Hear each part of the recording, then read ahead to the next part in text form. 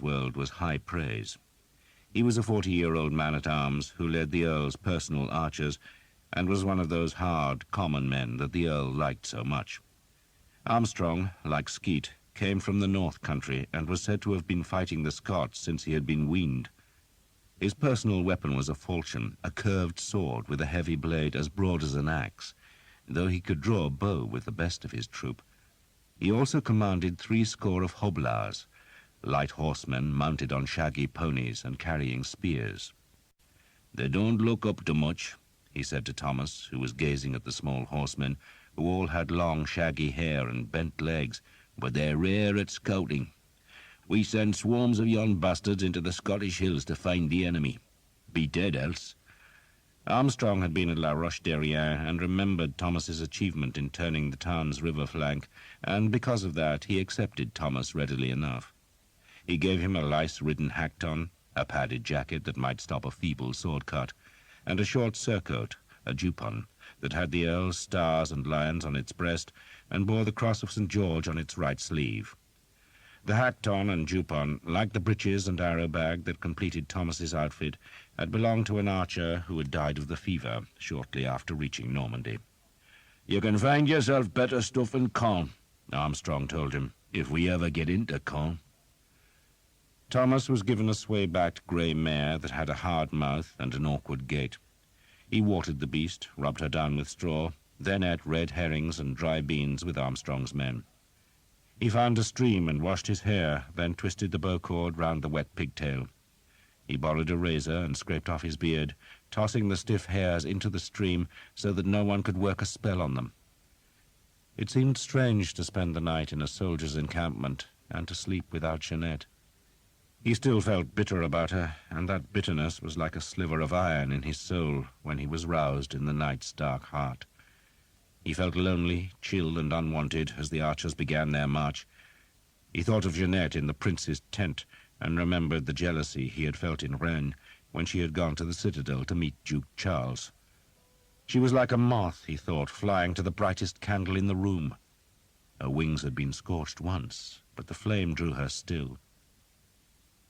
The army advanced on Caen in 3 battles, each of about 4,000 men. The king commanded one, the Prince of Wales the second, while the third was under the orders of the Bishop of Durham, who much preferred slaughter to sanctity.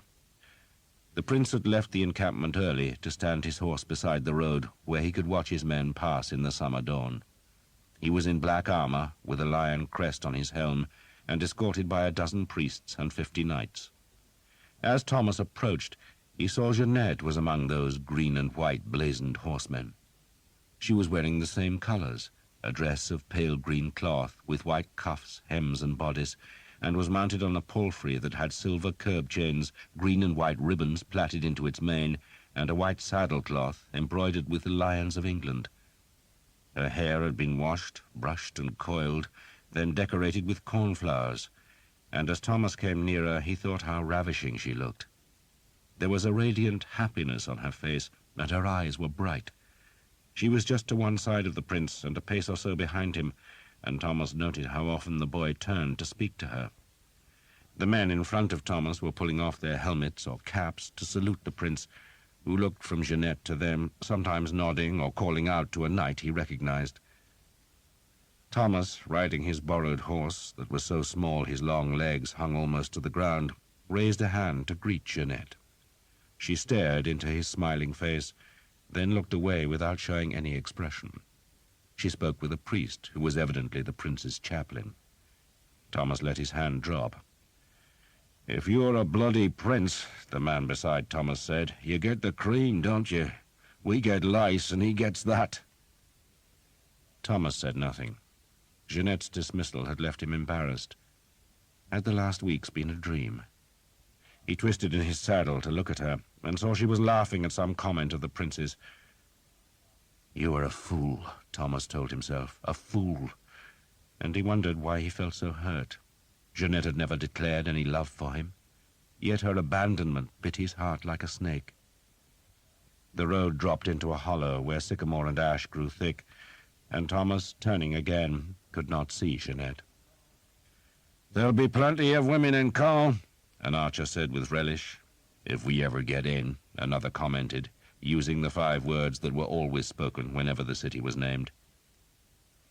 The previous night, Thomas had listened to the campfire talk that had all been about Caen. It was, he gathered, a huge city, one of the biggest in France, and protected by a massive castle and a great wall. The French, it seemed, had adopted a strategy of retreating into such citadels rather than face England's bowmen in the open fields, and the archers feared they could be stranded in front of Caen for weeks. The city could not be ignored, for if it was left untaken, its huge garrison would threaten the English supply lines.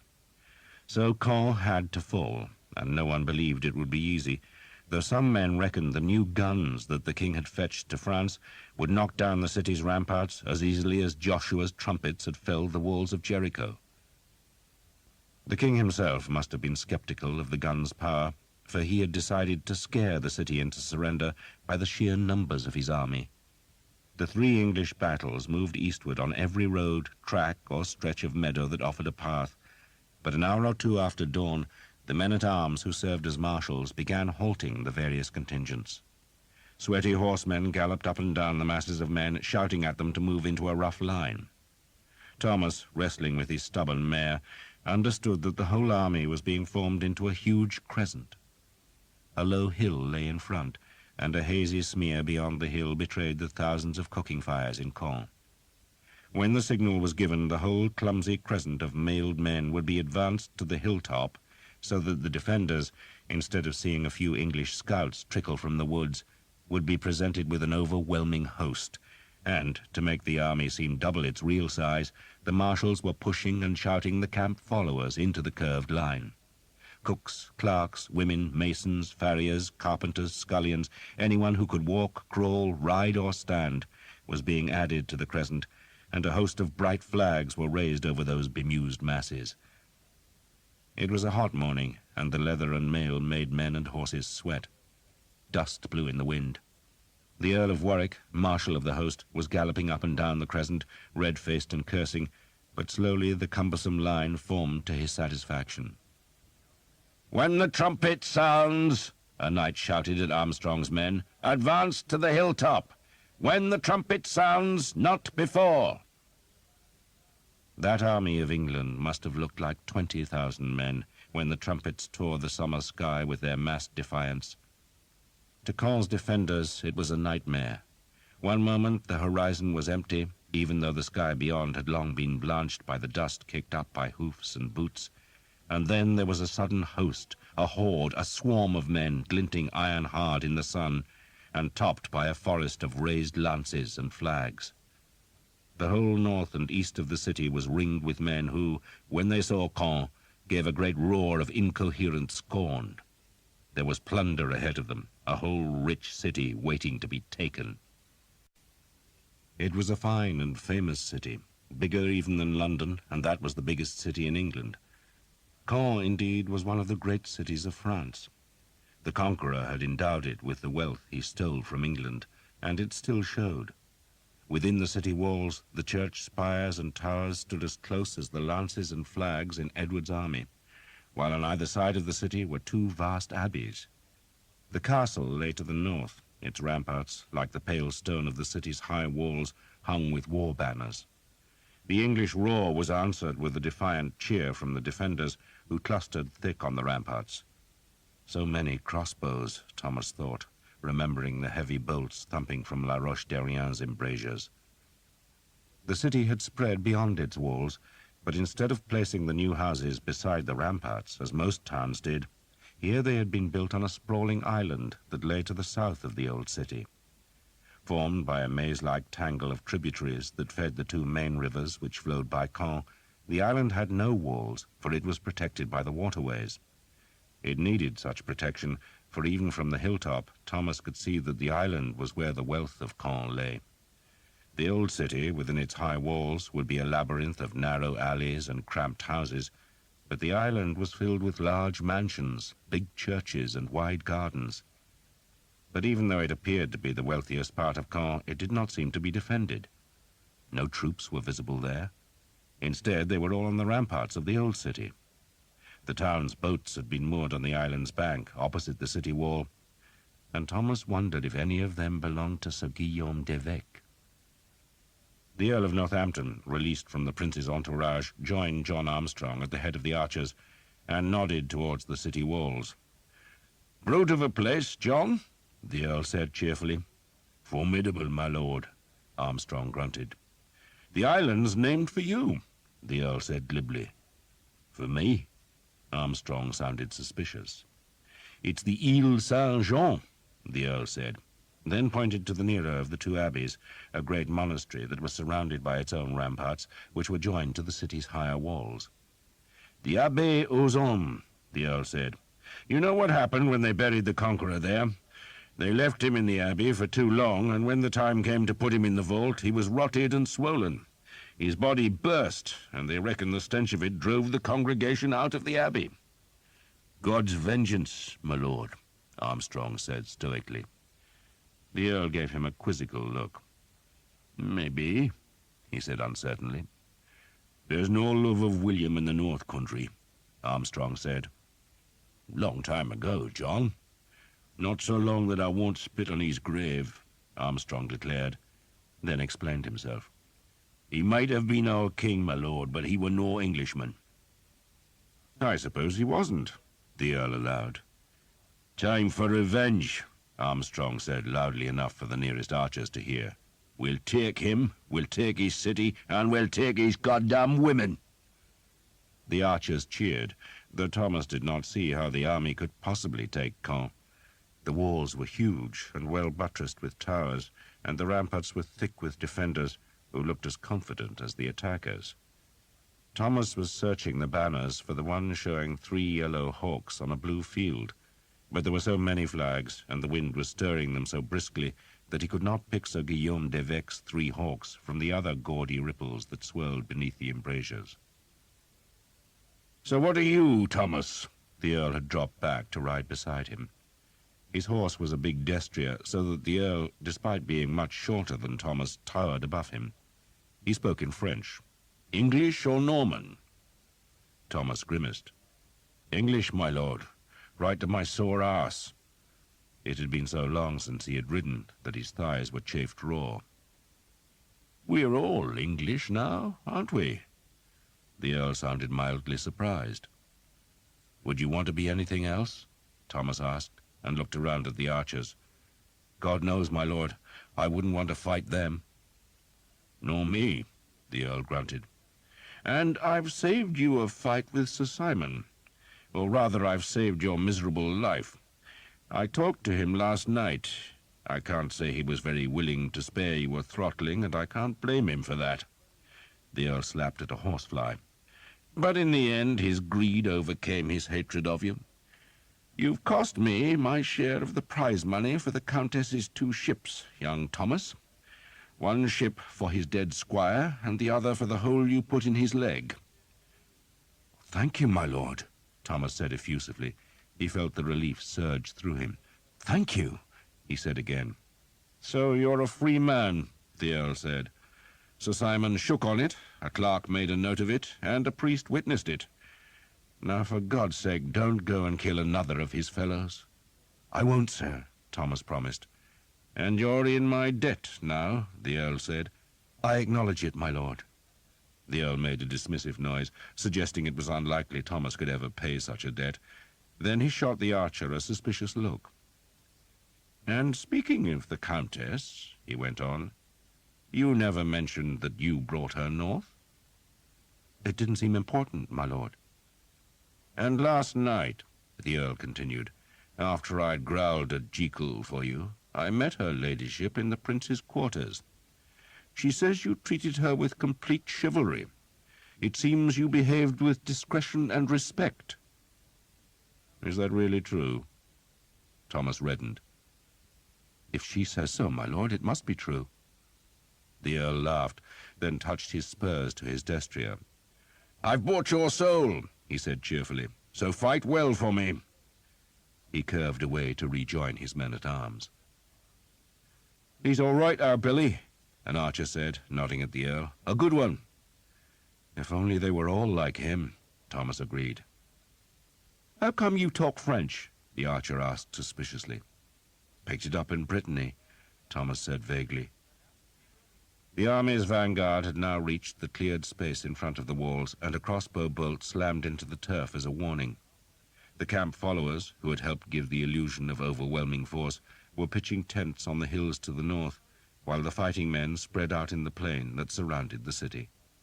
Marshals were galloping between the units, shouting that the prince's men were to go clear about the walls to the Abbaye aux Dames on the city's further side. It was still early, about mid-morning, and the wind brought the smell of Caen's cooking fires as the Earl's men marched past deserted farms. The castle loomed above them. They went to the western side of the town. The Prince of Wales, mounted on a big black horse and followed by a standard-bearer and a troop of men-at-arms, galloped to the convent, which, because it lay well outside the city walls, had been abandoned. He would make it his home for the duration of the siege, and Thomas, dismounting where Armstrong's men would camp, saw Jeanette following the prince. Following him like a puppy, he thought sourly, then chided himself for jealousy. Why be jealous of a prince? A man might as well resent the sun or curse the ocean. There are other women, he told himself as he hobbled his horse in one of the abbey pastures. A group of archers was exploring the deserted buildings that lay close to the convent. Most were cottages, but one had been a carpenter's workshop and was piled with wood shavings and sawdust, while beyond it was a tannery, still stinking of the urine, lime, and dung that cured the leather. Beyond the tannery was nothing but a waste ground of thistles and nettles that ran clear to the city's great wall, and Thomas saw that dozens of archers were venturing into the weeds to stare at the ramparts.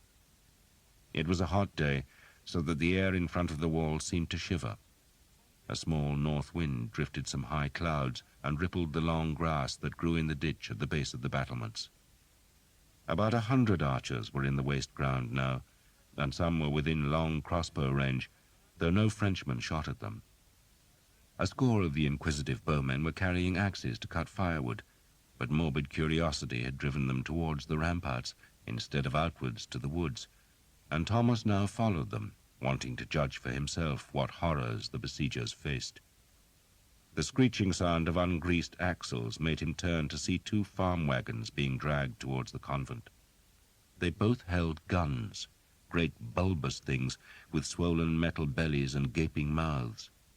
He wondered if the gun's magic could blast a hole through the city's ramparts, but even if it did, then men would still have to fight through the breach. He made the sign of the cross.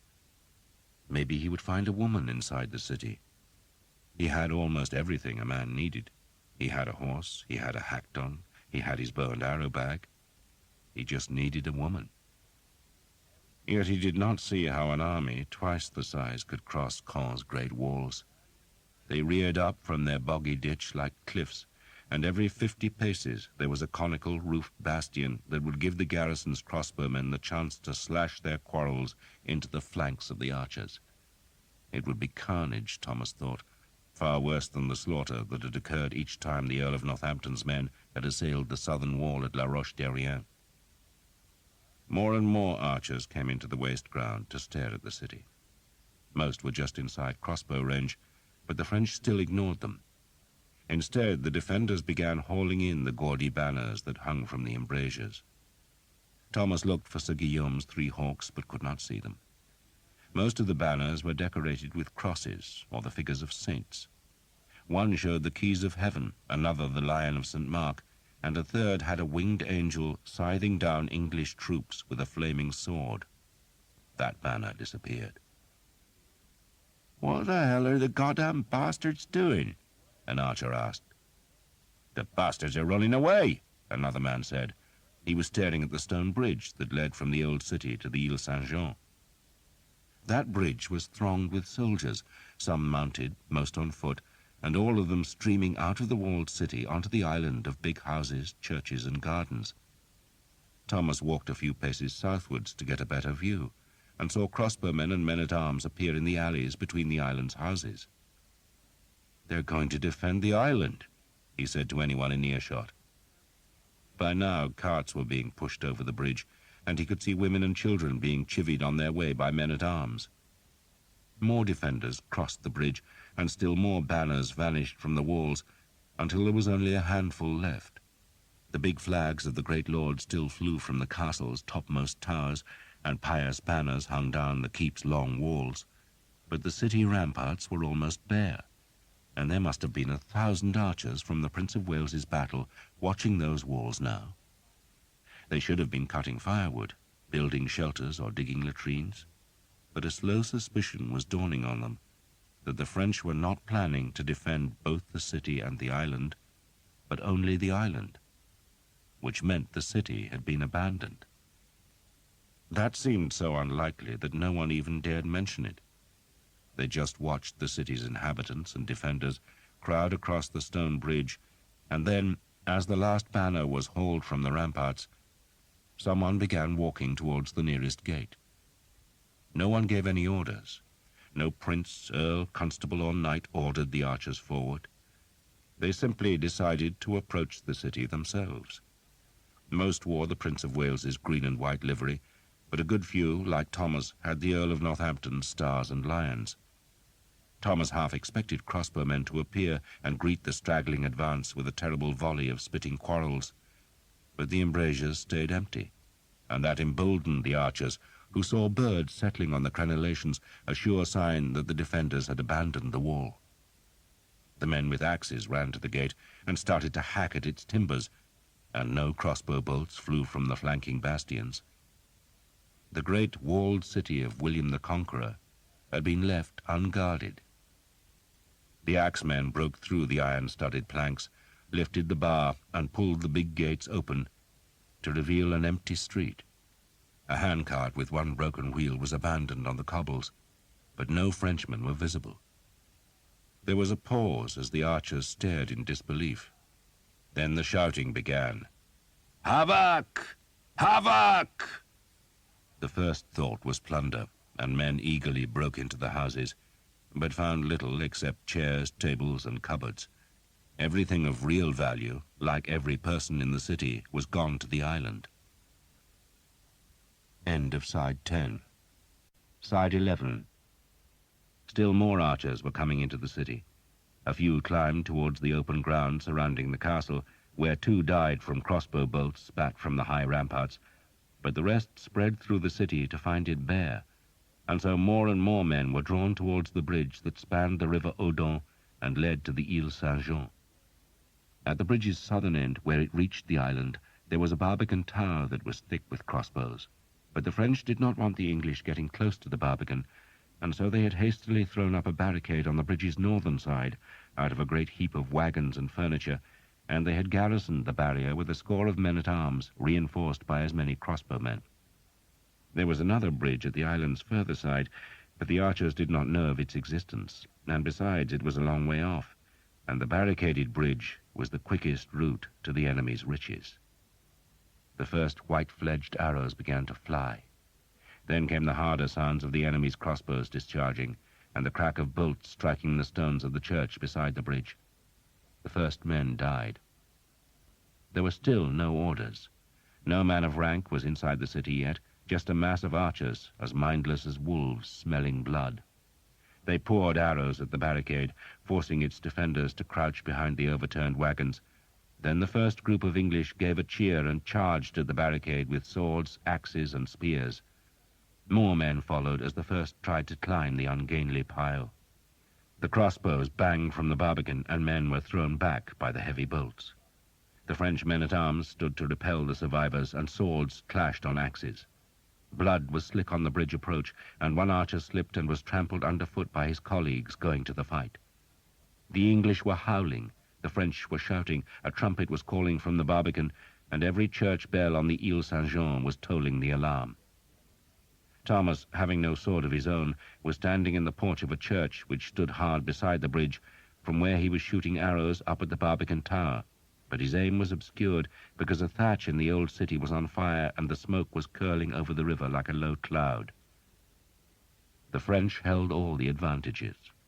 Their crossbowmen could shoot from the barbican and from the shelter of the barricade, and to attack them the English had to funnel onto the narrow bridge approach, which was littered with bodies, blood, and bolts. Still more enemy crossbowmen were stationed in the line of boats that was moored along the island's bank, stranded there by the falling tide, and the defenders of those boats, sheltered by the stout wooden gunwales, could shoot up at any archer foolish enough to show himself on those parts of the city wall that were not smoke-shrouded. More and more crossbowmen were coming to the bridge, until it seemed as if the air above the river was as thick with quarrels as a flock of starlings. Another rush of archers charged from the alleys to fill the narrow street leading to the barricade. They screamed as they charged. They were not fighting with their bows, but rather with axes, swords, billhooks, and spears. The spears were mostly carried by the hoblars, many of them Welshmen, who uttered a high-shrieked howl as they ran with the archers. A dozen of the new attackers must have fallen to crossbow bolts, but the survivors leaped the bodies and closed right up to the barricade that was now defended by at least 30 men-at-arms and as many crossbowmen. Thomas ran and picked up the arrow bag of a dead man. The attackers were crammed up against the arrow-stuck barricade with little room to wield their axes, swords, and spears.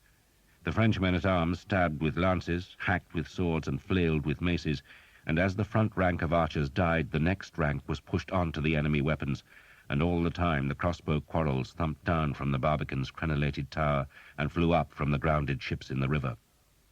Thomas saw a man reeling from the bridge with a crossbow bolt buried in his helmet. Blood poured down his face as he made a strange, incoherent mewing before falling to his knees and then slowly collapsing on the road, where he was trampled by another rush of attackers. A few English archers found their way onto the roof of the church, and they killed a half-dozen of the barricade's defenders before the crossbowmen on the Barbican swept them away with stinging volleys. The bridge approach was thick with bodies now, so many corpses that they obstructed the charging English, and a half-dozen men began heaving the dead over the parapet. A tall archer, armed with a long-handled axe, managed to reach the barricade's summit, where he chopped the heavy blade again and again, beating down at a Frenchman who had ribbons on his helmet. But then he was struck by two crossbow belts, and he folded over, letting the axe fall and clutching at his belly, and the French hauled him down to their side of the barricade, where 3 men hacked at him with swords, then used the archer's own axe to sever his head. They thrust the bloody trophy onto a spear and waved it above the barricade to taunt their attackers. A mounted man-at-arms wearing the Earl of Warwick's badge of a bear and ragged staff shouted at the archers to retreat. The Earl himself was in the city now, sent by the king to pull his bowmen back from their unequal fight, but the archers were not willing to listen. The French were jeering them, killing them, but still the archers wanted to break through the bridge's defenses and slake themselves on Caen's wealth. And so still more blood-maddened men charged at the barricade, so many that they filled the road as the bolts whipped down from the smoky sky. The attackers at the back heaved forward, and the men at the front died on French lances and blades. The French were winning. Their crossbow bolts were smacking into the crush of men, and those at the front began to push backwards to escape the slaughter, while those at the back still shoved forward, and the ones in between, threatened with a crushing death, broke through a stout wooden fence that let them spill off the bridge's approach onto a narrow strip of ground that lay between the river and the city walls. More men followed them. Thomas was still crouching in the church porch. He sent an occasional arrow up towards the Barbican, but the thickening smoke hung like fog, and he could scarcely see his targets. He watched the men streaming off the bridge onto the narrow riverbank, but did not follow, for that seemed just another way of committing suicide. They were trapped there, with the high city wall at their backs and the swirling river in front, and the far bank of the river was lined with boats from which crossbowmen poured quarrels into these new and inviting targets. The spillage of men off the bridge opened the roadway to the barricade again, and newly arrived men who had not experienced the carnage of the first attacks took up the fight. A hobbler managed to climb onto an overturned wagon and stabbed down with his short spear. There were crossbow bolts sticking from his chest, but still he screeched and stabbed and tried to go on fighting, even when a French man-at-arms disemboweled him. His guts spilled out, but somehow he found the strength to raise the spear and give one last lunge before he fell into the defenders. A half-dozen archers were trying to dismantle the barricade, while others were throwing the dead off the bridge to clear the roadway. At least one living man, wounded, was thrown into the river. He screamed as he fell. "Get back, you dogs! Get back!" The Earl of Warwick had come to the chaos, and he flailed at men with his marshal's staff. He had a trumpeter sounding the 4 falling notes of the retreat, while the French trumpeter was blasting out the attack signal, brisk couplets of rising notes that stirred the blood, and the English and Welsh were obeying the French rather than the English trumpet. More men, hundreds of them, were streaming into the old city, dodging the Earl of Warwick's constables and closing on the bridge, where, unable to get past the barricade, they followed the men down to the riverbank, from where they shot their arrows at the crossbowmen in the barges. The Earl of Warwick's men started pulling archers away from the street that led to the bridge, but for every one they hauled away, another 2 slipped past. A crowd of Caen's menfolk, some armed with nothing more than staves, waited beyond the barbican, promising yet another fight if the barricade was ever overcome. A madness had gripped the English army, a madness to attack a bridge that was too well defended.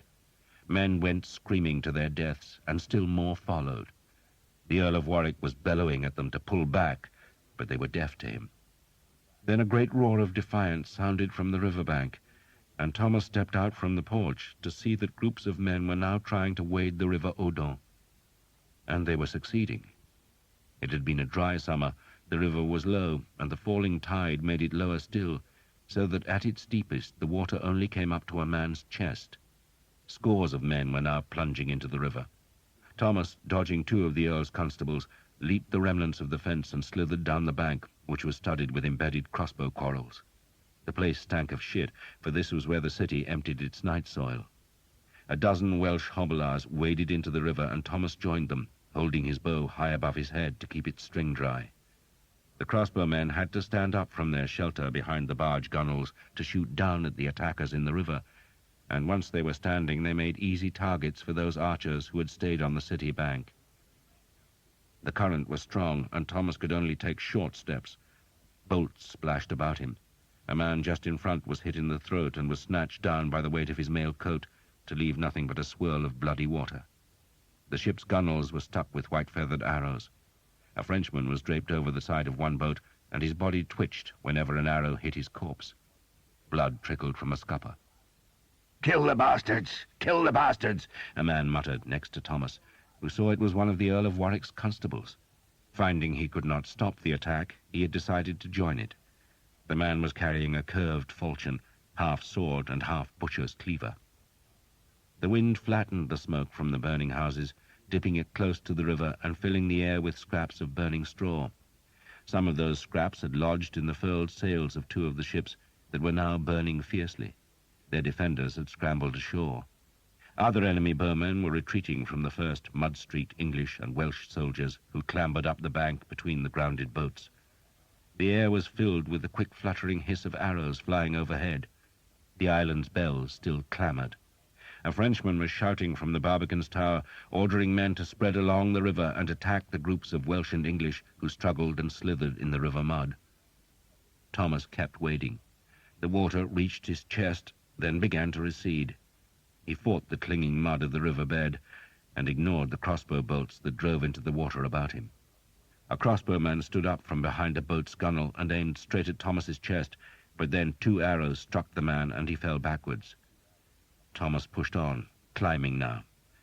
Then suddenly he was out of the river, and he stumbled up the slick mud into the shelter of the overhanging stern of the closest barge.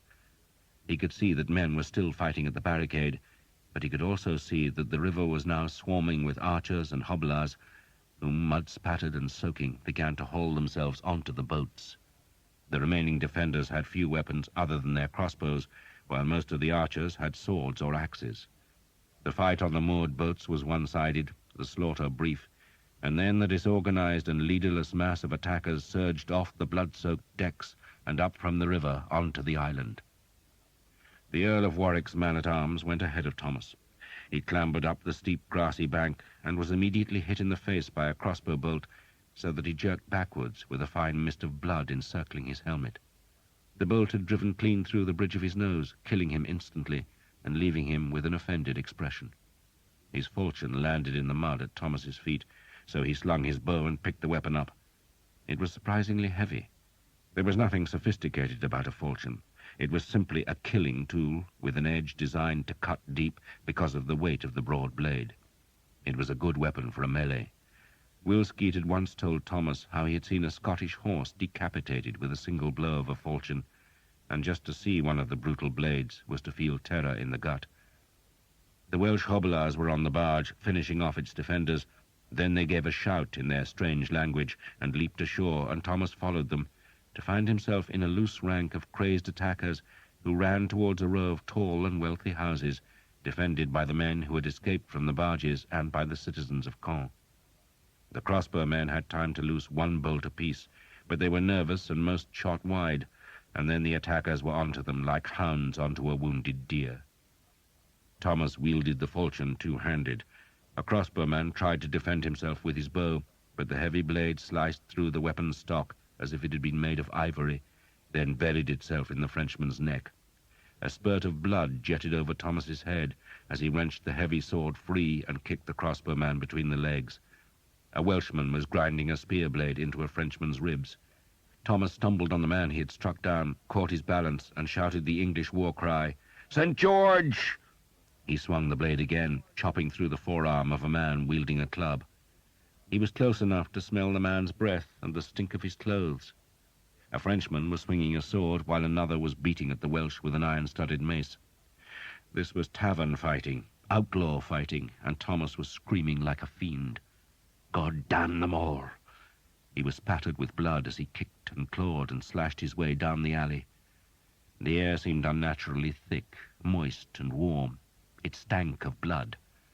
The iron-studded mace missed his head by a finger's breadth and struck the wall instead, and Thomas swung the falchion upwards so it cut into the man's groin. The man yelled out, and Thomas kicked the back of the blade to drive it home.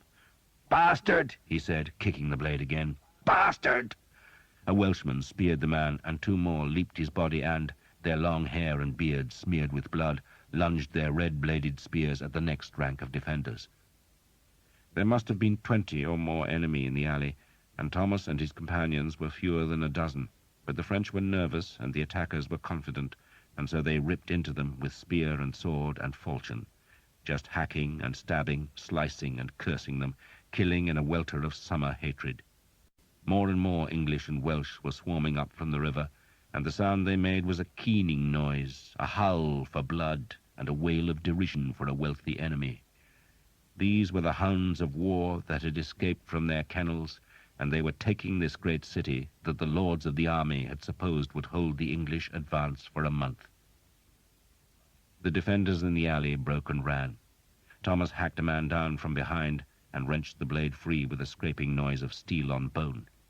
The hobilars kicked in a door, claiming the house beyond as their property. A rush of archers in the Prince of Wales's green and white livery poured down the alley, following Thomas into a long and pretty garden where pear trees grew about neat plots of herbs. Thomas was struck by the incongruity of such a beautiful place under a sky filled with smoke and terrible with screams.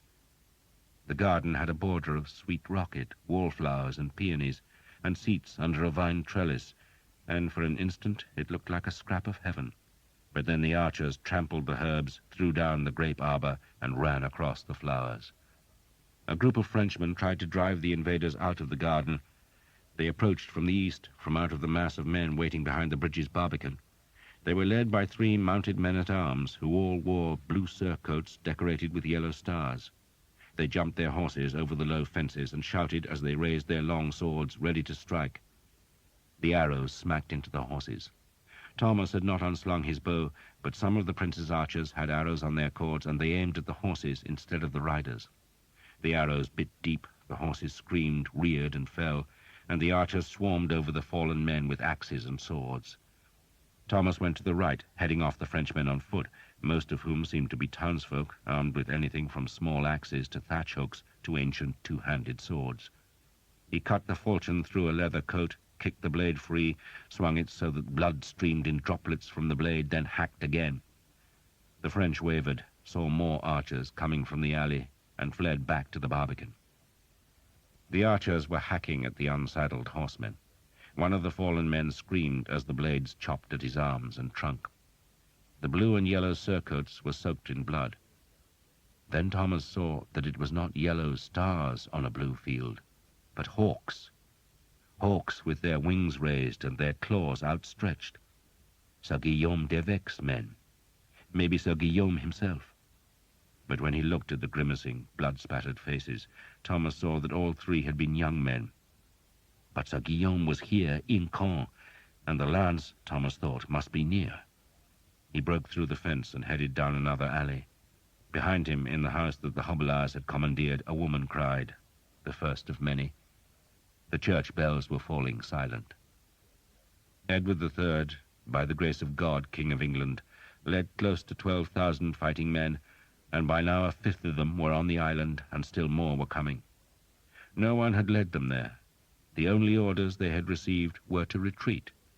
But they had disobeyed, and so they had captured Caen, though the enemy still held the bridge Barbican, from where they were spitting crossbow bolts.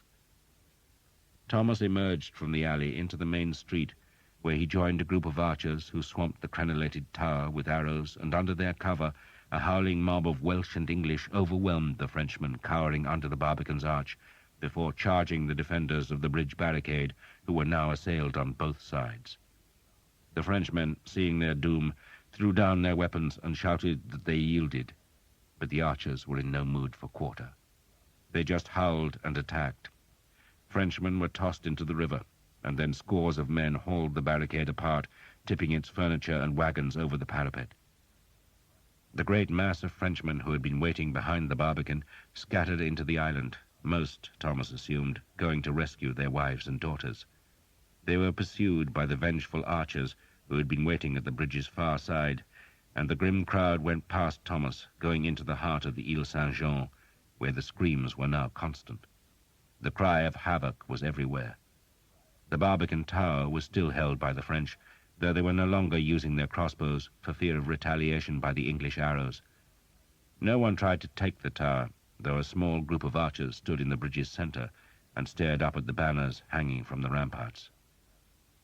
Thomas was about to go into the island's center when he heard the clash of hoofs on stone, and he looked back to see a dozen French knights who must have been concealed behind the Barbican.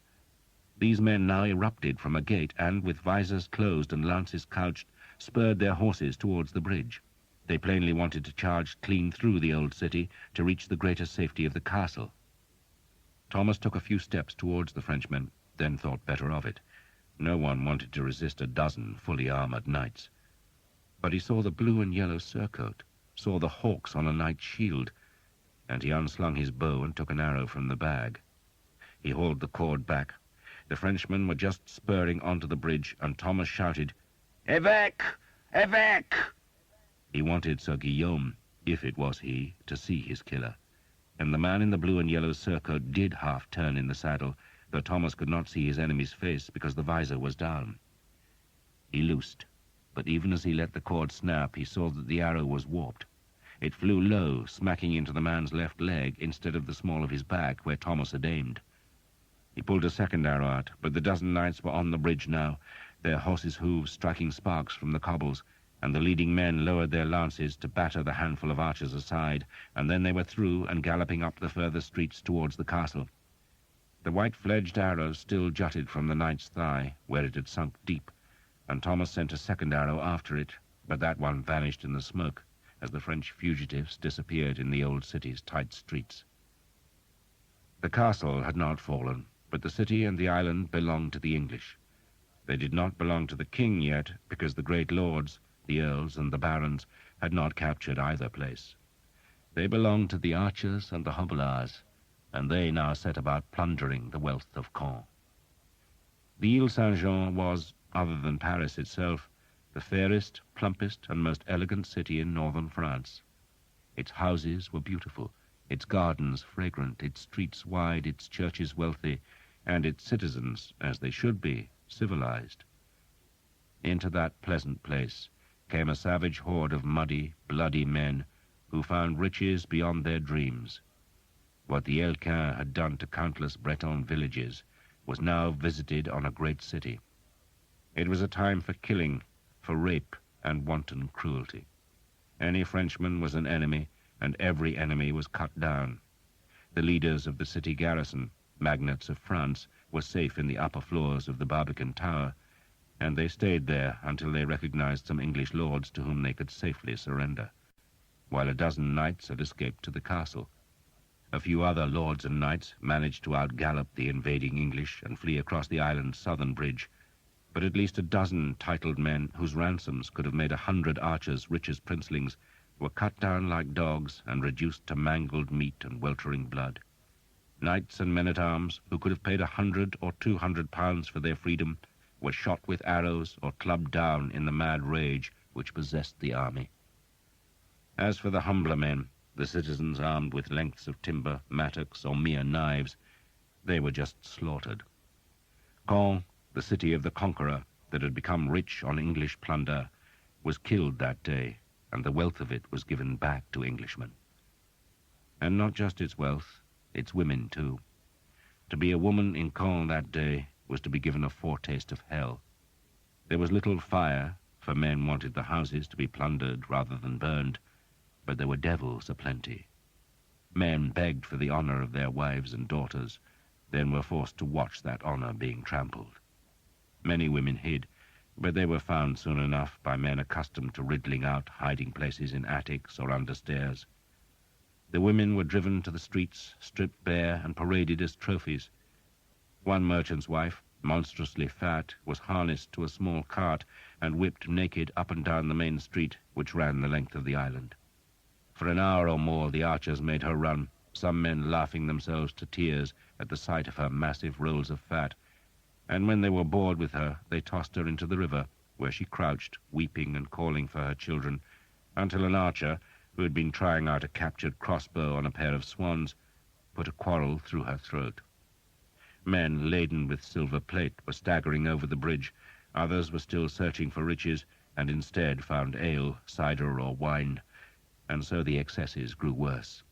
A priest was hanged from a tavern sign after he tried to stop a rape. Some men-at-arms, very few, tried to stem the horror, but they were hugely outnumbered and driven back to the bridge. The church of Saint-Jean, which was said to contain the finger bones of St. John the Divine, a hoof of the horse St. Paul was riding to Damascus, and one of the baskets that had held the miraculous loaves and fishes, was turned into a brothel, where the women who had fled to the church for sanctuary were sold to grinning soldiers. Men paraded in silks and lace and threw dice for the women from whom they had stolen the finery. Thomas took no part. What happened could not be stopped, not by one man, nor even by 100 men. Another army could have quelled the mass rape, but in the end Thomas knew it would be the stupor of drunkenness that would finish it. Instead, he searched for his enemy's house, wandering from street to street, until he found a dying Frenchman and gave him a drink of water before asking where Sir Guillaume d'Evêque lived. The man rolled his eyes, gasped for breath, and stammered that the house was in the southern part of the island. "You cannot miss it," the man said. "It is stone, all stone, and has 3 hawks carved above the door." Thomas walked south. Bands of the Earl of Warwick's men-at-arms were coming in force to the island to restore order, but they were still struggling with the archers close to the bridge, and Thomas was going to the southern part of the island, which had not suffered as badly as the streets and alleys closer to the bridge. He saw the stone house above the roofs of some plundered shops. Most other buildings were half-timbered and straw-roofed, but Sir Guillaume d'Evêque's 2-story mansion was almost a fortress. Its walls were stone, its roof tiled, and its windows small, but still some archers had got inside, for Thomas could hear screams. He crossed a small square where a large oak grew through the cobbles, strode up the house steps and under an arch that was surmounted by the 3 carved hawks. He was surprised by the depth of anger that the sight of the escutcheon gave him. This was revenge, he told himself, for Hookton. He went through the hallway to find a group of archers and hobblers squabbling over the kitchen pots. 2 manservants lay dead by the hearth, in which a fire still smouldered. One of the archers snarled at Thomas that they had reached the house first and its contents were theirs. But before Thomas could answer, he heard a scream from the upper floor, and he turned and ran up the big wooden stairway. 2 rooms opened from the upper hallway, and Thomas pushed open one of the doors to see an archer in the Prince of Wales's livery struggling with a girl. The man had half torn off her pale blue dress, but she was fighting back like a vixen, clawing at his face and kicking his shins. Then, just as Thomas came into the room, the man managed to subdue her with a great clout to the head. The girl gasped and fell back into the wide and empty hearth, as the archer turned on Thomas. "She's mine," he said curtly. "Go and find your own." Thomas looked at the girl. She was fair-haired, thin and weeping. He remembered Jeanette's anguish after the Duke had raped her, and he could not stomach seeing such pain inflicted on another girl, not even a girl in Sir Guillaume d'Evêque's mansion. "I think you've hurt her enough," he said. He crossed himself, remembering his sins in Brittany. "Let her go," he added.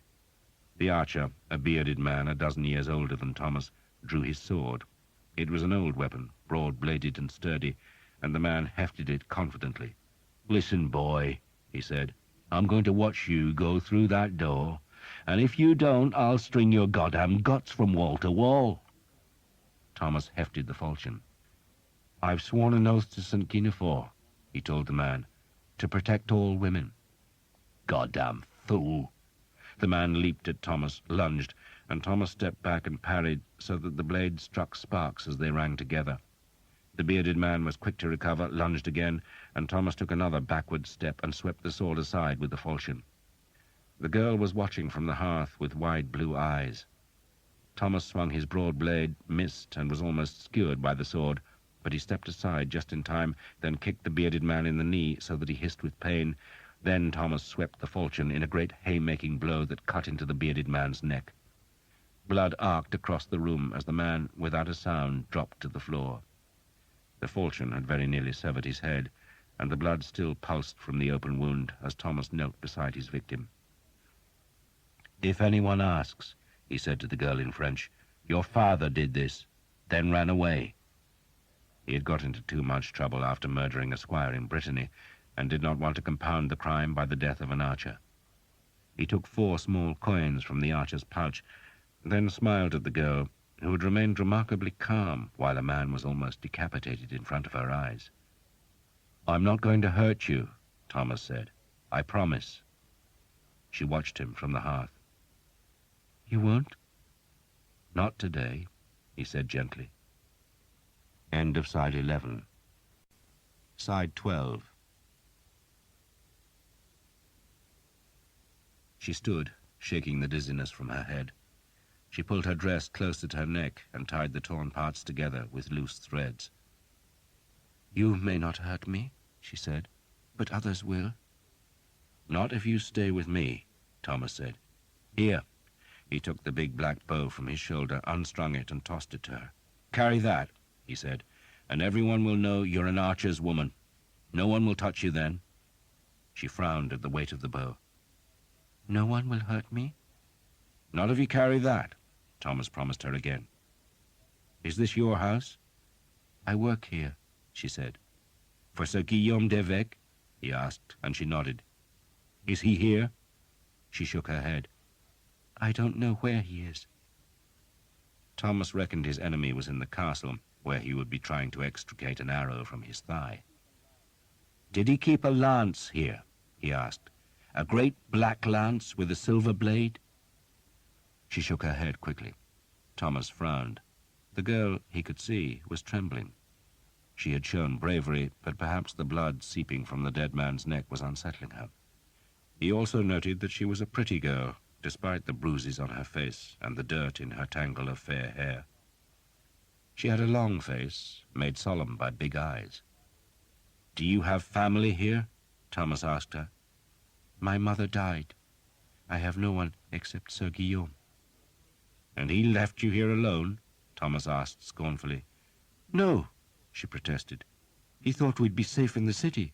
But then, when your army came, the men decided to defend the island instead. They left the city, because all the good houses are here."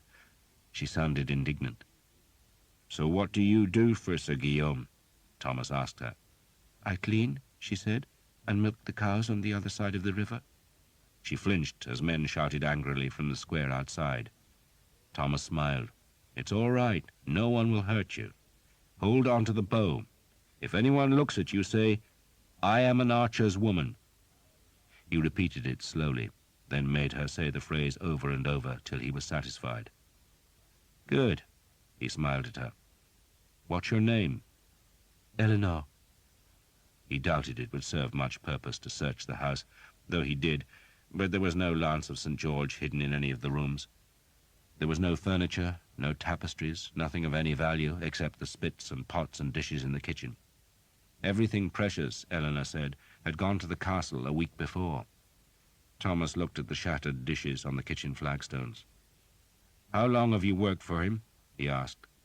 "All my life," Eleanor said, then added shyly, "I'm 15. "And you never saw a great lance that he brought back from England?" "No," she said, eyes wide, but something about her expression made Thomas think she was lying, though he did not challenge her. He decided he would question her later, when she had learned to trust him. "You'd better stay with me," he told Eleanor, "then you won't get hurt. I'll take you to the encampment, and when our army moves on, you can come back here." What he really meant was that she could stay with him and become a true archer's woman, but that, like the lance, could wait a day or two. She nodded, accepting that fate with equanimity. She must have prayed to be spared the rape that tortured Caen, and Thomas was her prayer's answer. He gave her his arrow bag so that she looked even more like an archer's woman. "We'll have to go through the city," he told Eleanor as he led her down the staircase, "so stay close." He went down the house's outer steps. The small square was now crowded with mounted men-at-arms, wearing the badge of the Bear and Ragged Staff. They had been sent by the Earl of Warwick to stop the slaughter and robbery, and they stared hard at Thomas, but he lifted his hands to show he was carrying nothing, then threaded between the horses. He had gone perhaps a dozen paces when he realized that Eleanor was not with him. She was terrified of the horsemen in dirty mail, their grim faces framed in steel, and so she had hesitated at the house door. Thomas opened his mouth to call her, and just then a horseman spurred at him from under the branches of the oak. Thomas looked up, then the flat of a sword blade hammered into the side of his head, and he was pitched forward, his ear bleeding, onto the cobblestones. The falchion fell from his hand. Then the man's horse stepped on his forehead, and Thomas's vision was seared with lightning. The man climbed from the saddle and stamped his armored foot on Thomas's head. Thomas felt the pain, heard the protests from the other men-at-arms, then felt nothing as he was kicked a second time. But in the few heartbeats before he lost consciousness, he had recognized his assailant. Sir Simon Jekyll, despite his agreement with the Earl, wanted revenge. Perhaps Thomas was lucky. Perhaps his guardian saint, whether dog or man, was looking after him, for if he had been conscious, he would have suffered torture. Sir Simon might have put his signature to the agreement with the Earl the previous night, but the sight of Thomas had driven any mercy from his mind. He remembered the humiliation of being hunted naked through the trees, and he recalled the pain of the crossbow bolt in his leg, a wound that still made him limp, and those memories provoked nothing except a wish to give Thomas a long, slow hurting that would leave the archer screaming. But Thomas had been stunned by the flat of the sword and by the kicks to his head, and he did not know a thing as two men-at-arms dragged him towards the oak. At first the Earl of Warwick's men had tried to protect Thomas from Sir Simon, but when he assured them that the man was a deserter, a thief, and a murderer, they had changed their minds. They would hang him. And Sir Simon would let them. If these men hanged Thomas as a deserter, then no one could accuse Sir Simon of executing the archer. He would have kept his word, and the Earl of Northampton would still have to forfeit his share of the prize money. Thomas would be dead, and Sir Simon would be both richer and happier. The men-at-arms were willing enough once they heard Thomas was a murderous thief. They had orders to hang enough rioters, thieves, and rapists to cool the army's ardor, but this quarter of the island, being furthest from the old city, had not seen the same atrocities as the northern half, and so these men-at-arms had been denied the opportunity to use the ropes which the Earl had issued. Now they had a victim, and so one man tossed the rope over an oak branch. Thomas was aware of little of it.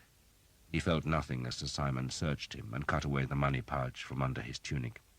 He did not know a thing when the rope was knotted about his neck, but then he was dimly aware of the stench of horse urine, and suddenly there was a tightening at his gullet, and his slowly recovering sight was sheeted with red. He felt himself hauled into the air, then tried to gasp because of a dreadful gripping pain in his throat, but he could not gasp, and he could scarcely breathe. He could only feel a burning and choking as the smoky air scraped in his windpipe. He wanted to scream in terror, but his lungs could do nothing except give him agony. He had an instant's lucidity as he realized he was dangling and jerking and twitching, and though he scrabbled at his neck with his hooked fingers, he could not loosen the rope's strangling grip. Then, in terror, he pissed himself. "Yellow bastard!" Sir Simon sneered, and he struck at Thomas's body with his sword, though the blow did little more than slice the flesh at Thomas's waist and swing his body on the rope. "Leave him be," one of the men-at-arms said. "He's a dead 'un." And they watched until Thomas's movements became spasmodic. Then they mounted and rode on. A group of archers also watched from one of the houses in the square, and their presence scared Sir Simon, who feared they might be friends of Thomas, and so, when the Earl's men left the square, he rode with them. His own followers were searching the nearby church of St. Michael, and Sir Simon had only come to the square because he had seen the tall stone house and wondered if it contained plunder. Instead, he had found Thomas, and now Thomas was hanged. It was not the revenge Sir Simon had dreamed of, but there had been pleasure in it, and that was a compensation. Thomas felt nothing now. It was all darkness and no pain. He was dancing the rope to hell, his head to one side, body still swinging slightly, legs twitching, hands curling, and feet dripping. The army stayed 5 days in Caen. Some 300 Frenchmen of rank, all of whom could yield ransoms, had been taken prisoner, and they were escorted north to where they could take ship for England. The injured English and Welsh soldiers were carried to the Abbey aux Dames, where they lay in the cloisters, their wounds stinking so high that the prince and his entourage moved to the Abbey aux Hommes, where the king had his quarters. The bodies of the massacred citizens were cleared from the streets.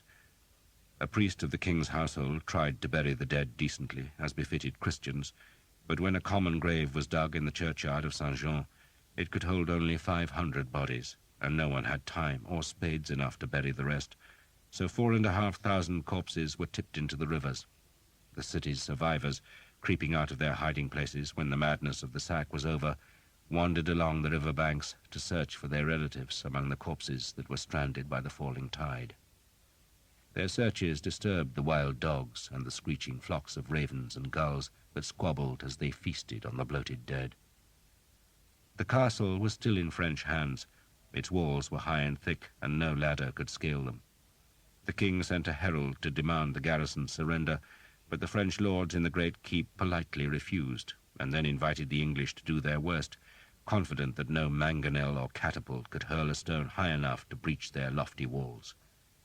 The king reckoned they were right, so instead ordered his gunners to break down the castle's stones, and the army's 5 largest cannon were trundled through the old city on their wagons.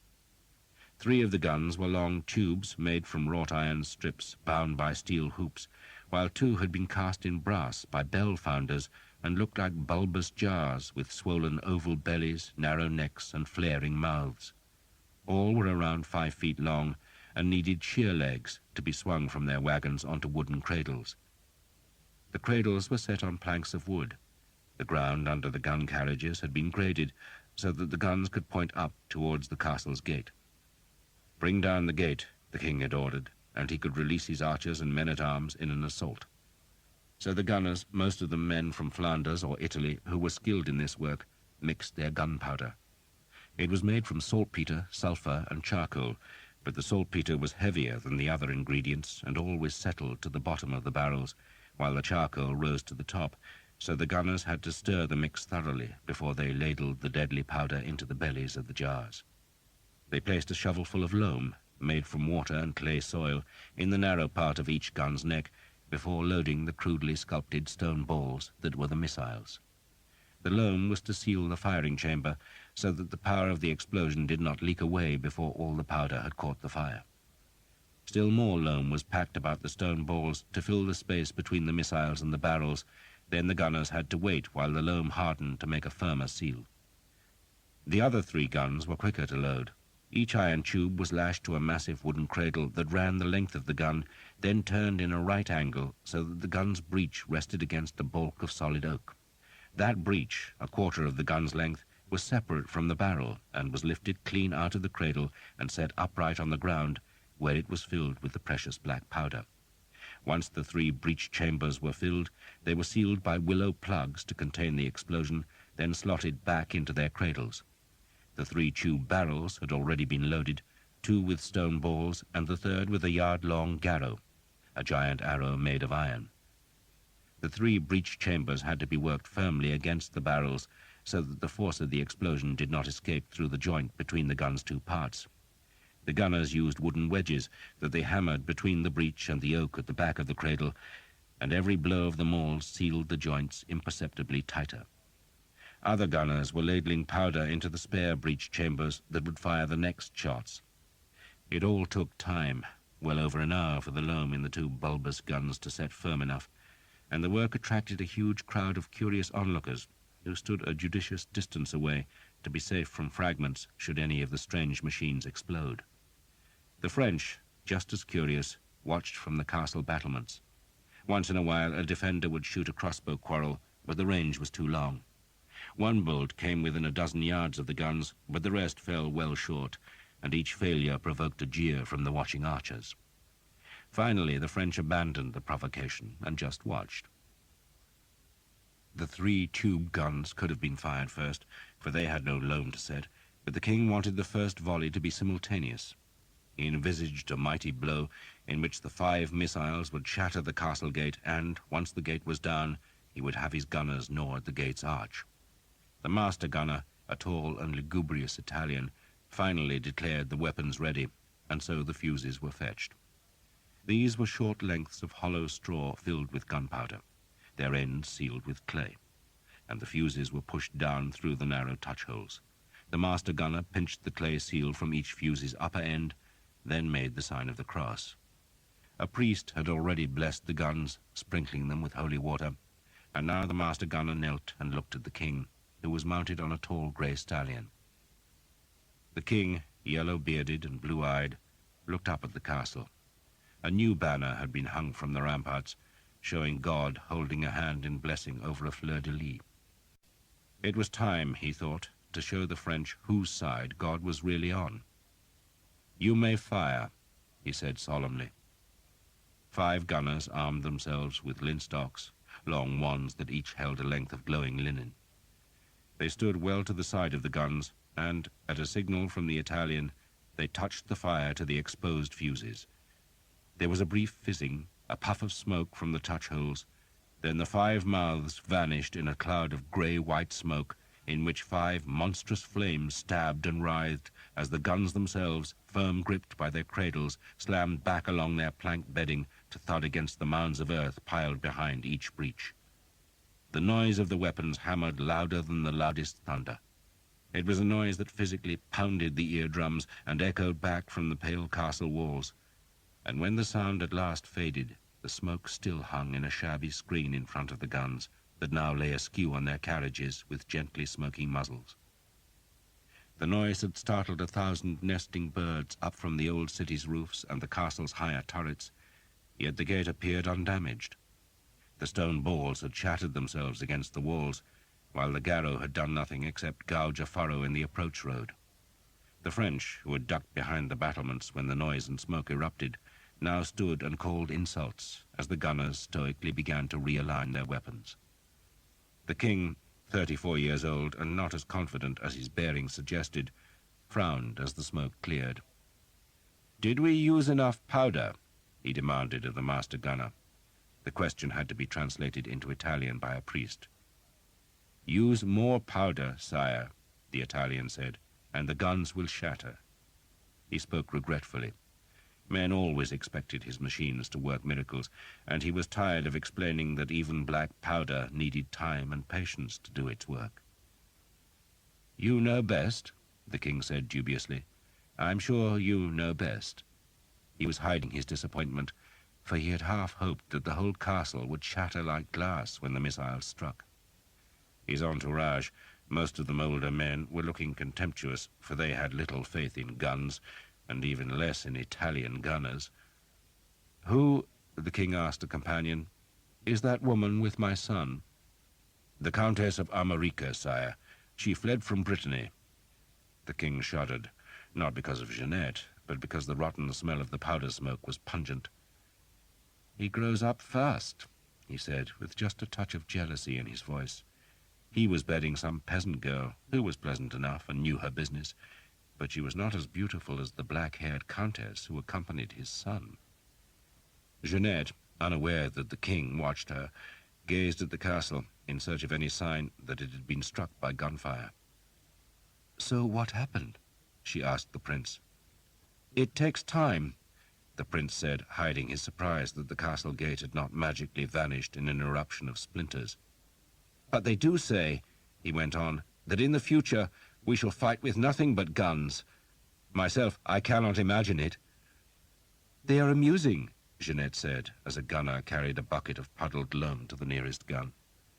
The grass in front of the guns was burning in a score of places, and the air was filled with a stench like rotted eggs that was even more repugnant than the smell of the corpses in the river. "If it amuses you, my dear, then I am glad we have the machines," the prince said, then frowned because a group of his white and green-clad archers were jeering the gunners. "Whatever happened to the man who brought you from Normandy?" he asked. "I should have thanked him for his services to you." Jeanette feared she was blushing, but made her voice careless. "I have not seen him since we came here." The prince twisted in his saddle. "Boone," he called to the Earl of Northampton, "didn't my lady's personal archer join your fellows?" "He did, sire." "So where is he?" The Earl shrugged. "Vanished. We think he must have died crossing the river." "Poor fellow," the prince said. "Poor fellow." And Jeanette, to her surprise, felt a pang of sorrow. Then thought it was probably for the best. She was the widow of a count, and now the lover of a prince, and Thomas, if he was on the river's bed, could never tell the truth. "Poor man," she said lightly, "and he behaved so gallantly to me." She was looking away from the prince in case he saw her flushed face, and she found herself staring, to her utter astonishment, at Sir Simon Jekyll, who, with another group of knights, had come for the entertainment of the guns. Sir Simon was laughing, evidently amused that so much noise and smoke had produced so little effect. Jeanette, disbelieving her eyes, just stared at him. She had gone pale. The sight of Sir Simon had brought back the memories of her worst days in La Roche-Derrien, the days of fear, poverty, humiliation, and the uncertainty of knowing to whom she could turn for help. "I fear we never rewarded the fellow," the prince said, still speaking of Thomas. Then he saw that Jeanette was taking no notice. "My dear?" the prince prompted, but she still looked away from him. "My lady?" the prince spoke louder, touching her arm. Sir Simon had noticed there was a woman with the prince, but he had not realized it was Jeanette. He only saw a slender lady in a pale gold dress, seated side-saddle on an expensive palfrey that was hung with green and white ribbons. The woman wore a tall hat from which a veil stirred in the wind. The veil had concealed her profile, but now she was staring directly at him. Indeed, she was pointing at him, and to his horror he recognized the Countess. He also recognized the banner of the young man beside her, though at first he could not believe she was with the prince. Then he saw the grim entourage of mailed men behind the fair-haired youth, and he had an impulse to flee, but instead nervelessly dropped to his knees. As the prince, Jeanette, and the horsemen approached him, he fell full length on the ground. His heart was beating wildly, his mind a whirl of panic. "Your name?" the prince demanded curtly. Sir Simon opened his mouth, but no words would come. "His name," Jeanette said vengefully, "is Sir Simon Jekyll. He tried to strip me naked, sire, and then he would have raped me if I had not been rescued. He stole my money, my armor, my horses, my ships, and he would have taken my honor with as much delicacy as a wolf stealing a lamb." "Is it true?" the prince demanded. Sir Simon still could not speak, but the Earl of Northampton intervened. "The ships, armor, and horses, sire, were spoils of war. I granted them to him." "And the rest, Boone?" "The rest, sire?" The Earl shrugged. "The rest Sir Simon must explain for himself." "But it seems he is speechless," the prince said. Have you lost your tongue, Jekyll? Sir Simon raised his head and caught Jeanette's gaze, and it was so triumphant that he dropped his head again. He knew he should say something, anything, but his tongue seemed too big for his mouth, and he feared he would merely stammer nonsense, so he kept silent. You tried to smirch a lady's honor, the prince accused Sir Simon. Edward of Woodstock had high ideas of chivalry, for his tutors had ever read to him from the romances. He understood that war was not as gentle as the handwritten books liked to suggest, but he believed that those who were in places of honor should display it, whatever the common man might do. The prince was also in love, another ideal encouraged by the romances. Jeanette had captivated him, and he was determined that her honor would be upheld. He spoke again, but his words were drowned by the sound of a tube gun firing. Everyone turned to stare at the castle, but the stone ball merely shattered against the gate tower, doing no damage. Would you fight me for the lady's honor? The prince demanded of Sir Simon. Sir Simon would have been happy to fight the prince, so long as he could have been assured that his victory would bring no reprisals. He knew the boy had a reputation as a warrior, yet the prince was not full-grown and nowhere near as strong or experienced as Sir Simon. But only a fool fought against a prince and expected to win.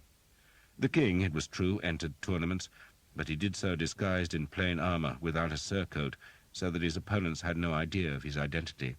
But if Sir Simon fought the prince, then he would not dare use his full strength, for any injury done would be repaid 1,000-fold by the prince's supporters. And indeed, even as Sir Simon hesitated, the grim men behind the prince spurred their horses forward, as if offering themselves as champions for the fight. Sir Simon, overwhelmed by reality, shook his head. If you will not fight, the prince said in his high, clear voice, then we must assume your guilt and demand recompense.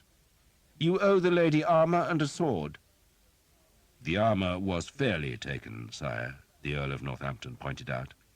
No man can take armor and weapons from a mere woman fairly, the prince snapped. Where is the armor now, Jekyll?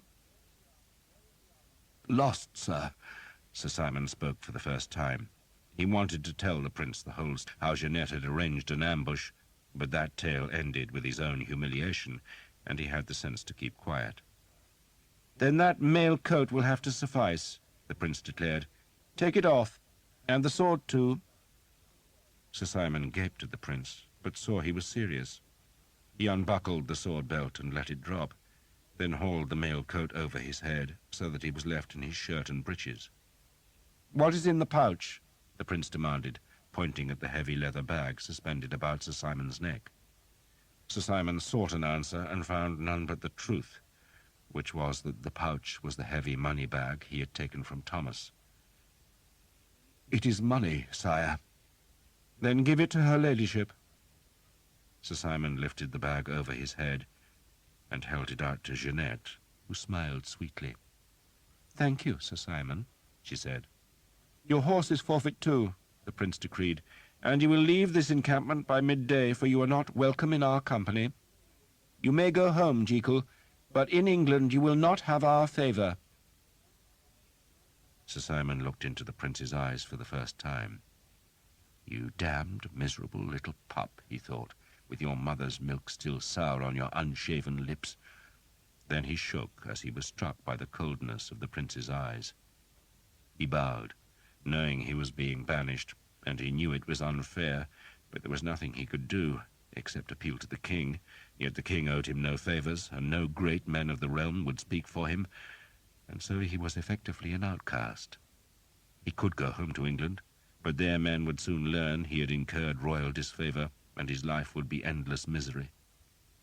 He bowed, he turned, and he walked away in his dirty shirt as silent men opened a path for him. The cannon fired on. They fired 4 times that day and 8 the next, and at the end of the 2 days there was a splintered rent in the castle gate that might have given entrance to a starved sparrow. The guns had done nothing except hurt the gunners' ears and shatter stone balls against the castle's ramparts. Not a Frenchman had died, though 1 gunner and an archer had been killed when one of the brass guns exploded into a myriad red-hot scraps of metal. The king, realizing that the attempt was ridiculous, ordered the guns taken away and the siege of the castle abandoned. And the next day the whole army left Caen. They marched eastwards, going towards Paris, and after them crawled their wagons and their camp followers and their herds of beef cattle, and for a long time afterwards the eastern sky showed white where the dust of their marching hazed the air. But at last the dust settled, and the city, ravaged and sacked, was left alone. The folk who had succeeded in escaping from the island crept back to their homes. The splintered door of the castle was pushed open, and its garrison came down to see what was left of Caen. For a week the priests carried an image of Saint Jean about the littered streets and sprinkled holy water to get rid of the lingering stink of the enemy. They said masses for the souls of the dead, and prayed fervently that the wretched English would meet the King of France and have their own ruin visited on them. But at least the English were gone, and the violated city, ruined, could stir again. Light came first, a hazy light, smeared, in which Thomas thought he could see a wide window, but a shadow moved against the window and the light went. He heard voices, then they faded. In pasquis herbarum acclinavit me. The words were in his head.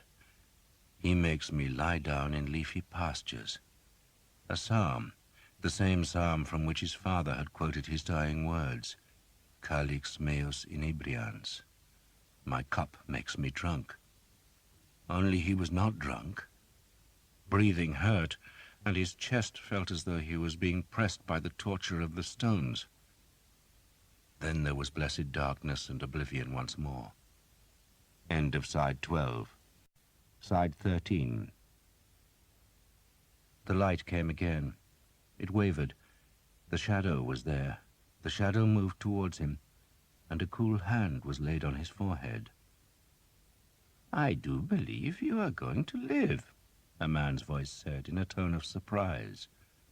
Thomas tried to speak, but only managed a strangled, grating sound. It astonishes me, the voice went on, what young men can endure. Babies, too. Life is marvelously strong. Such a pity we waste it. It's plentiful enough, another man said. The voice of the privileged, the first man, whose hand was still on Thomas's forehead, answered. You take life, he said, so value it as a thief values his victims. And you are a victim? Of course, a learned victim, a wise victim, even a valuable victim, but still a victim. And this young man, what is he? An English archer, the second voice said sourly, and if we had any sense we'd kill him here and now. I think we shall try and feed him instead. Help me raise him. Hans pushed Thomas upright in the bed, and a spoonful of warm soup was put into his mouth, but he could not swallow, and so spat the soup onto the blankets. Pain seared through him, and the darkness came again. The light came a third time, or perhaps a fourth, he could not tell. Perhaps he dreamed it, but this time an old man stood outlined against the bright window. The man had a long black robe, but he was not a priest or monk, for the robe was not gathered at the waist, and he wore a small, square black hat over his long white hair. God, Thomas tried to say, though the word came out as a guttural grunt. The old man turned. He had a long, forked beard and was holding a Jordan jar. It had a narrow neck and a round belly, and the bottle was filled with a pale yellow liquid that the man held up to the light. He peered at the liquid, then swilled it about before sniffing at the jar's mouth. Are you awake? Yes. And you can speak? What a doctor I am! My brilliance astonishes me. If only it would persuade my patients to pay me. But most believe I should be grateful that they don't spit at me. Would you say this urine is clear? Thomas nodded, and wished he had not, for the pain jarred through his neck and down his spine. You do not consider it turgid? Not dark? No, indeed not. It smells and tastes healthy, too. A good flask of clear yellow urine, and there is no better sign of good health. Alas, it is not yours. The doctor pushed open the window and poured the urine away. Swallow, he instructed Thomas. Thomas's mouth was dry, but he obediently tried to swallow and immediately gasped with pain. I think, the doctor said, that we had best try a thin gruel. Very thin, with some oil, I believe, or better still, butter. That thing tied about your neck is a strip of cloth which has been soaked in holy water. It was not my doing, but I did not forbid it. You Christians believe in magic. Indeed, you could have no faith without a trust in magic, so I must indulge your beliefs. Is that a dog's paw about your neck? Don't tell me. I'm sure I don't want to know.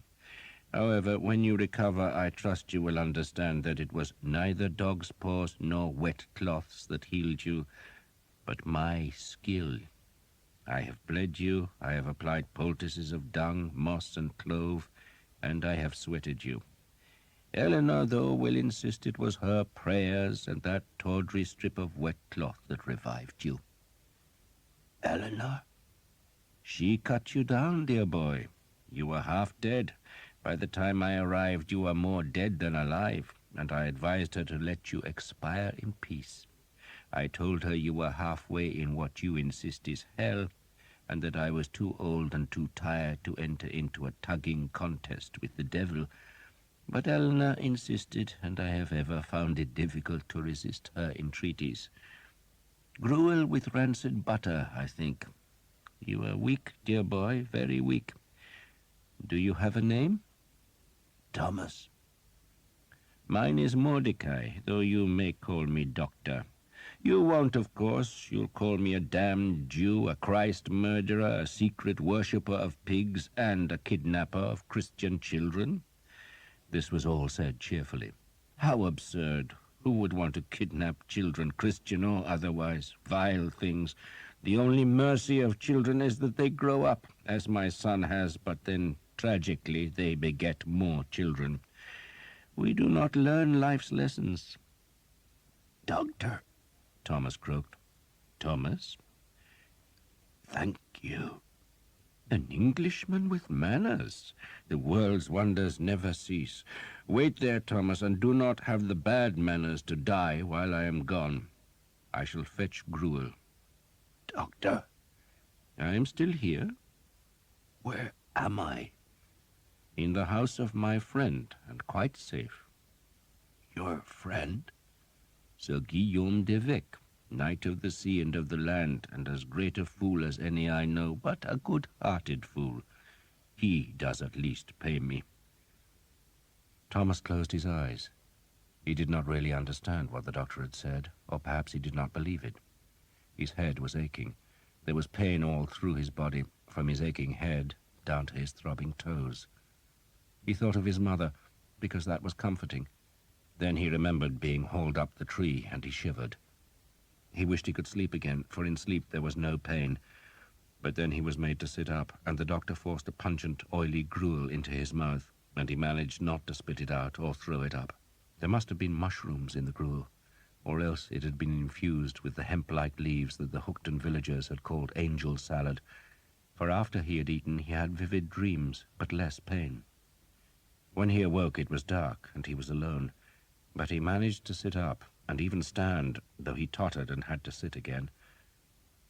Next morning, when the birds were calling from the oak branches where he had so nearly died, a tall man came into the room. The man was on crutches, and his left thigh was swathed in bandages. He turned to look at Thomas and showed a face that was horribly scarred. A blade had cut him from the forehead to the jaw, taking the man's left eye in its savage chop. He had long yellow hair, very shaggy and full, and Thomas guessed the man had been handsome once, though now he looked like a thing of nightmare. Mordecai, the man growled, tells me you will live. With God's help, Thomas said. I doubt God's interested in you, the man said sourly. He looked to be in his 30s and had the bowed legs of a horseman and the deep chest of a man who practices hard with weapons. He swung on the crutches to the window, where he sat on the sill. His beard was streaked with white where the blade had chopped into his jaw, and his voice was uncommonly deep and harsh. "But you might live with Mordecai's help.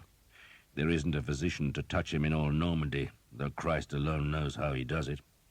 He's been squinting at my piss for a week now.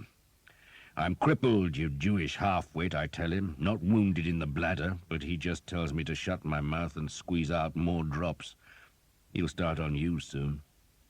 The man, who wore nothing except a long white shirt, contemplated Thomas moodily. "I have a notion," he growled, "that you are the God-forsaken bastard who put an arrow into my thigh. I remember seeing a son of a whore with long hair like yours, then I was hit." "You're Sir Guillaume?" "I am." "I meant to kill you," Thomas said.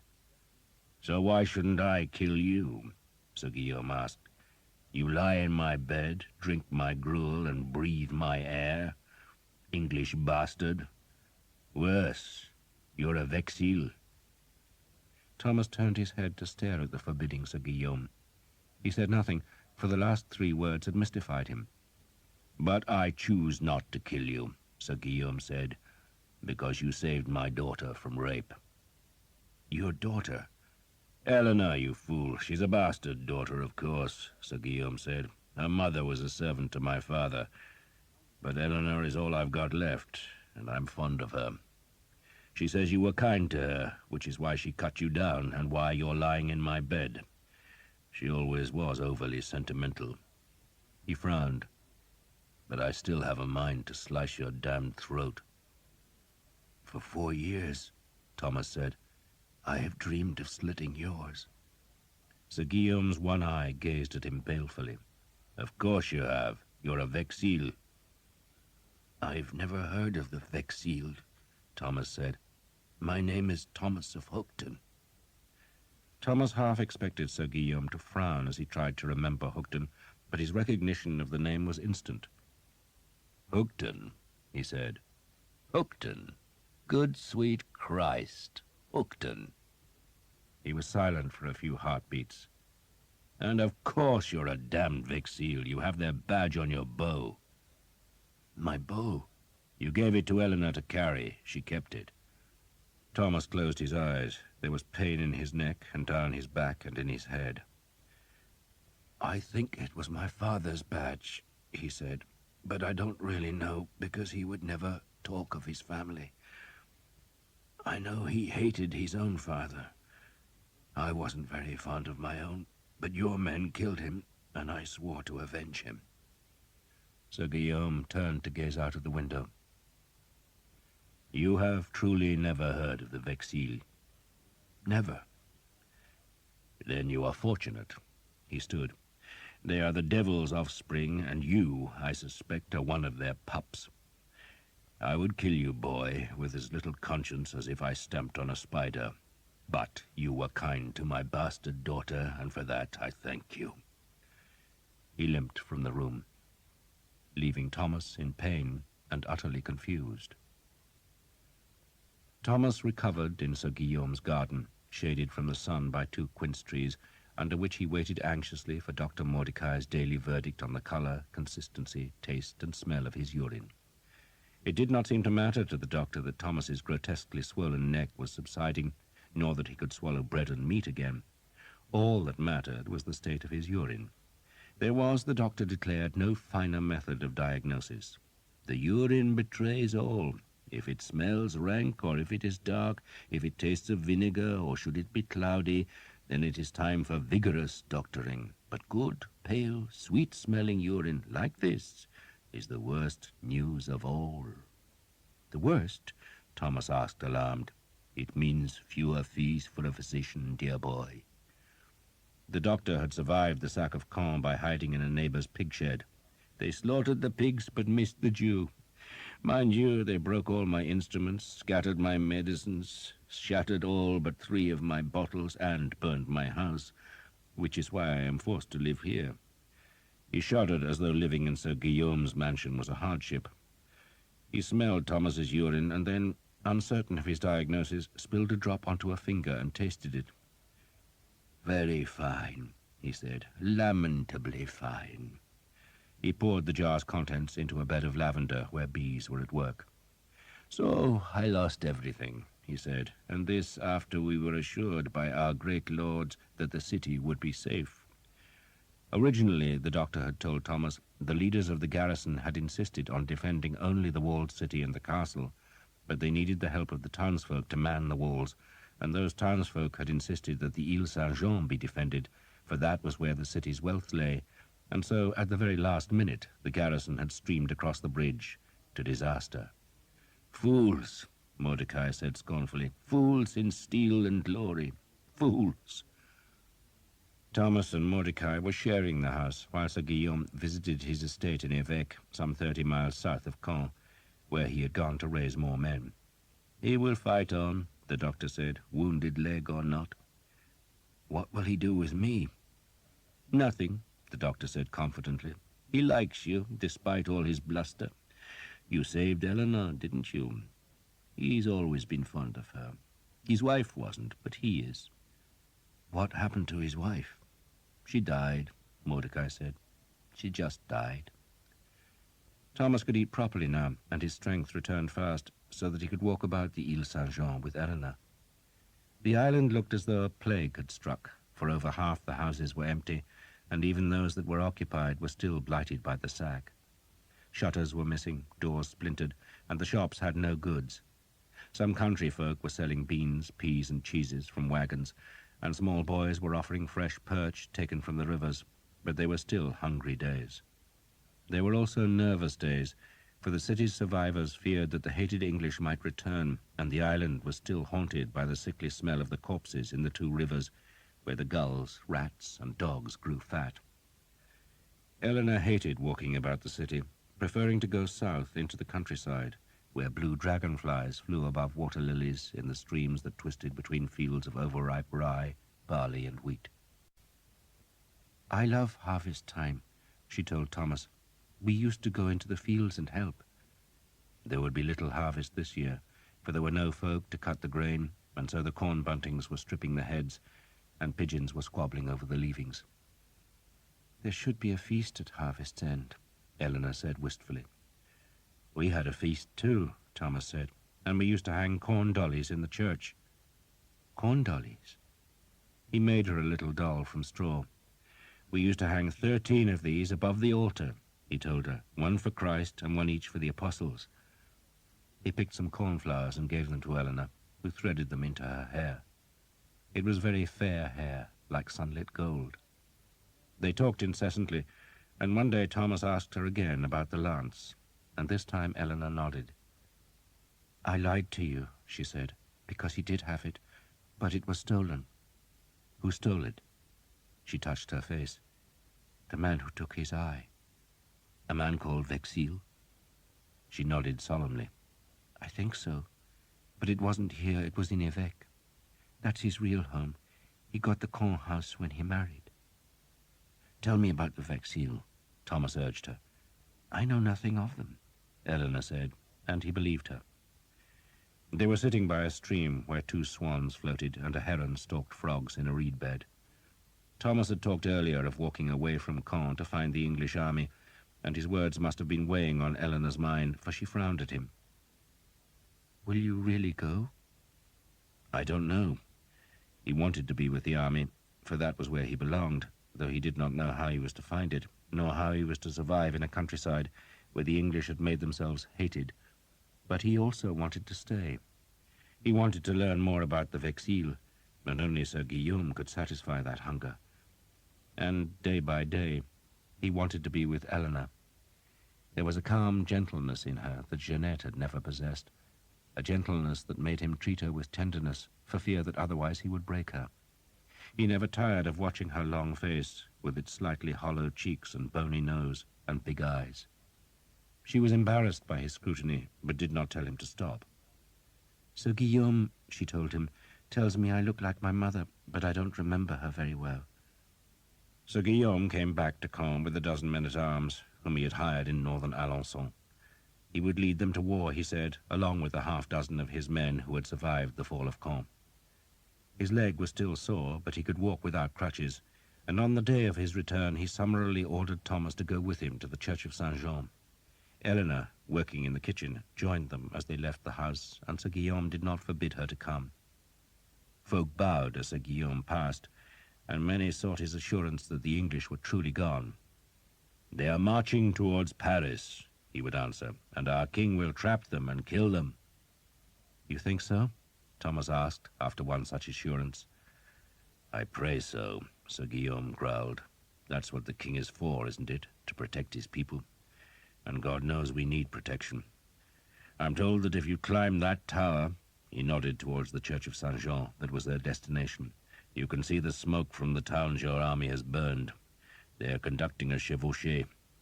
"Chevauchée?" Eleanor asked. Her father sighed. "A chevauchée, child, is when you march in a great line through your enemy's country and you burn, destroy, and break everything in your path.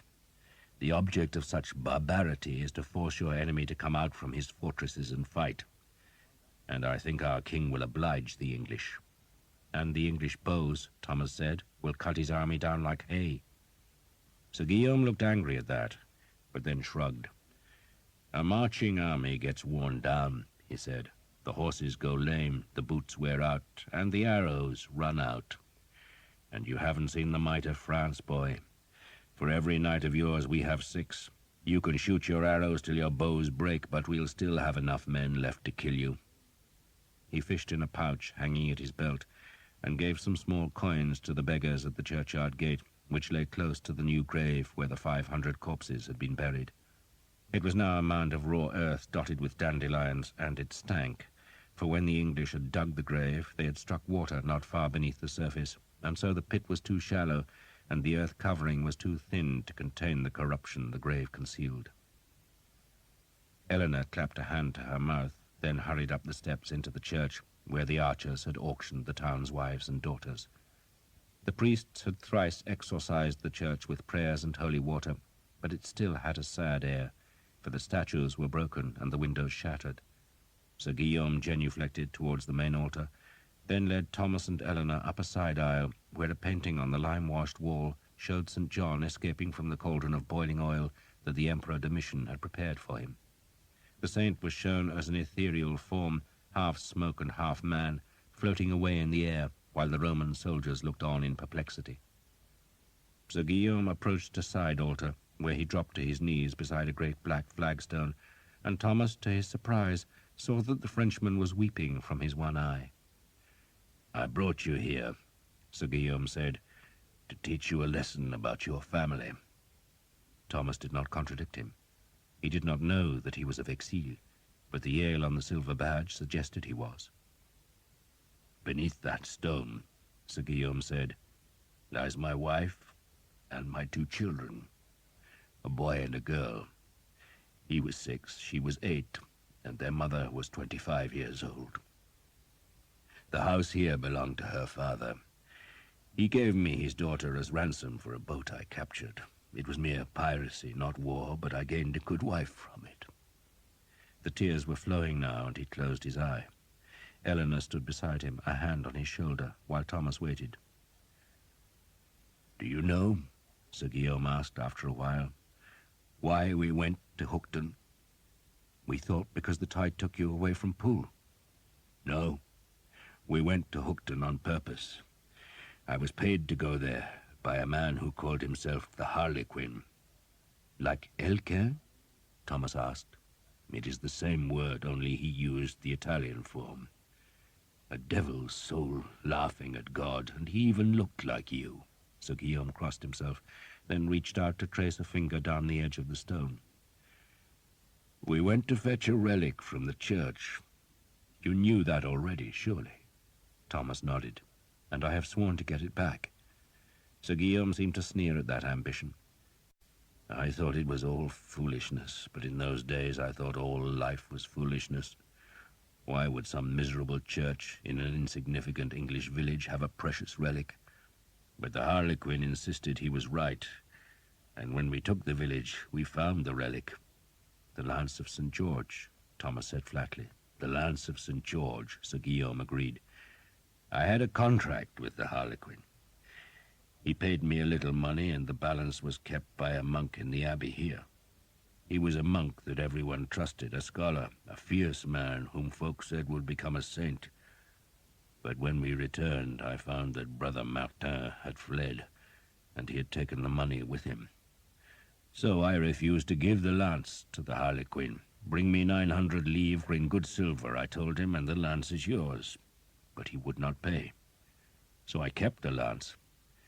I kept it in Évêque, and the months passed, and I heard nothing, and I thought the lance had been forgotten. Then 2 years ago, in the spring, the Harlequin returned. He came with men-at-arms, and he captured the manor. He slaughtered everyone, and took the lance. Thomas stared at the black flagstone. You lived? Scarcely, Sir Guillaume said. He hauled up his black jacket and showed a terrible scar on his belly. They gave me 3 wounds, he went on, 1 to the head, 1 to the belly, and 1 to the leg. They told me the 1 to the head was because I was a fool with no brains. The 1 in the guts was a reward for my greed, and the 1 to the leg so I would limp down to hell. Then they left me to watch the corpses of my wife and children while I died. But I lived, thanks to Mordecai. He stood, wincing, as he put his weight onto his left leg. I lived, he said grimly, and I swore I would find the man who did that. He pointed at the flagstone and sent his soul screaming into the pit. It took me a year to discover who he was, and you know how I did it? When he came to Évêque, he had his men's shields covered with black cloth, but I slashed the cloth of one with my sword and saw the Yale. So I asked men about the Yale. I asked them in Paris and Anjou, in Burgundy and the Dauphiné, and in the end I found my answer. And where did I find it? After asking the length and breadth of France, I found it here, in Caen. A man here knew the badge. The Harlequin is a man called Vexil. I do not know his first name. I do not know his rank. I just know he is a devil called Vexil. So the Vexil have the lance? They have. And the man who killed my family killed your father. Sir Guillaume looked ashamed for a brief instant. I killed your mother. I think I did anyway, but she attacked me and I was angry. He shrugged. But I did not kill your father, and in killing your mother I did nothing more than you have done in Brittany. True, Thomas admitted. He looked into Sir Guillaume's eye and could feel no hatred for his mother's death.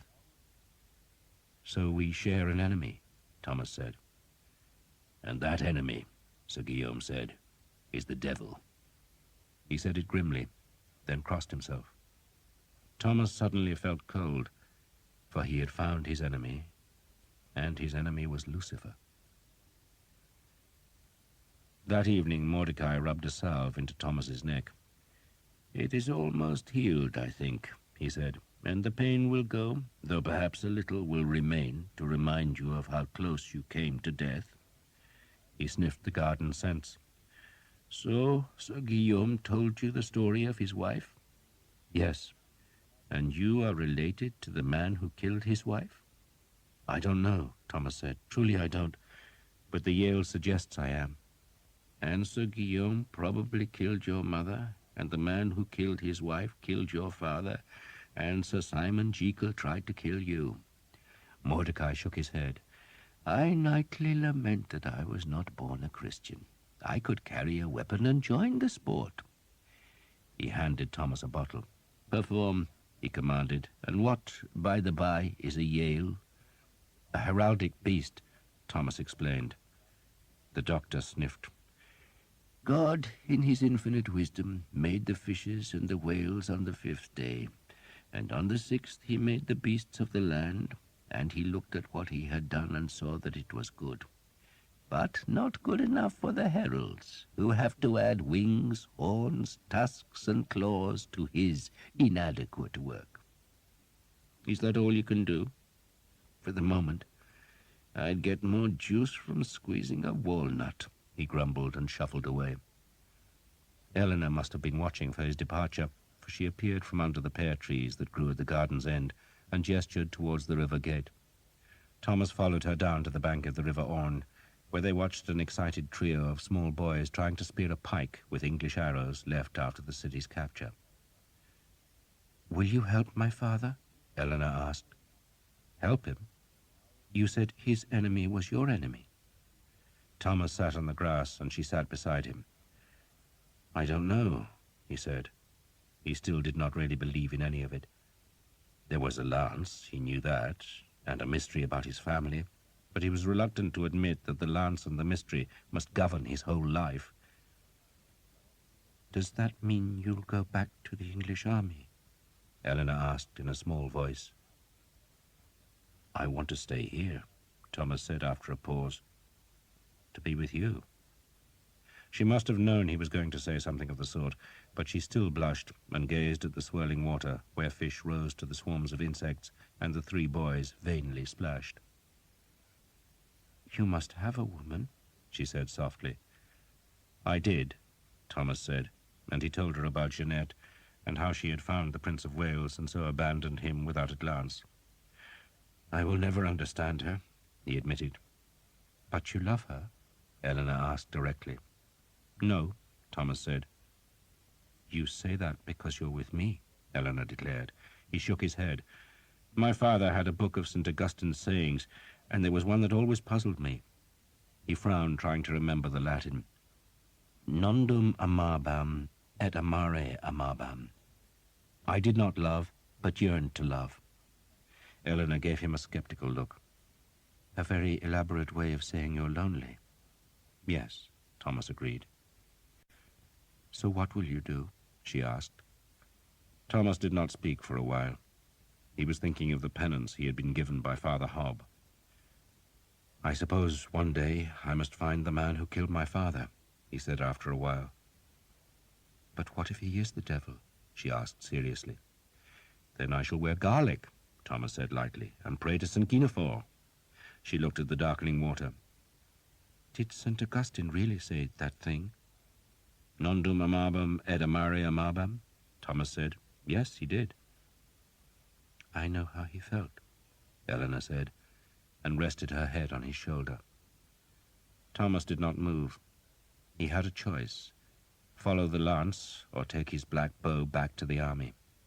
In truth, he did not know what he should do. But Eleanor's body was warm against his, and it was comforting. And that, for the moment, was enough. And so, for the moment, he would stay. Next morning, Sir Guillaume, escorted now by a half-dozen men-at-arms, took Thomas to the Abbey aux Hommes. A crowd of petitioners stood at the gates, wanting food and clothing that the monks did not have, though the abbey itself had escaped the worst of the plundering, because it had been the quarters of the king and of the Prince of Wales. The monks themselves had fled at the approach of the English army. Some had died on the Ile Saint-Jean, but most had gone south to a brother house, and among those was Brother Germain, who, when Sir Guillaume arrived, had just returned from his brief exile.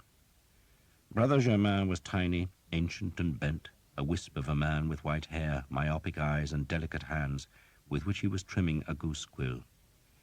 "The English," the old man said, "use these feathers for their arrows. We use them for God's word." Brother Germain, Thomas was told, had been in charge of the monastery's scriptorium for more than 30 years. "In the course of copying books," the monk explained, "one discovers knowledge whether one wishes it or not. Most of it is quite useless, of course. How is Mordecai? He lives?"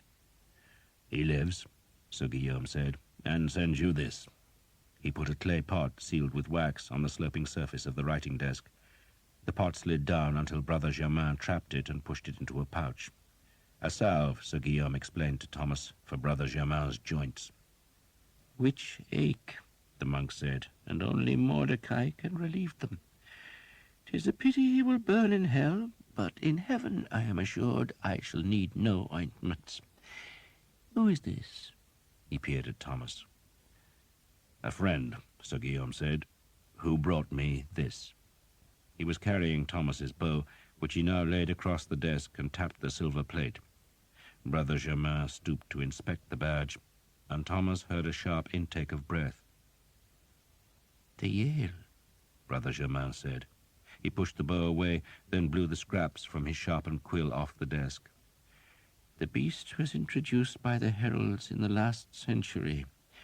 Back then, of course, there was real scholarship in the world, not like today.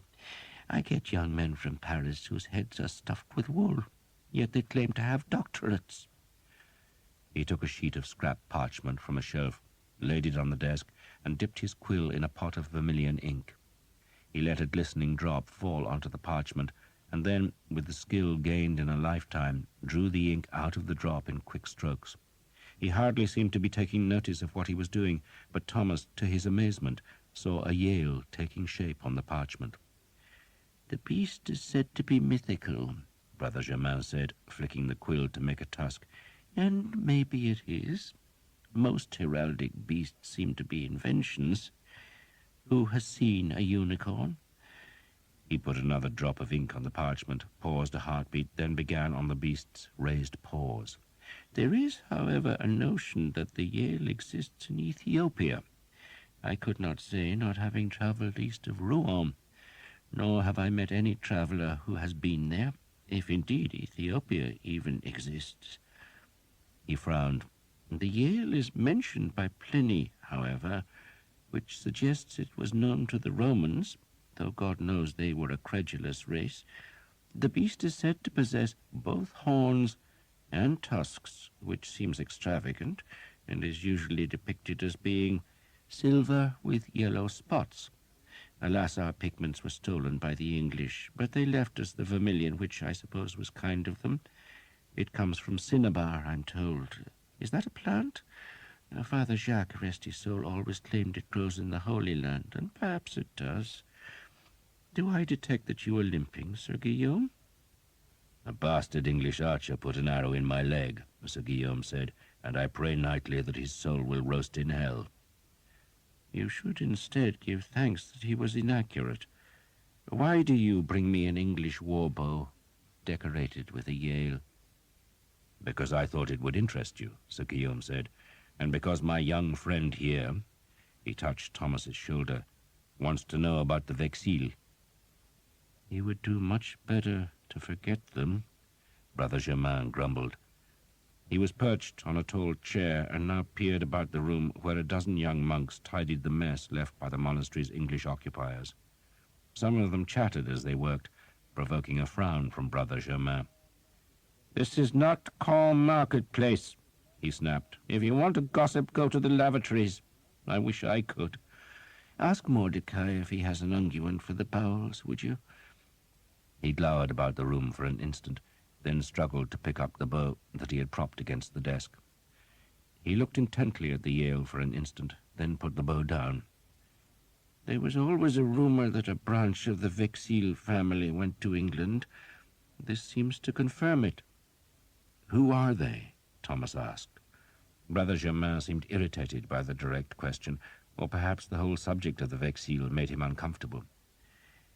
"They were the rulers of Astarac," he said, "a county on the borders of Languedoc and the Agenais. And that, of course, should tell you all you need to know of them." "It tells me nothing," Thomas confessed. "Then you probably have a doctorate from Paris." The old man chuckled at this jest. "The Counts of Astarac, young man, were Cathars. Southern France was infested by that damned heresy, and Astarac was at the center of the evil." He made the sign of the cross with fingers deep-stained by pigments. "Abere non potest," he said solemnly, "Deum patrem qui ecclesiam non habet matrem." "St. Cyprian," Thomas said, "he cannot have God as his father who does not have the church as his mother." "I see you are not from Paris after all," Brother Germain said. "The Cathars rejected the church, looking for salvation within their own dark souls. What would become of the church if we all did that, if we all pursued our own whims? If God is within us, then we need no church and no holy father to lead us to his mercy. And that notion is the most pernicious of heresies. And where did it lead the Cathars? To a life of dissipation, of fleshly lust, of pride, and of perversion. They denied the divinity of Christ. Brother Germain made the sign of the cross again. And the Vexilles were Cathars, Sir Guillaume prompted the old man. I suspect they were devil worshippers, Brother Germain retorted. But certainly the Counts of Astarac protected the Cathars, they and a dozen other lords. They were called the Dark Lords, and very few of them were perfects. The perfects were the sect leaders, the heresiarchs, and they abstained from wine, intercourse, and meat, and no Vexille would willingly abandon those three joys. But the Cathars allowed such sinners to be among their ranks, and promised them the joys of heaven if they recanted before their deaths. The Dark Lords liked such a promise, and when the heresy was assailed by the Church, they fought bitterly. He shook his head. This was 100 years ago. The Holy Father and the King of France destroyed the Cathars, and Astarac was one of the last fortresses to fall.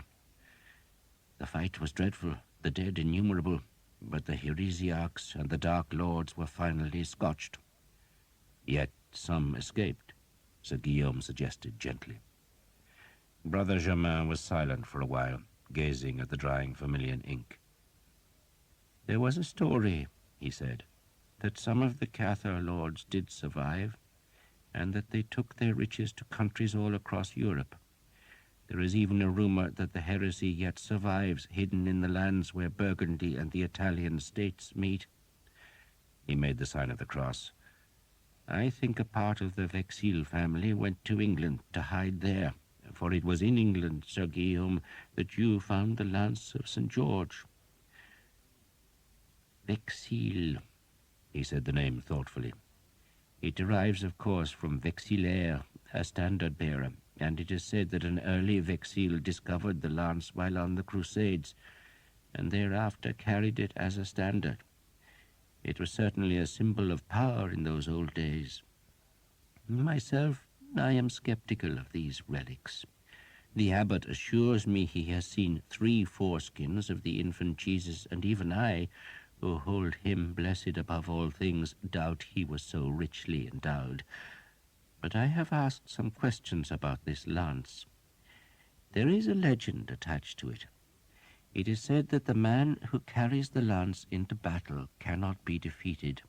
A mere legend, of course, but belief in such nonsense inspires the ignorant, and there are few more ignorant than soldiers.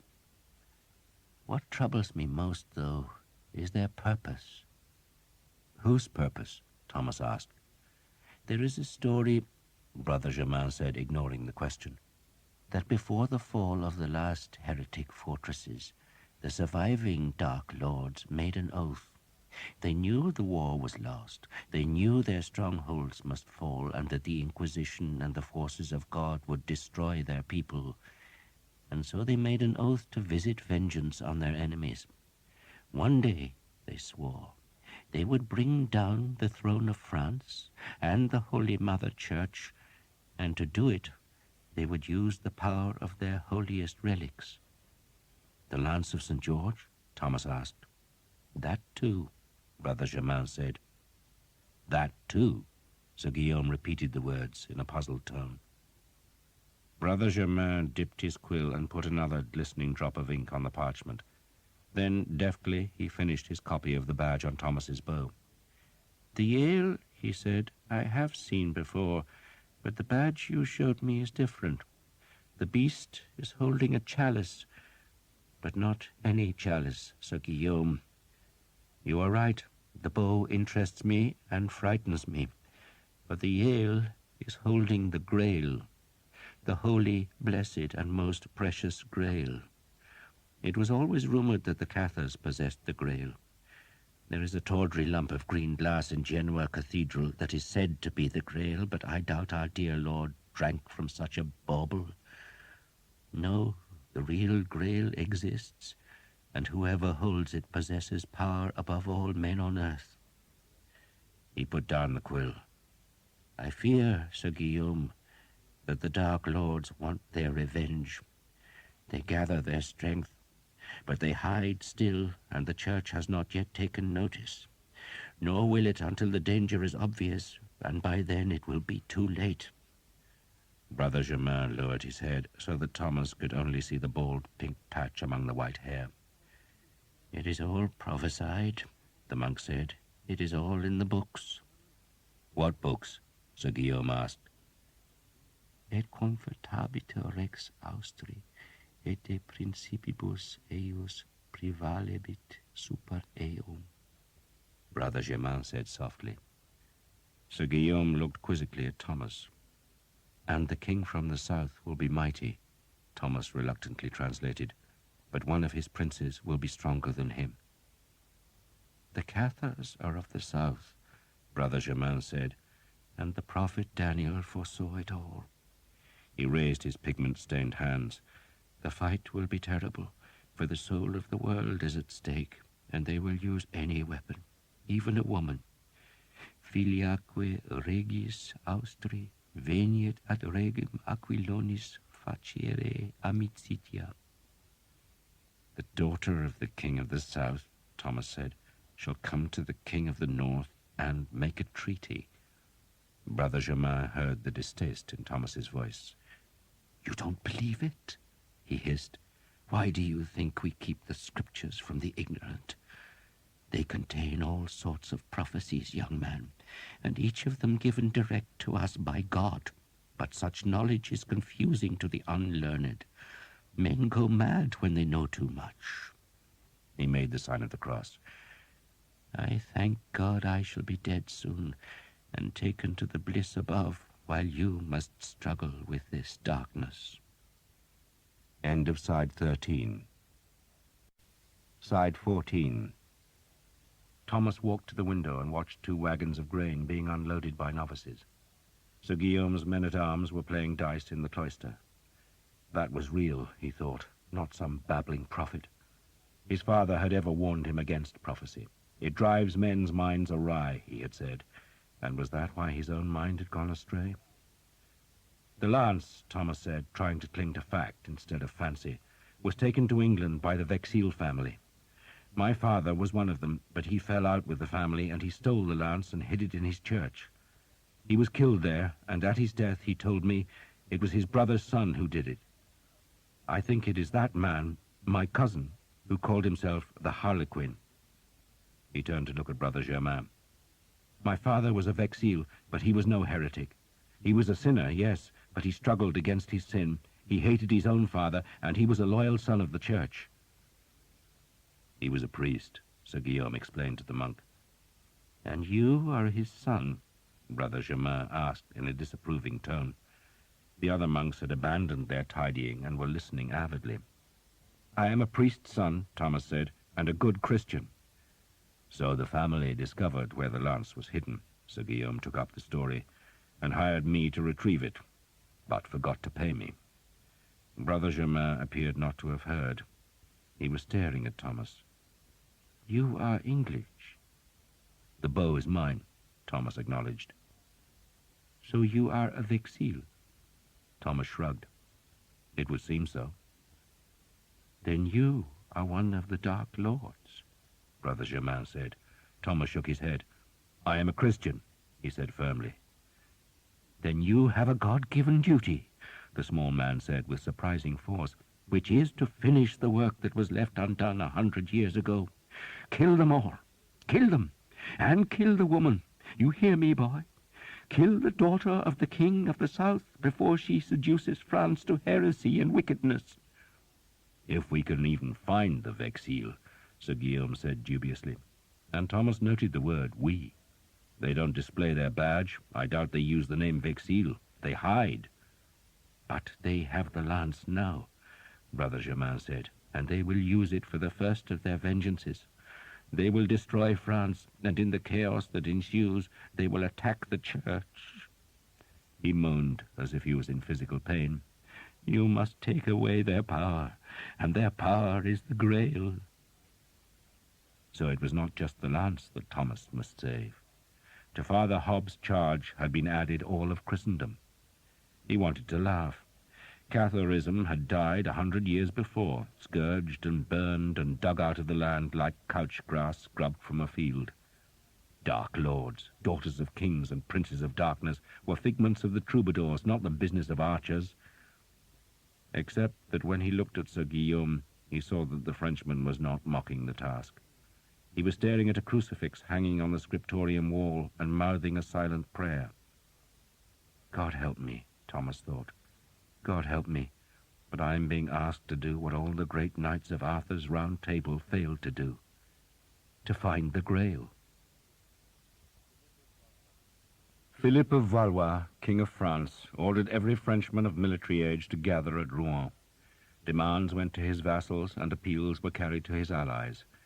He had expected the wars of Caen to hold the English for weeks, but the city had fallen in a day, and the panicked survivors were spreading across northern France with terrible stories of devils unleashed. Rouen, nestled in a great loop of the Seine, filled with warriors.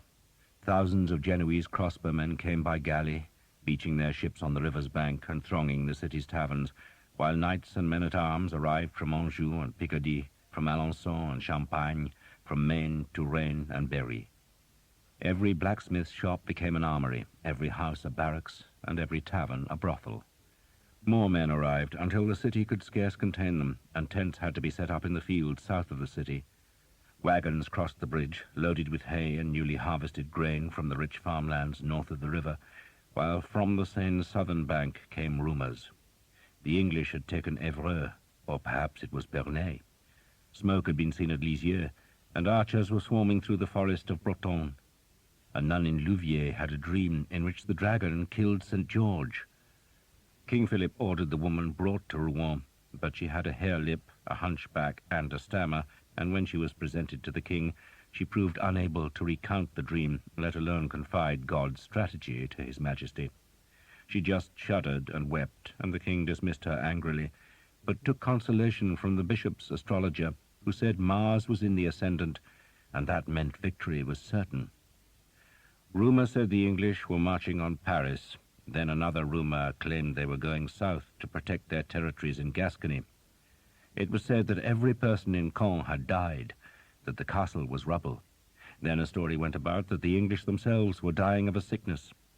King Philip, ever a nervous man, became petulant, demanding news, but his advisers persuaded their irritable master that wherever the English were, they must eventually starve if they were kept south of the great river Seine that twisted like a snake from Paris to the sea.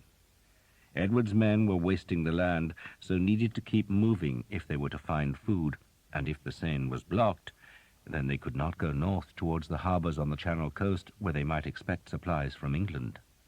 They use arrows like a woman uses money, Charles, the Count of Alençon, and the king's younger brother, advised Philip, but they cannot fetch their arrows from France. They are brought to them by sea, and the further they go from the sea, the greater their problems. So if the English were kept south of the Seine, then they must eventually fight or make an ignominious retreat to Normandy.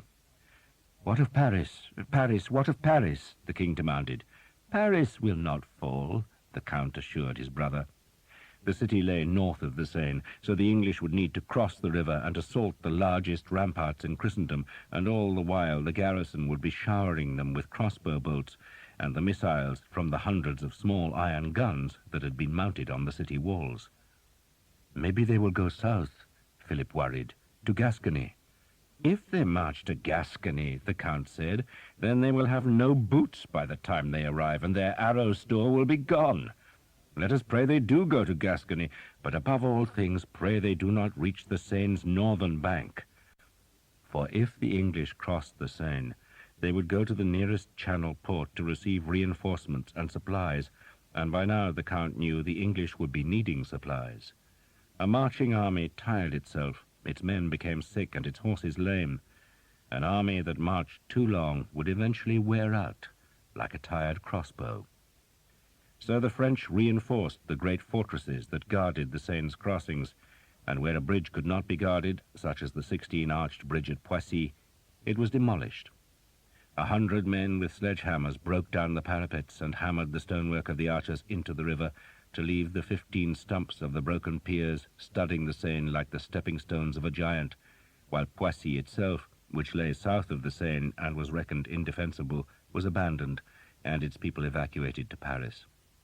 The wide river was being turned into an impassable barrier to trap the English in an area where their food must eventually run short.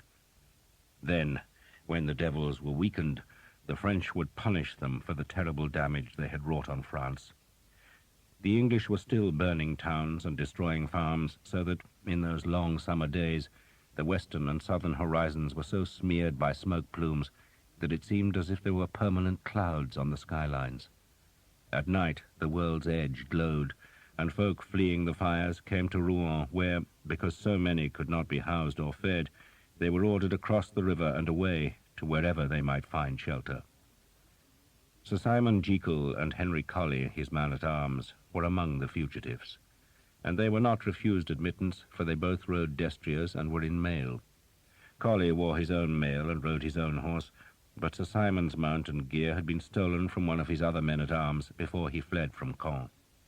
Both men carried shields, but they had stripped the leather covers from the willow boards, so that the shields bore no device, thus declaring themselves to be masterless men for hire.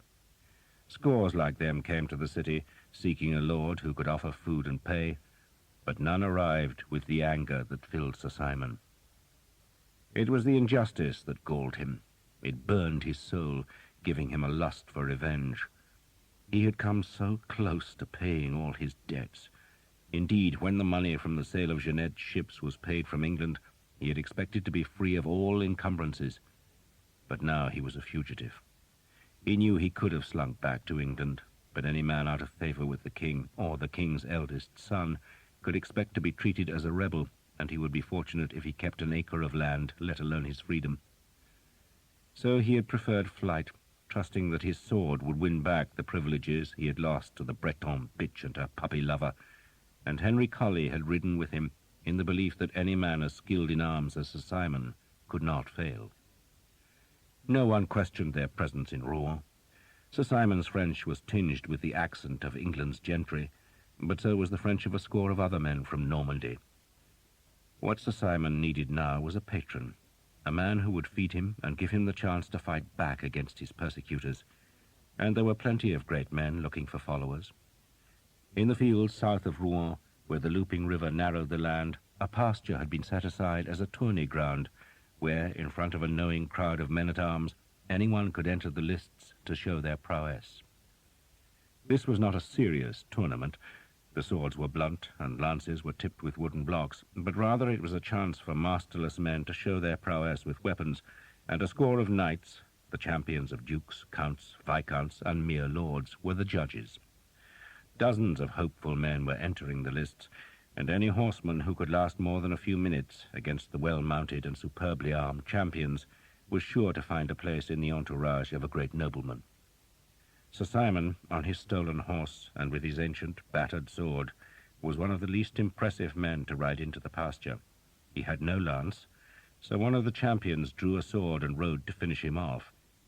At first no one took particular notice of the two men, for other combats were taking place. But when the champion was sprawling on the grass and Sir Simon, untouched, rode on, the crowd took notice. A second champion challenged Sir Simon and was startled by the fury which confronted him. He called out that the combat was not to the death, but merely a demonstration of swordplay, but Sir Simon gritted his teeth and hacked with the sword so savagely that the champion spurred and wheeled his horse away rather than risk injury. Sir Simon turned his horse in the pasture's centre, daring another man to face him.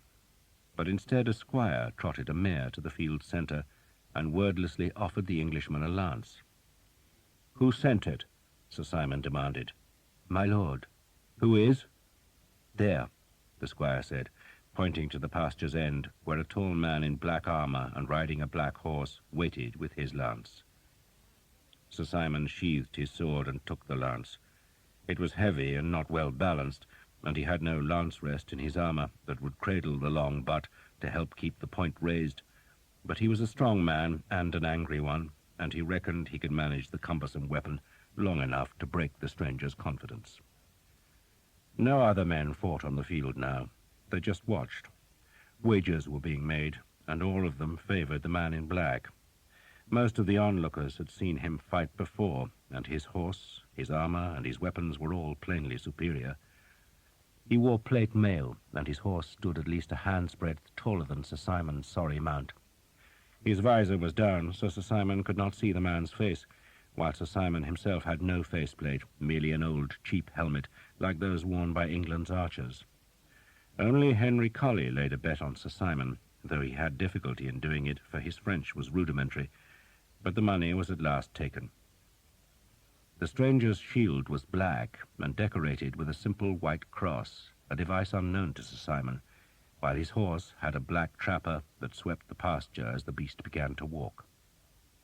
That was the only signal the stranger gave, and Sir Simon responded by lowering the lance and kicking his own horse forward.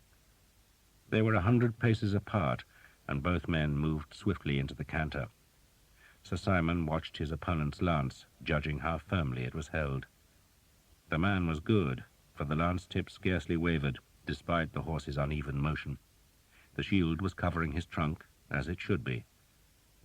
If this had been a battle, if the man with the strange shield had not offered Sir Simon a chance of advancement, he might have lowered his own lance to strike his opponent's horse, or, a more difficult strike, thrust the weapon's tip into the high pommel of his saddle.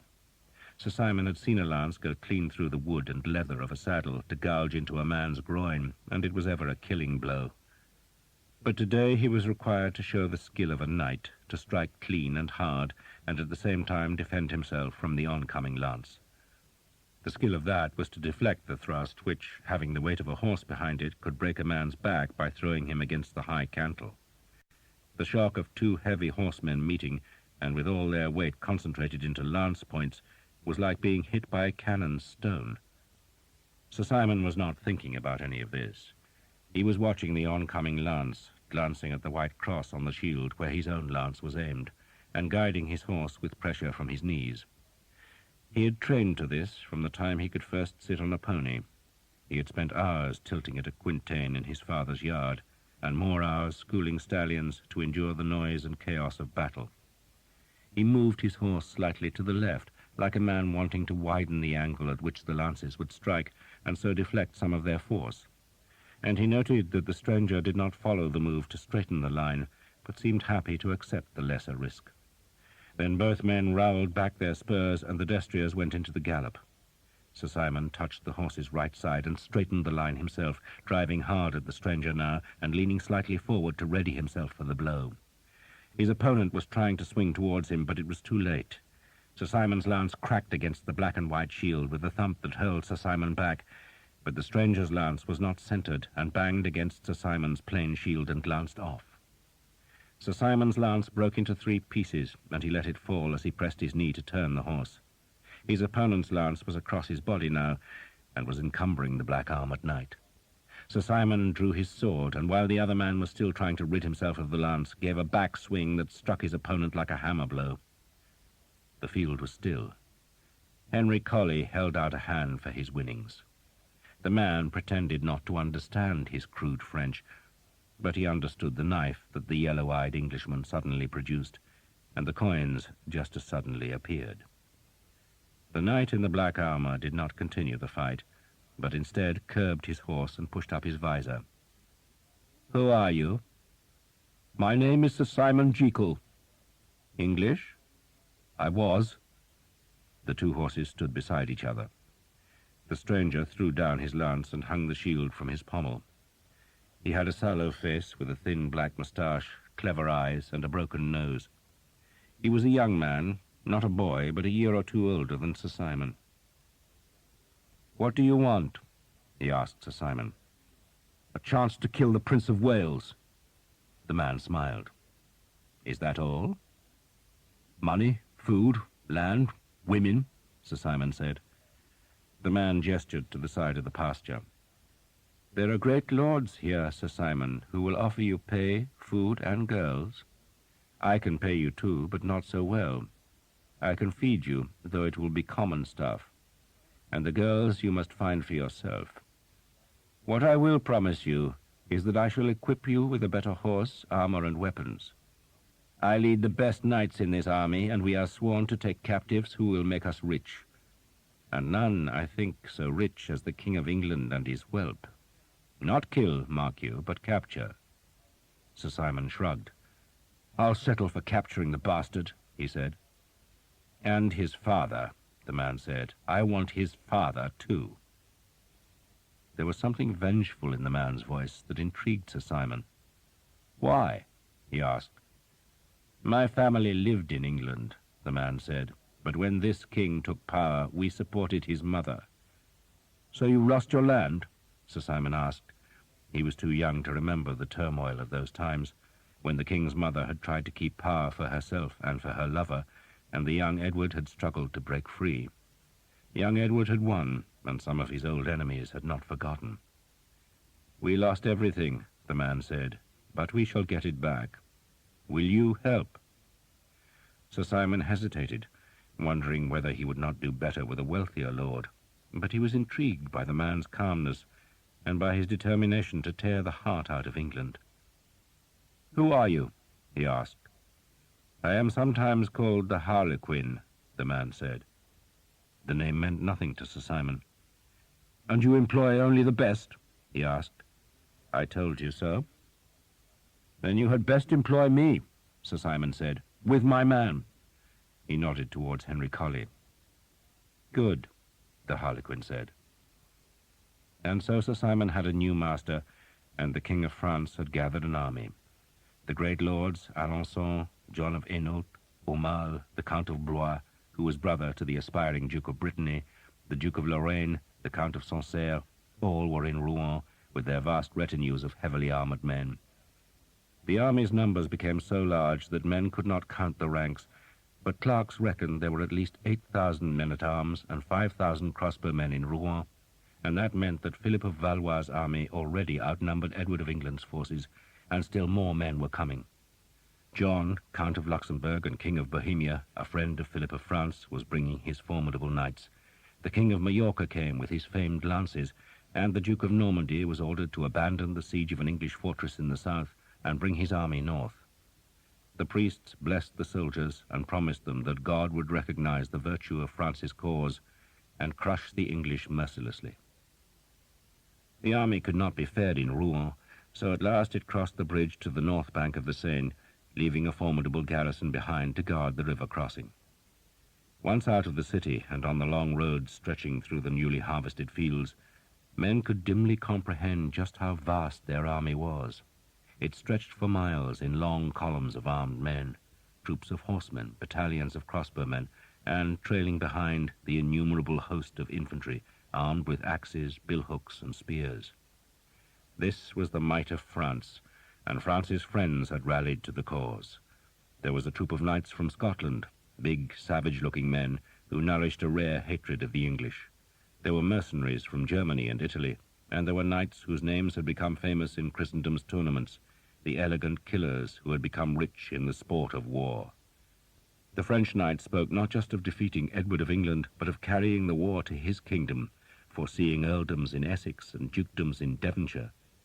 The Bishop of Meaux encouraged his cook to think of a recipe for archers' fingers, a daube, perhaps, seasoned with thyme.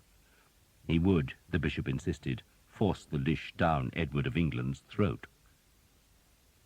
Sir Simon rode a 7-year-old destrier now, a fine grey, that must have cost the Harlequin close to £100. He wore a hauberk of close-ringed mail covered with a surcoat that bore the white cross.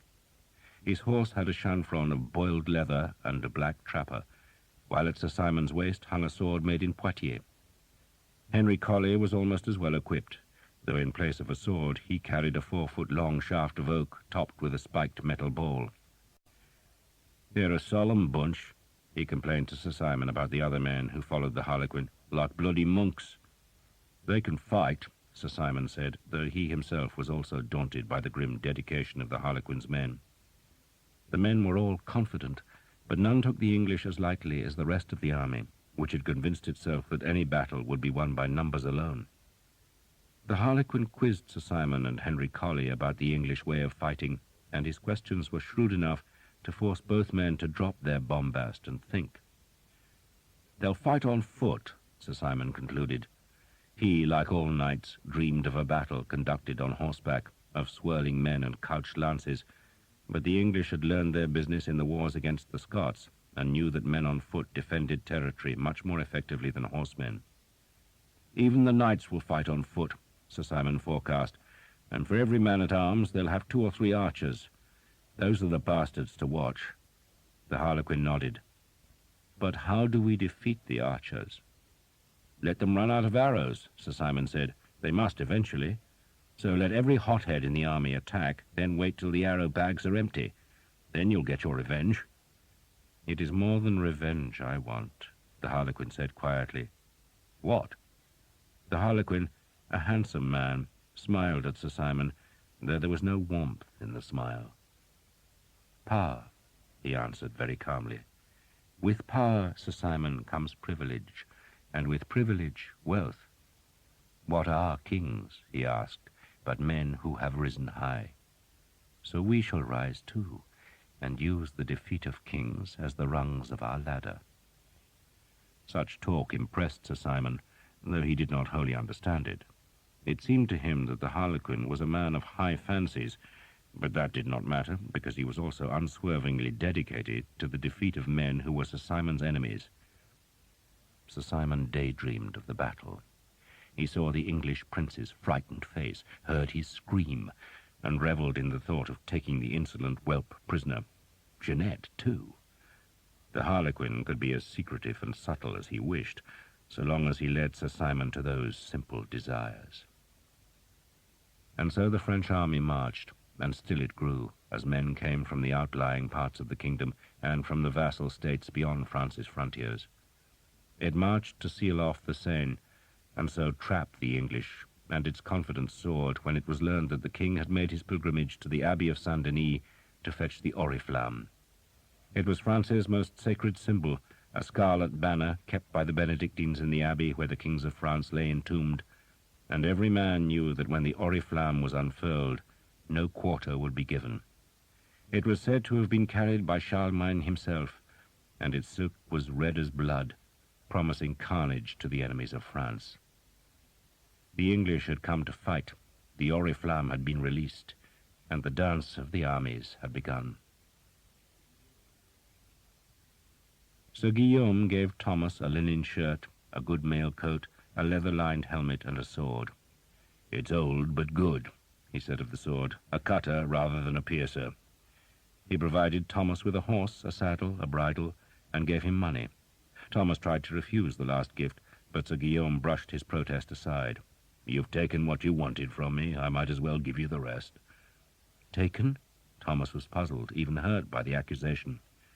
"Eleanor." "I've not taken her," Thomas protested.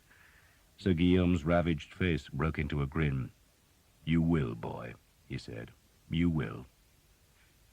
They rode next day, going eastwards in the wake of the English army that was now far off. News had come to Caen of burned towns, but no one knew where the enemy had gone, and so Sir Guillaume planned to lead his 12 men-at-arms, his squire and his servant to Paris. "Someone will know where the king is," he said. "And you, Thomas, what will you do?" Thomas had been wondering the same ever since he woke to the light in Sir Guillaume's house, but now he must make the decision, and to his surprise there was no conflict at all.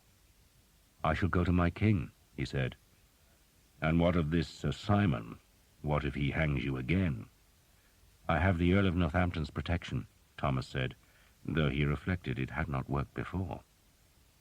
"And what of Eleanor?" Sir Guillaume turned to look at his daughter, who, to Thomas's surprise, had accompanied them.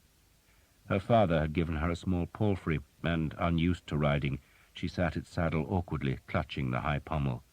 She did not know why her father had let her come, suggesting to Thomas that perhaps he wanted her to be his cook. The question made Thomas blush. He knew he could not fight against his own friends, but nor did he want to leave Eleanor. "I shall come looking for her," told Sir Guillaume. "If you still live," the Frenchman growled. "Why don't you fight for me?" "Because I'm English," Sir Guillaume sneered. "You're Cathar, you're French, you're from Languedoc. Who knows what you are? You're a priest's son, a mongrel bastard of heretic stock." "I'm English," Thomas said. "You're a Christian," Sir Guillaume retorted, "and God has given you and me a duty. How are you to fulfill that duty by joining Edward's army?" Thomas did not answer at once. Had God given him a duty? If so, he did not want to accept it, for acceptance meant believing in the legends of the Vexil. Thomas, in the evening after he had met Brother Germain, had talked with Mordecai in Sir Guillaume's garden, asking the old man if he had ever read the book of Daniel. Mordecai had sighed, as if he found the question wearisome. "Years ago," he'd said, "many years ago. It is part of the Ketuvim, the writings that all Jewish youths must read." "Why?" "He's a prophet, yes? He tells the future." "Dear me," Mordecai had said, sitting on the bench and dragging his thin fingers through his forked beard. "You Christians," he had said, "insist that prophets tell the future, but that wasn't really what they did at all. They warned Israel. They told us that we would be visited by death, destruction, and horror if we did not mend our ways. They were preachers, Thomas, just preachers, though God knows they were right about the death, destruction, and horror. As for Daniel, he is very strange, very strange. He had a head filled with dreams and visions. He was drunk on God, that one." "But do you think," Thomas had asked, "that Daniel could foretell what is happening now?" Mordecai had frowned. "If God wished him to, yes, but why should God wish that? And I assume, Thomas, that you think Daniel might foretell what happens here and now in France, and what possible interest could that hold for the God of Israel? The Ketuvim are full of fancy, vision, and mystery, and you Christians see more in them than we ever did. But would I make a decision because Daniel ate a bad oyster and had a vivid dream all those years ago? No, no, no." He stood and held a Jordan bottle high. "Trust what is before your eyes, Thomas. What you can smell, hear, taste, touch, and see. The rest is dangerous." Thomas now looked at Sir Guillaume. He had come to like the Frenchman, whose battle-hardened exterior hid a wealth of kindness, and Thomas knew he was in love with the Frenchman's daughter, but even so, he had a greater loyalty. "I cannot fight against England," he said, "any more than you would carry a lance against King Philip." Sir Guillaume dismissed that with a shrug. "Then fight against the Vexil." But Thomas could not smell, hear, taste, touch, or see the Vexil. He did not believe the King of the South would send his daughter to the north. He did not believe the Holy Grail was hidden in some heretic's fastness. He believed in the strength of a yew bow, the tension of a hemp cord, and the power of a white-feathered arrow to kill the king's enemies. To think of dark lords and heresiarchs was to flirt with the madness that had harrowed his own father. "If I find the man who killed my father," he evaded Sir Guillaume's demand, "then I will kill him." "But you will not search for him?" "Where do I look? Where do you look?" Thomas asked, then offered his own answer. "If the Vexil really still exist, if they truly want to destroy France, then where would they begin? In England's army. So I shall look for them there." That answer was an evasion, but it half convinced Sir Guillaume, who grudgingly conceded that the Vexil might indeed take their forces to Edward of England. That night they sheltered in the scorched remains of a farm, where they gathered about a small fire on which they roasted the hind legs of a boar that Thomas had shot. The men-at-arms treated Thomas warily. He was, after all, one of the hated English archers whose bows could pierce even plate mail. If he had not been Sir Guillaume's friend, they would have wanted to slice off his string fingers in revenge for the pain that the white-fledged arrows had given to the horsemen of France, but instead they treated him with a distant curiosity. After the meal, Sir Guillaume gestured to Eleanor and Thomas that they should both accompany him outside. His squire was keeping watch, and Sir Guillaume led them away from the young man, going to the bank of a stream where, with an odd formality, he looked at Thomas. "So you will leave us," he said, "and fight for Edward of England?" "Yes." "But if you see my enemy, if you see the lance, what will you do?" "Kill him," Thomas said. Eleanor stood slightly apart, watching and listening. "He will not be alone," Sir Guillaume warned. "But you assure me he is your enemy?" "I swear it," Thomas said, puzzled that the question even needed to be asked. Sir Guillaume took Thomas's right hand. "You have heard of a brotherhood in arms?" Thomas nodded. Men of rank frequently made such pacts, swearing to aid each other in battle and share each other's spoils. "Then I swear a brotherhood to you," Sir Guillaume said, "even if we will fight on opposing sides." "I swear the same," Thomas said awkwardly. Sir Guillaume let Thomas's hand go. "There," he said to Eleanor, "I'm safe from one damned archer." He paused, still looking at Eleanor. "I shall marry again," he said abruptly, "and have children again, and they will be my heirs. You know what I'm saying, don't you?" Eleanor's head was lowered, but she looked up at her father briefly, then dropped her gaze again. She said nothing. "And if I have more children, God willing," Sir Guillaume said, "what does that leave for you, Eleanor?" She gave a very small shrug, as if to suggest that the question was not of great interest to her. "I have never asked you for anything." "But what would you have asked for?" She stared into the ripples of the stream. "What you gave me," she said after a while. "Kindness." "Nothing else?" She paused. "I would have liked to call you father." Sir Guillaume seemed uncomfortable with that answer. He stared northwards. "You are both bastards," he said after a while, "and I envy that." "Envy?" Thomas asked. "A family serves like the banks of a stream. They keep you in your place, but bastards make their own way. They take nothing, and they can go anywhere." He frowned, then flicked a pebble into the water. "I had always thought, Eleanor, that I would marry you to one of my men-at-arms. Benoit asked me for your hand, and so did Fossat. And it's past time you were married. What are you, 15? 15, she agreed. "You'll rot away, girl, if you wait any longer," Sir Guillaume said gruffly. "So who shall it be? Benoit? Fossat?" He paused. "Or would you prefer Thomas?" Eleanor said nothing, and Thomas, embarrassed, kept silent. "You want her?" Sir Guillaume asked him brutally. "Yes." "Eleanor?" She looked at Thomas, then back to the stream. "Yes," she said simply. "The horse, the mail, the sword, and the money," Sir Guillaume said to Thomas, "are my bastard daughter's dowry. Look after her, or else become my enemy again." He turned away. "Sir Guillaume," Thomas asked. The Frenchman turned back. "When you went to Hookton," Thomas went on, wondering why he asked the question now, "you took a dark-haired girl prisoner. She was pregnant. Her name was Jane." Sir Guillaume nodded. "She married one of my men, then died in childbirth, the child too. Why?" He frowned. "Was the child yours?" "She was a friend." Thomas evaded the question. "She was a pretty friend," Sir Guillaume said. "I remember that. And when she died, we had 12 masses said for her English soul." "Thank you."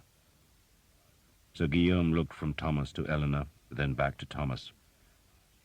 "A good night for sleeping under the stars," he said, "and we shall leave at dawn." He walked away. Thomas and Eleanor sat by the stream. The sky was still not wholly dark, but had a luminous quality, like the glow of a candle behind horn. An otter slid down the far side of the stream, its fur glistening where it showed above the water. It raised its head, looked briefly at Thomas, then dived out of sight to leave a trickle of silver bubbles breaking the dark surface. Eleanor broke the silence, speaking the only English word she knew. "I am an archer's woman," she said. Thomas smiled. "Yes," he said. And in the morning they rode on, and next evening they saw the smear of smoke on the northern horizon, and knew it was a sign that the English army was going about its business. They parted in the next dawn. "How you reach the bastards I do not know," Sir Guillaume said. "But when it is all over, look for me."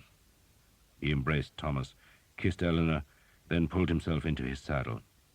His horse had a long blue trapper decorated with yellow hawks. He settled his right foot into its stirrup, gathered the reins, and pushed back his spurs. A track led north across a heath that was fragrant with thyme and fluttering with blue butterflies. Thomas, his helmet hanging from the saddle's pommel and the sword thumping at his side, rode towards the smoke, and Eleanor, who insisted on carrying his bow because she was an archer's woman, rode with him. They looked back from the low crest of the heath, but Sir Guillaume was already a half-mile westwards, not looking back, hurrying towards the Oriflamme. Sir Thomas and Eleanor rode on. The English marched east, ever further from the sea, searching for a place to cross the Seine, but every bridge was broken or else was guarded by a fortress. They still destroyed everything they touched. Their chevauchée was a line 20 miles wide, and behind it was a charred trail 100 miles long. Every house was burned and every mill destroyed. The folk of France fled from the army, taking their livestock and the newly gathered harvest with them, so that Edward's men had to range ever further to find food. Behind them was desolation, while in front lay the formidable walls of Paris. Some men thought the king would assault Paris. Others reckoned he would not waste his troops on those great walls, but instead attack one of the strongly fortified bridges that could lead him north of the river. Indeed, the army tried to capture the bridge at Melun, but the stronghold which guarded its southern end was too massive, and its crossbowmen were too many, and the assault failed.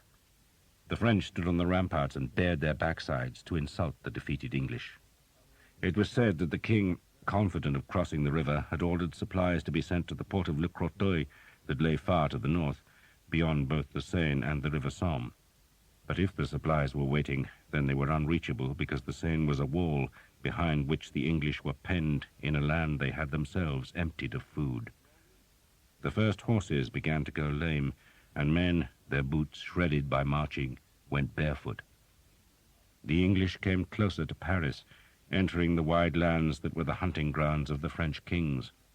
They took Philip's lodges and stripped them of tapestries and plate, and it was while they hunted his royal deer that the French king sent Edward a formal offer of battle. It was the chivalrous thing to do, and it would, by God's grace, end the harrowing of his farmlands. Sir Philip of Valois sent a bishop to the English, courteously suggesting that he would wait with his army south of Paris, and the English king graciously accepted the invitation, and so the French marched their army through the city and arrayed it among the vineyards on a hill crest by Bourg-la-Reine.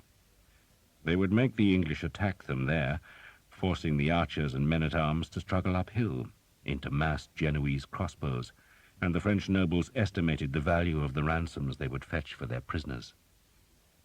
The French battle line waited, but no sooner had Philip's army settled in its positions than the English treacherously turned about and marched in the other direction, going to the town of Poissy, where the bridge across the Seine had been destroyed and the town evacuated. A few French infantrymen, poor soldiers armed with spears and axes, had been left to guard the northern bank, but they could do nothing to stop the swarm of archers, carpenters, and masons who used timbers ripped from the roofs of Poissy to make a new bridge on the 15 broken piers of the old. It took 2 days to repair the bridge, and the French were still waiting for their arranged battle among the ripening grapes at Bourg-la-Reine as the English crossed the Seine and started marching northwards.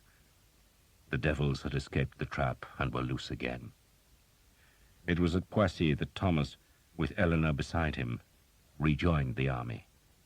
And it was there, by God's grace, that the hard times began.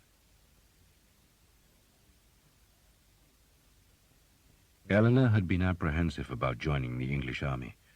"They won't like me because I'm French," she said. "The army's full of Frenchmen," Thomas had told her. "There are Gascons, Bretons, even some Normans, and half the women are French." "The archers' women?" she asked, giving him a wry smile. "But they are not good women." "Some are good, some are bad," Thomas said vaguely. "But you I shall make into a wife, and everyone will know you're special." If Eleanor was pleased, she showed no sign, but they were now in the broken streets of Poissy, where a rearguard of English archers shouted at them to hurry. The makeshift bridge was about to be destroyed, and the army's laggards were being chivied across its planks. The bridge had no parapets, and had been hurriedly made from whatever timbers the army had found in the abandoned town, and the uneven planking swayed and creaked and bent as Thomas and Eleanor led their horses onto the roadway. Eleanor's palfrey became so scared of the uncertain footing that it refused to move until Thomas put a blindfold over its eyes, and then, still shaking, it trod slowly and steadily across the planks, which had gaps between them, through which Thomas could see the river sliding. They were among the last to cross. Some of the army's wagons had been abandoned in Crécy, their loads distributed onto the hundreds of horses that had been captured south of the Seine. Once the last stragglers had crossed the bridge, the archers began hurling the planks into the river, breaking down the fragile link that had let the English escape across the river. Now King Edward hoped they would find new land to waste in the wide plains that lay between the Seine and the Somme, and the three battles spread into the 20-mile-wide line of the Chevauchés and advanced northwards, camping that night just a short march from the river. Thomas looked for the Prince of Wales's troops, while Eleanor tried to ignore the dirty, tattered and sun-browned archers, who looked more like outlaws than soldiers. They were supposed to be making their shelters for the coming night, but preferred to watch the women and call obscene invitations. "What are they saying?" Eleanor asked Thomas. "That you are the most beautiful creature in all France," he said. "You lie," she said, then flinched as a man shouted at her. "Have they never seen a woman before?" "Not like you. They probably think you're a princess." She scoffed at that, but was not displeased. There were, she saw, women everywhere. They gathered firewood while their men made the shelters, and most, Eleanor noted, spoke French. "There will be many babies next year," she said. "True." "They will go back to England?" she asked. "Some, perhaps." Thomas was not really sure. "Or they'll go to their garrisons in Gascony." "If I marry you," she asked, "will I become English?" "Yes," Thomas said. End of side 14. Side 15. It was getting late, and cooking fires were smoking across the stubble fields, though there was precious little to cook. Every pasture held a score of horses, and Thomas knew they needed to rest, feed, and water their own animals. He had asked many soldiers where the Prince of Wales's men could be found, but one man said west, another east. So in the dusk, Thomas simply turned their tired horses towards the nearest village, for he did not know where else to go. The place was swarming with troops, but Thomas and Eleanor found a quiet enough spot in the corner of a field where Thomas made a fire, while Eleanor, the black bow prominent on her shoulder to demonstrate that she belonged to the army, watered the horses in a stream. They cooked the last of their food, and afterwards sat under the hedge and watched the stars brighten above a dark wood. Voices sounded from the village where some women were singing a French song, and Eleanor crooned the words softly. "I remember my mother singing it to me," she said, plucking strands of grass that she wove into a small bracelet. "I was not his only bastard," she said ruefully. "There were two others I know of. One died when she was very small, and the other is now a soldier." "He's your brother?" "Half-brother." She shrugged. "I don't know him. He went away." She put the bracelet on her thin wrist. "Why do you wear a dog's paw?" she asked. "Because I'm a fool," he said, "and mock God."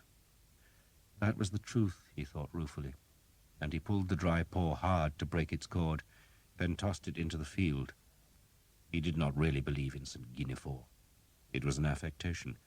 A dog would not help him recover the lance, and that duty made him grimace, for the penance weighed on his conscience and soul. "Do you really mock God?" Eleanor asked, worried.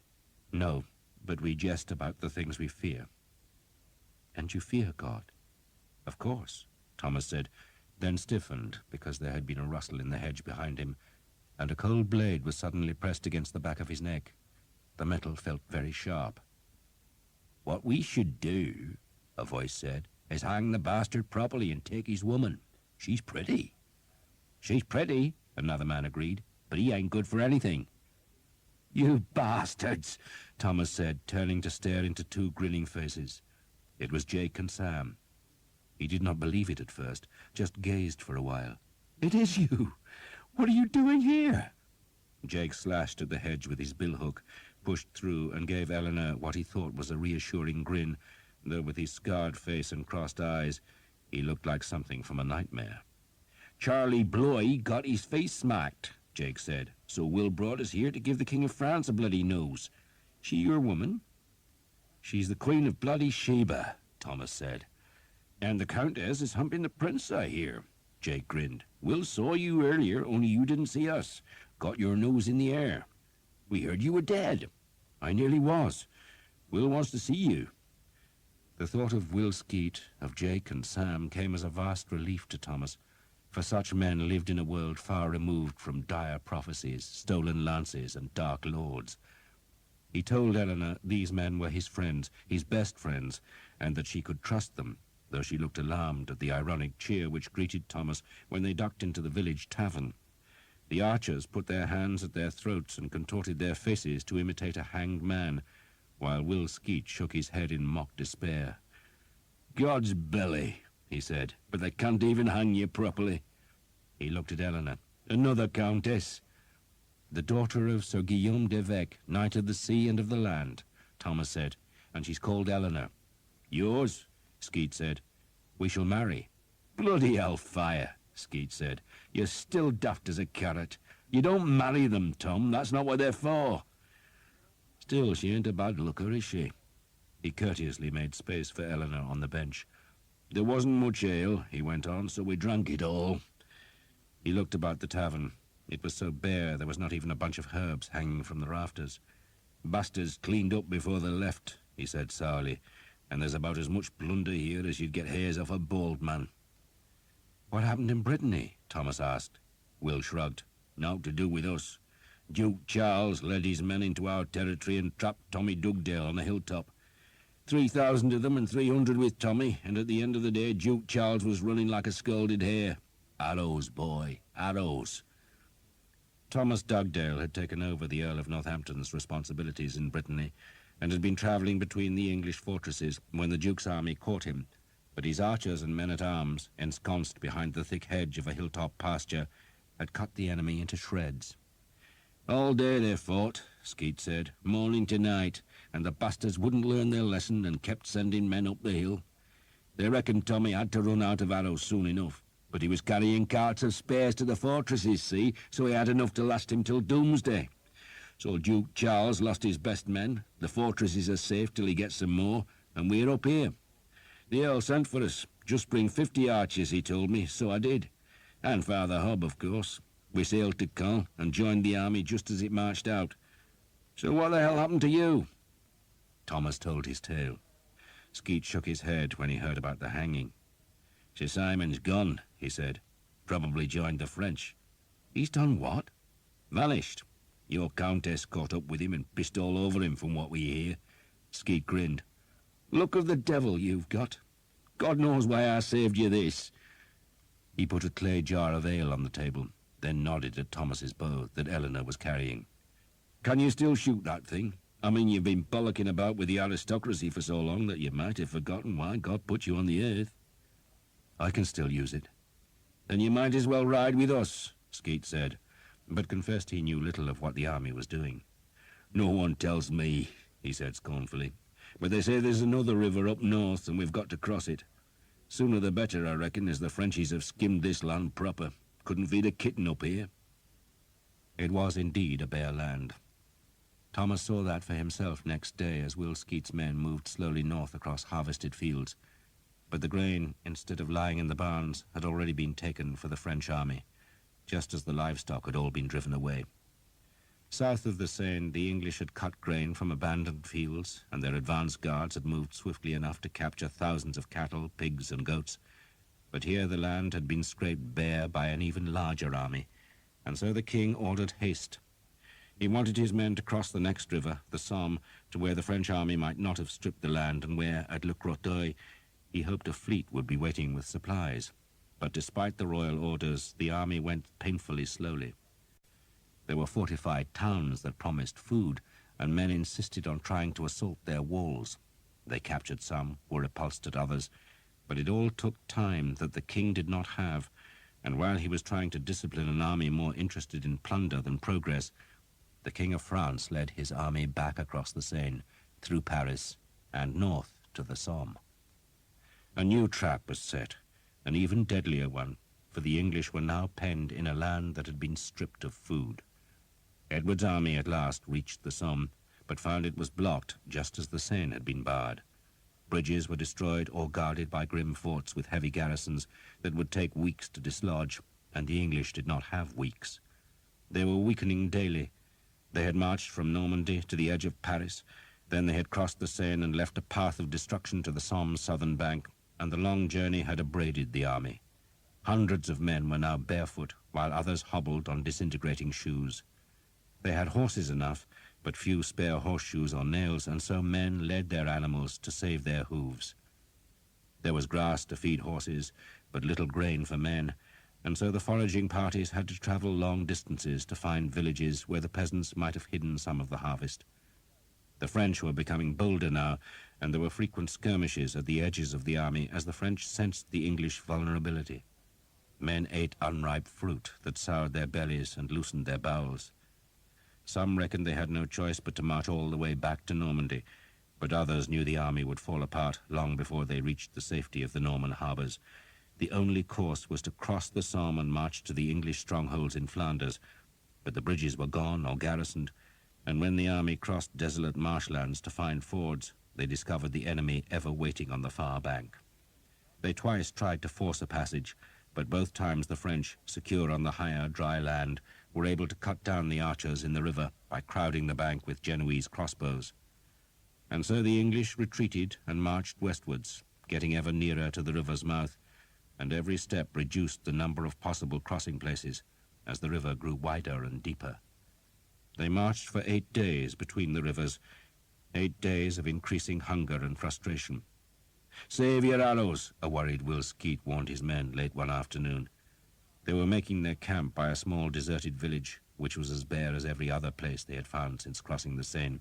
"We'll need every arrow we've got for a battle," Skeet went on, "and Christ knows we've none to waste." An hour later, when Thomas was searching a hedgerow for blackberries, a voice called from on high, "Thomas, get your evil bones up here!" Thomas turned to see Will Skeet on the small tower of the village church. He ran to the church, climbed the ladder, past a beam where a bell had hung till the villagers took it away to prevent the English from stealing it, then pulled himself through the hatch and onto the tower's flat roof, where a half-dozen men were crowded, among them the Earl of Northampton, who gave Thomas a very wry look. "I heard you were hanged." "I lived, my lord," Thomas said grimly. The Earl hesitated, wondering whether to ask if Sir Simon Jekyll had been the hangman, but there was no point in continuing that feud. Sir Simon had fled, and the Earl's agreement with him was void. He grimaced instead. "No one can kill a devil's whelp, eh?" he said, then pointed eastwards, and Thomas stared through the twilight and saw an army on the march. It was a long way off, on the far northern bank of the river that here flowed between vast reed beds, but Thomas could still see that the lines of horsemen, wagons, infantry, and crossbowmen were filling every lane and track of that distant bank.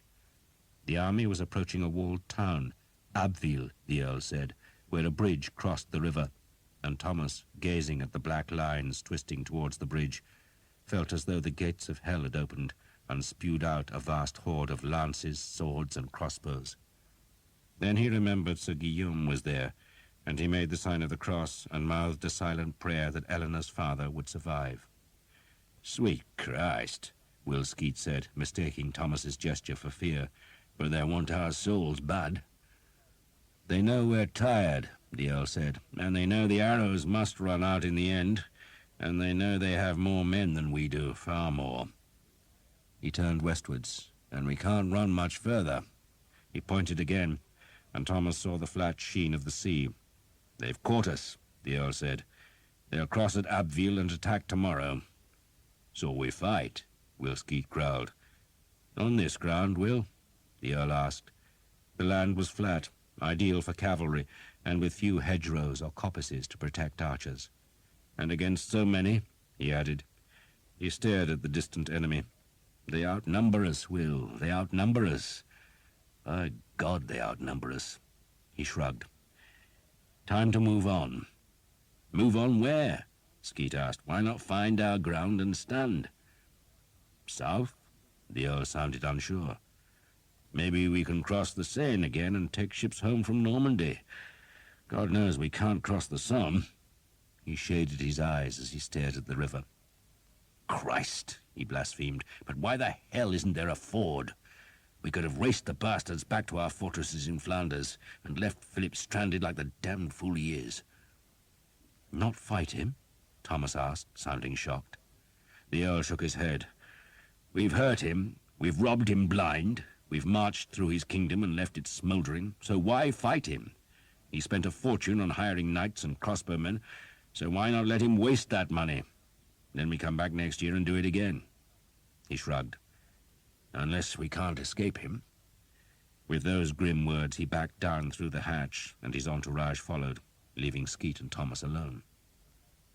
"The real reason they don't want to fight," Skeet said sourly when the Earl was safe out of earshot, "is that they're scared of being taken prisoner. A ransom can wipe out a family's fortune in the blink of an eye."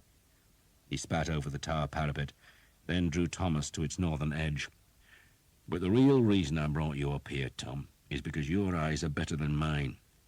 Can you see a village over there?" He pointed northwards. It took Thomas a while, but eventually he spotted a group of low roofs amidst the reeds.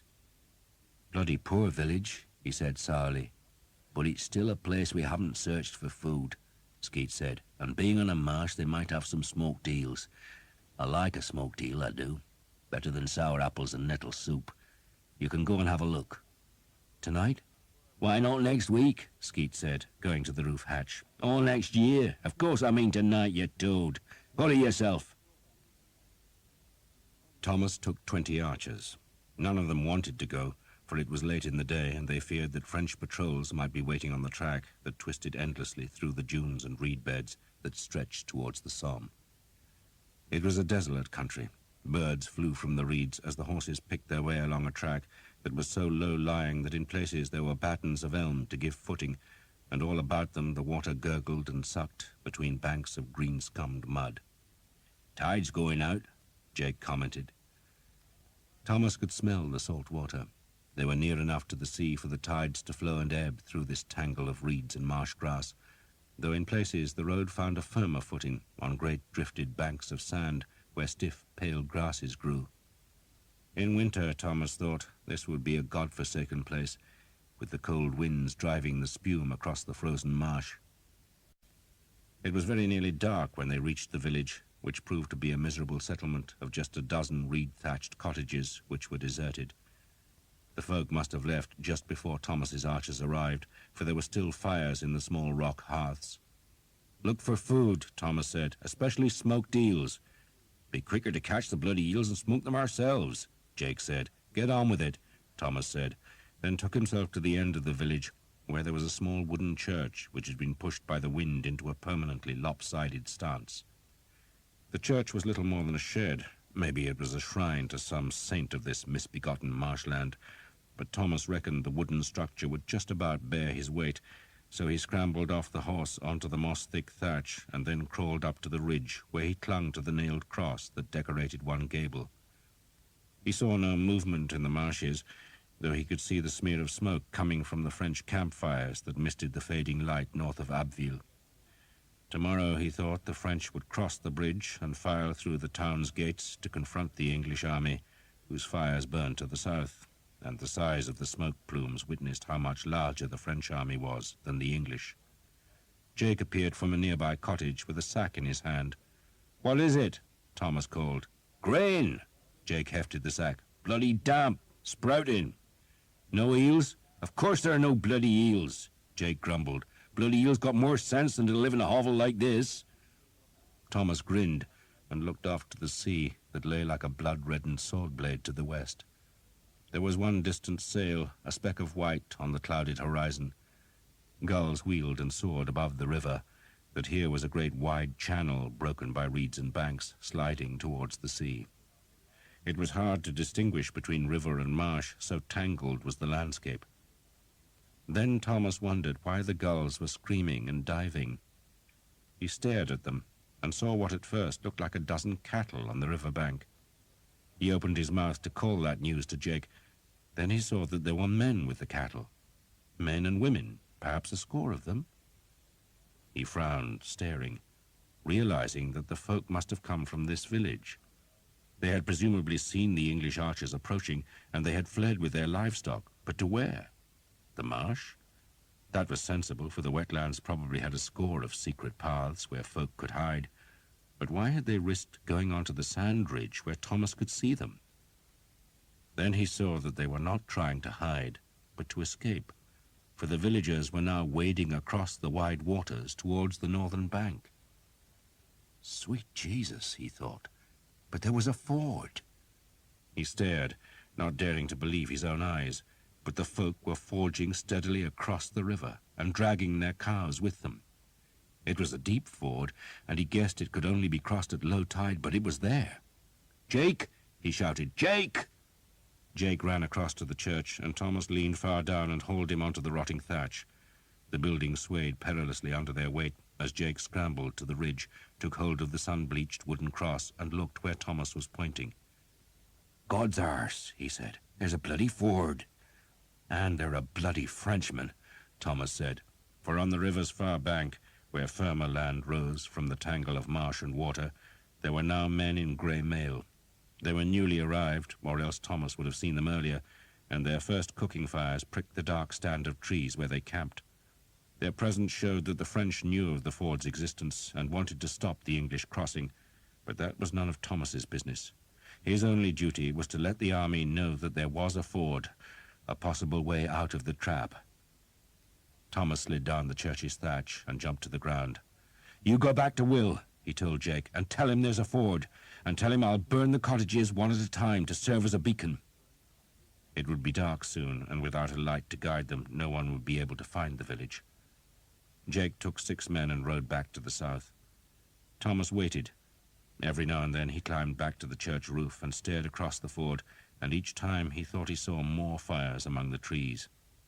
The French, he reckoned, had placed a formidable force there, and no wonder, for it was the last escape route, and they were blocking it. But Thomas still fired the cottages one by one to show the English where that escape might lie. The flames roared into the night, scattering sparks across the marshes. The archers had found some dried fish concealed in a hut wall, and that, with brackish water, was their supper. They were disconsolate, and no wonder. "We should have stayed in Brittany," one man said. "They're going to corner us," another suggested. He had made a flute from a dried reed and had been playing a melancholy air. "We've got arrows," a third man said. "Enough to kill all those bastards. Have to be enough."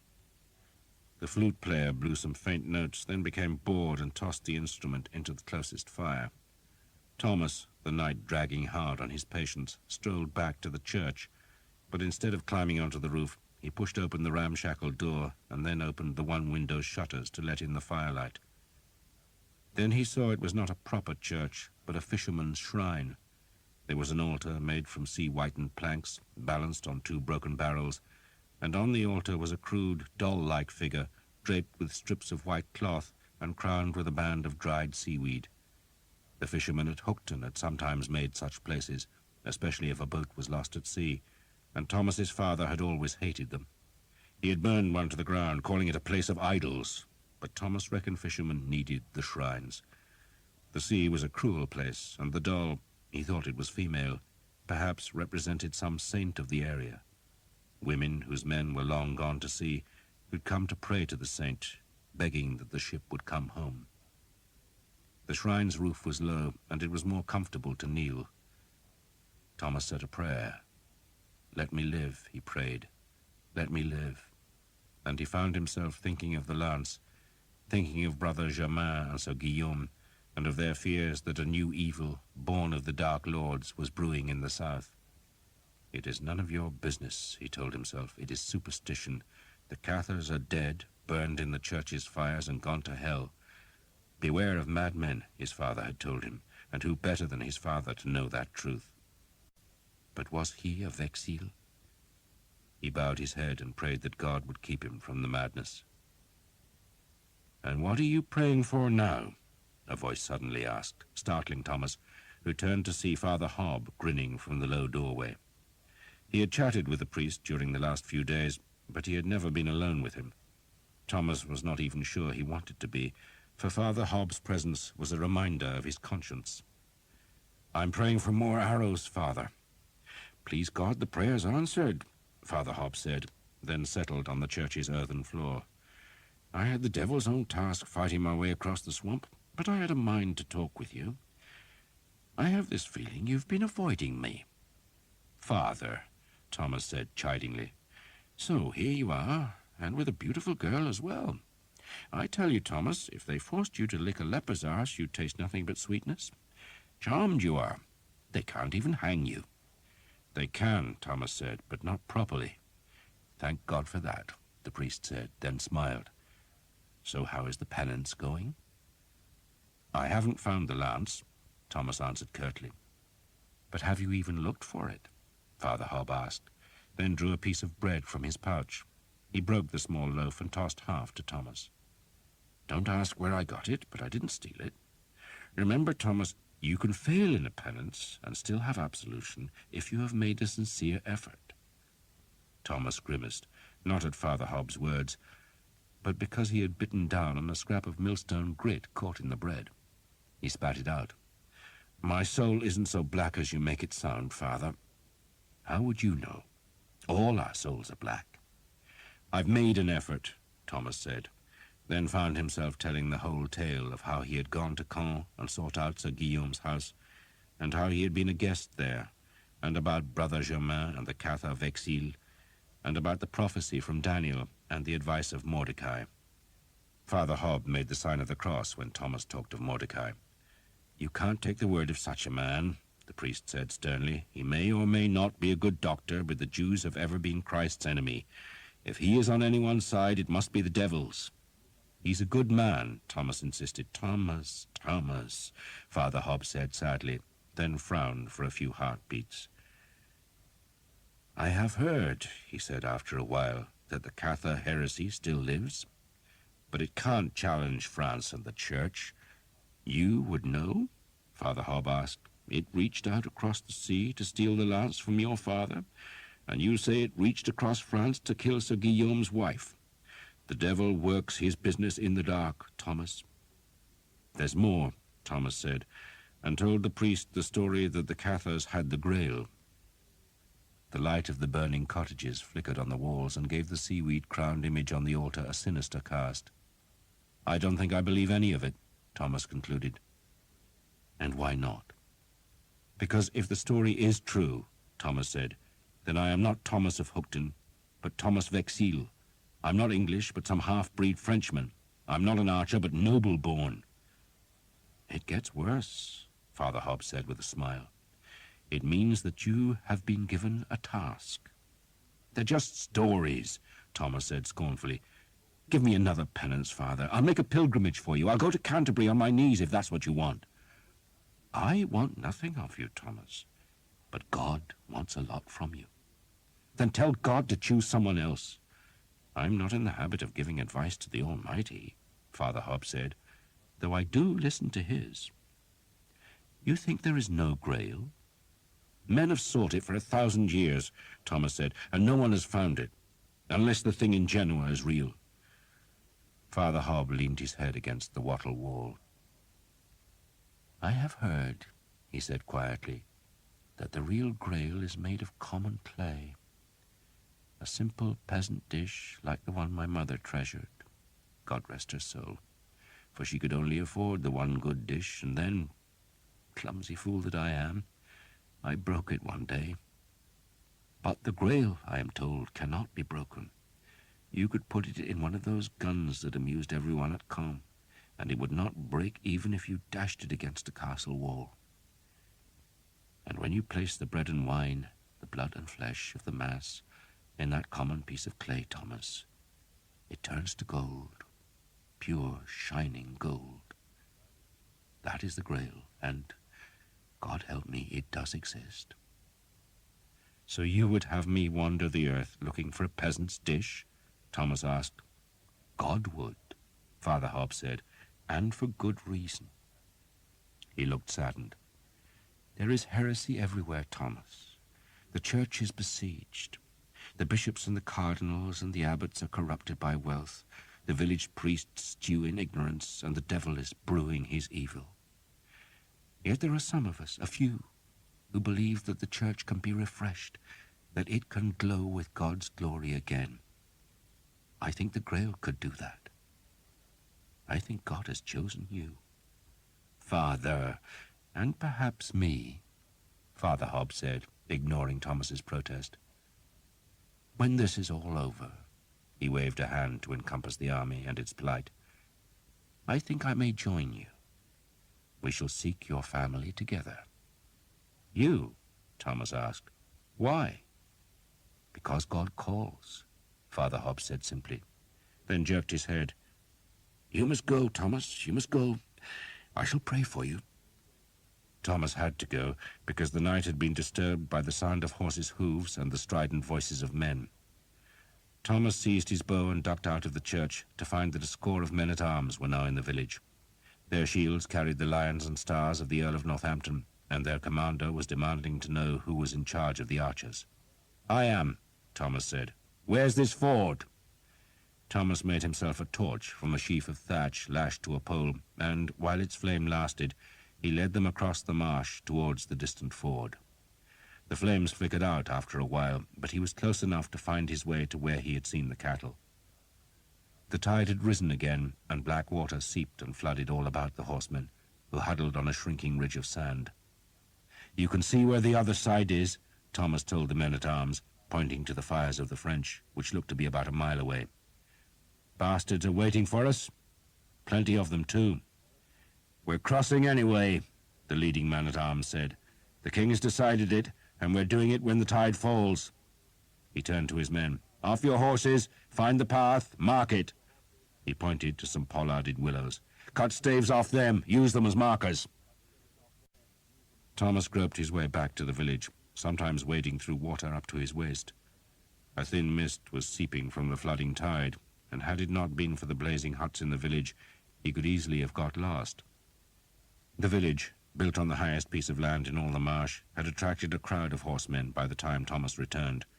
Archers and men-at-arms gathered there, and some had already pulled down the shrine to make fires from its timbers.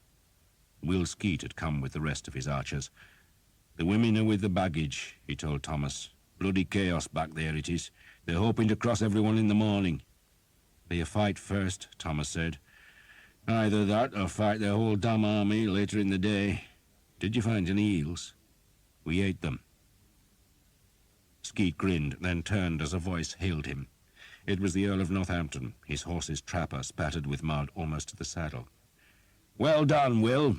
Well, me, my lord, it was this clever bastard. Skeet jerked a thumb at Thomas. Hanging did you good, eh? The Earl said, then watched as a file of men-at-arms climbed onto the village's sand ridge.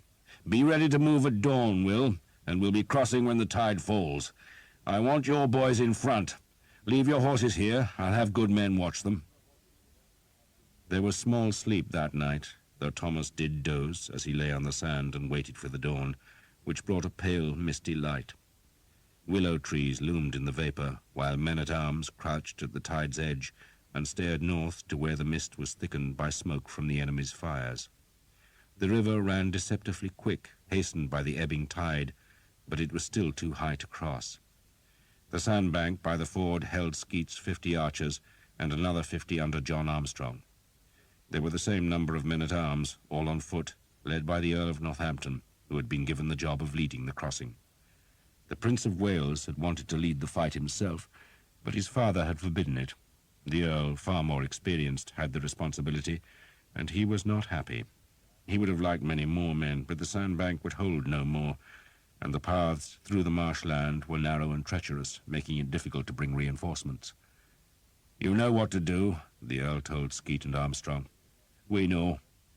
Maybe another 2 hours? The Earl was judging the fall of the tide. The 2 hours crept by, and the English could only stare through the thinning mist at the enemy, who formed their battle line at the ford's further side. The receding water let more men come to the sandbank, but the Earl's force was still pitifully small, perhaps 200 at most, while the French had double that number of men-at-arms alone.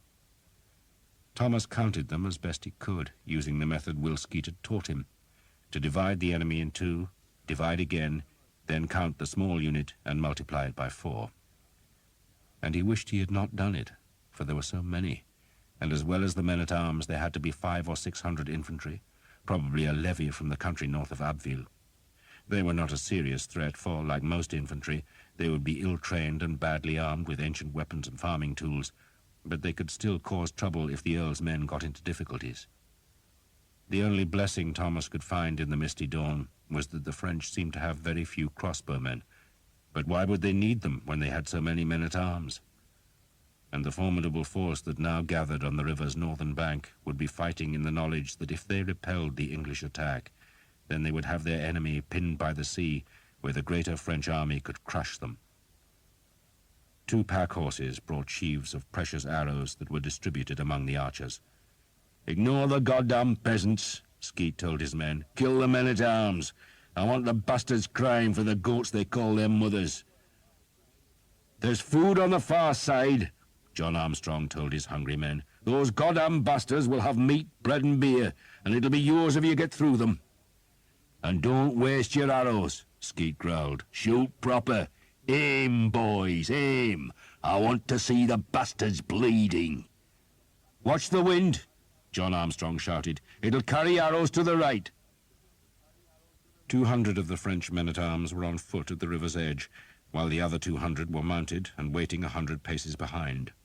The rabble of infantry was split into 2 vast lumps, one on each flank. The dismounted men-at-arms were there to stop the English at the water's edge, and the mounted men would charge if any did break through, while the infantry was present to give the appearance of numbers and to help in the massacre that would follow the French victory. The French must have been confident, for they had stopped every other attempt to ford the Somme. Except, at the other fords, the enemy had possessed crossbowmen, who had been able to keep the archers in deep water where they could not use their bows properly for fear of soaking the strings, and here there were no crossbows. The Earl of Northampton, on foot like his men, spat towards the river. "He should have left his foot soldiers behind and brought 1,000 Genoese," he remarked to Will Skeet. "We'd be in trouble then." "They'll have some crossbows," Skeet said. "Not enough, Will, not enough." The Earl was wearing an old helmet, one without any faceplate.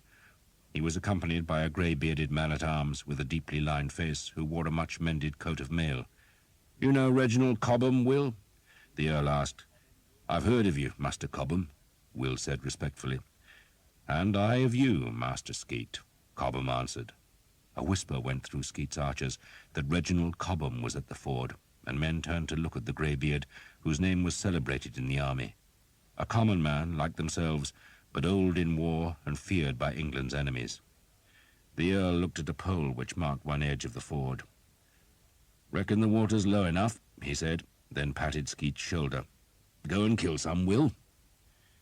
Thomas took one glance behind and saw that every dry spot of the marsh was now crowded with soldiers, horses and women. The English army had come into the lowlands, depending on the Earl to force the crossing. Off to the east, though none at the ford knew it, the main French army was filing across the bridge at Abbeville, ready to fall on the English rear. There was a brisk wind coming from the sea, bringing a morning chill and the smell of salt. Gulls called forlorn above the pale reeds. The river's main channel was a half-mile wide, and the 100 archers looked a puny force as they spread into a line and waded into the tide. Armstrong's men were on the left, Skeet's on the right, while behind them came the first of the Earl's men-at-arms. Those men-at-arms were all on foot, and their job was to wait till the arrows had weakened the enemy, then charge into the French with swords, axes, and falchions. The enemy had 2 drummers who began thumping their goatskins. Then a trumpeter startled birds from the trees where the French had camped. "Not the wind!"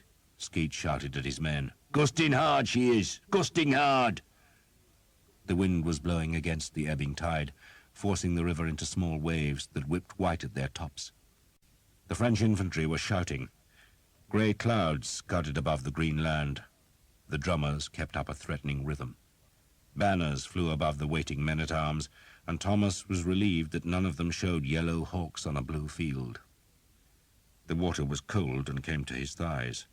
He held his bow high, watching the enemy, waiting for the first crossbow bolts to whip across the water. No bolts came. The archers were within long bowshot range now, but Will Skeet wanted them closer. A French knight on a black horse, caparisoned with a green and blue trapper, rode to where his comrades were on foot, then swerved off to one side and splashed into the river. "Silly bastard wants to make a name," Skeet said. "Jake, Dan, Peter, settle the bastard for me." The 3 bows were drawn back, and 3 arrows flew. The French knight was hurled back in his saddle, and his fall provoked the French to fury. They gave their war shout, "Montjoie, Saint-Denis!" and the men-at-arms came splashing into the river, ready to challenge the archers, who drew back their bows. "Hold hard!" Skeet shouted. "Hold hard! Closer! Get closer!" The drum beats were louder.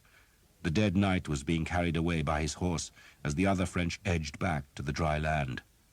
The water only reached to Thomas's knees now, and the range was shortening. 100 paces, no more, and Will Skeet was at last satisfied. "Start putting them down!" he shouted. The bow cords were drawn back to men's ears, then loosed. The arrows flew, and while the first flight was still whispering over the wind-flecked water, the second flight was released, and as the men put their third arrows on the strings, the first whipped home. The sound was of metal striking metal, like 100 light hammers tapping, and the French ranks were suddenly crouching with shields held high. "Pick your men!" Skeet shouted. "Pick your men!" He was using his own bow, shooting it infrequently, always waiting for an enemy to lower a shield before loosing an arrow. Thomas was watching the rabble of infantry to his right. They looked as though they were ready to make a wild charge, and he wanted to plant some arrows in their bellies before they reached the water. A score of French men-at-arms were dead or wounded, and their leader was shouting at the others to lock their shields. A dozen of the rearward men-at-arms had dismounted and were hurrying forward to reinforce the river bank. "Steady, boys, steady!" John Armstrong called. "Make the arrows count!" The enemy's shields were quilled with arrows. The French were relying on those shields that were thick enough to slow an arrow, and they were staying low, waiting for the arrows to run out or for the English men-at-arms to come close. Thomas reckoned some of the arrows would have driven clean through the shields to inflict wounds, but they were mostly wasted. He glanced back to the infantry and saw they were not moving yet. The English bows were firing less frequently, waiting for their targets, and the Earl of Northampton must have tired of the delay, or else he feared the turn of the tide, for he shouted his men forward. "St. George! St. George!" "Spread wide!" Will Skeet shouted, wanting his men to be on the flanks of the Earl's attack, so they could use their arrows when the French stood to receive the charge. But the water rapidly grew deeper as Thomas moved upstream, and he could not go as far as he wanted. "Kill them! Kill them!" The Earl was wading up to the bank now. "Keep ranks!" Reginald Cobham shouted. The French men-at-arms gave a cheer, for the proximity of the English charge meant the archer's aim would be blocked, though Thomas did manage to loose 2 arrows as the defenders stood and before the 2 groups of men-at-arms met at the river's edge with a clash of steel and shield. Men roared their war cries, Saint-Denis contending with St. George. "Watch right! Watch right!" Thomas shouted, for the peasant infantrymen had started forward, and he sent 2 arrows whistling at them. He was plucking shafts from the arrow bag as fast as he could. "Take the horsemen!" Will Skeet bellowed, and Thomas changed his aim to send an arrow over the heads of the fighting men at the French horsemen who were advancing down the bank to help their comrades. Some English horsemen had entered the ford now, but they could not ride to meet their French counterparts because the ford's northern exit was blocked by the wild melee of men-at-arms. Men slashed and hacked. Swords met axes, falchions split helmets and skulls. The noise was like the devil's blacksmith shop, and blood was swirling down tide in the shallows. An Englishman screamed as he was cut down into the water, then screamed again as 2 Frenchmen drove axes into his legs and trunk. The Earl was thrusting his sword in short, hard lunges, ignoring the hammer blows on his shield. "Close up! Close up!" Reginald Cobham shouted. A man tripped on a body, opening a gap in the English line, and 3 howling Frenchmen tried to exploit it, but were met by a man with a double-headed axe, who struck down so hard that the heavy blade split a helmet and skull from pate to neck. "Flank them! Flank them!" Skeet bellowed, and his archers waded closer to the shore to drive their arrows into the sides of the French formation. 200 French knights were fighting 80 or 90 English men-at-arms, a brawl of swords and shields and monstrous clangor. Men grunted as they swung. The two front ranks were locked together now, shields against shields, and it was the men behind who did the killing, swinging their blades over the front rank to kill the men beyond. Most of the archers were pouring arrows into the French flanks, while a few, led by John Armstrong, had closed up behind the men-at-arms to shoot into the enemy's faces. The French infantry, thinking the English charge stalled, gave a cheer and began to advance. "Kill them! Kill them!" Thomas shouted. He had used a whole sheaf of arrows, 24 shafts, and had only one sheaf more. He drew the bow back, released, drew again. Some of the French infantry had padded jackets, but they were no protection against the arrows. Sheer numbers were their best defense, and they screamed a wild war cry as they pounded down the bank. But then a score of English horsemen came from behind the archers, pushing through them to meet the mad charge. The mailed riders chopped hard into the infantry's front ranks, swords flailing left and right as the peasants hacked back. The horses bit at the enemy, and always kept moving so that no one could slash their hamstrings. A man-at-arms was hauled from his saddle and screamed terribly as he was chopped to death in the shallows. Thomas and his archers drove their arrows into the mob. More horsemen rode to help slaughter them, but still the wild rabble crowded the bank, and suddenly Thomas had no arrows left, and so he hung the bow round his neck, drew his sword, and ran to the river's edge. End of Side 15. Side 16. A Frenchman lunged at Thomas with a spear. He knocked it aside and brought the sword's tip flashing round to rip the man's gullet. Blood spilled, bright as dawn, vanishing into the river. He hacked at a second man. Sam, baby-faced Sam, was beside him with a billhook that he sliced into a skull. It stuck there, and Sam kicked the man in frustration, then took an axe from the dying enemy and, leaving his billhook in its victim, swung his new weapon in a great arc to drive the enemy back. Jake still had arrows and was shooting them fast. A splashing and a cheer announced the arrival of more mounted men-at-arms, who drove into the infantry with heavy lances. The big horses, trained to this carnage, rode over the living and dead, while the men-at-arms discarded the spears and started hacking with swords. More archers had come with fresh arrows and were shooting from the river's center. Thomas was on the bank now. The front of his mailed coat was red with blood, none of it his, and the infantry was retreating. Then Will Skeet gave a great shout that more arrows had come, and Thomas and his archers ran back into the river to find Father Hobb with a pack mule loaded with 2 panniers of arrow sheaves. "Do the Lord's work," Father Hobb said, tossing a sheaf to Thomas, who undid its binding and spilled the arrows into his bag. A trumpet sounded from the northern bank, and he whirled round to see that the French horsemen were riding to join the fight. "Put them down!" Skeet shouted. "Put those bastards down!" Arrows slashed and sliced at horses. More English men-at-arms were wading the river to thicken the Earl's force, and, inch by inch, yard by yard, they were making progress up the bank. But then the enemy horsemen drove into the melee with lances and swords. Thomas put an arrow through the mail covering a Frenchman's throat, drove another through a leather chanfron so that the horse reared and screamed and spilled its rider. "Kill! Kill! Kill!" The Earl of Northampton, bloodied from his helmet to his mailed boots, rammed the sword again and again. He was bone-tired and deafened by the crack of steel, but he was climbing the bank, and his men were pressed close about him. Cobham was killing with a calm certainty, years of experience behind every blow. English horsemen were in the melee now, using their lances over the heads of their compatriots to drive the enemy horses back, but they were also blocking the aim of the archers, and Thomas again hung his bow round his neck and drew his sword. "St. George! St. George!" The Earl was standing on grass now, out of the reeds, above the high water mark, and behind him, the river's edge, was a charnel house of dead men, wounded men, blood and screaming. Father Hobb, his cassock skirts hitched up to his waist, was fighting with a quarterstaff, ramming the pole into French faces. "In the name of the Father!" he shouted, and a Frenchman reeled back with a pulped eye. "And of the Son!" Father Hobb snarled as he broke a man's nose. "And of the Holy Ghost!" A French knight broke through the English ranks, but a dozen archers swarmed over the horse, hamstrung it, and hauled its rider down to the mud, where they hacked at him with axe, billhook, and sword. "Archers!" the Earl shouted. "Archers!" The last of the French horsemen had formed into a charge that threatened to sweep the whole ragged mess of brawling men, both English and French, into the river. But a score of archers, the only ones with arrows now, drove their missiles up the bank to bring the leading rank of horsemen down in a tangle of horses' legs and tumbling weapons. Another trumpet sounded, this one from the English side, and reinforcements were suddenly streaming over the ford and spurring up onto the higher ground. "They're breaking! They're breaking!" Thomas did not know who shouted that news, but it was true. The French were shuffling backwards. The infantry, their stomach for battle slaked by the deaths they had suffered, had already retreated. But now the French knights, the men-at-arms, were backing away from the fury of the English assault. "Just kill them!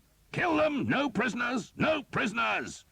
The Earl of Northampton shouted in French, and his men-at-arms, bloody and wet and tired and angry, shoved up the bank and hacked again at the French, who stepped another pace back.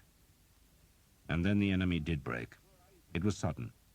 One moment the two forces were locked in grunting, shoving, hacking battle, and then the French were running, and the ford was streaming with mounted men-at-arms, who crossed from the southern bank to pursue the broken enemy.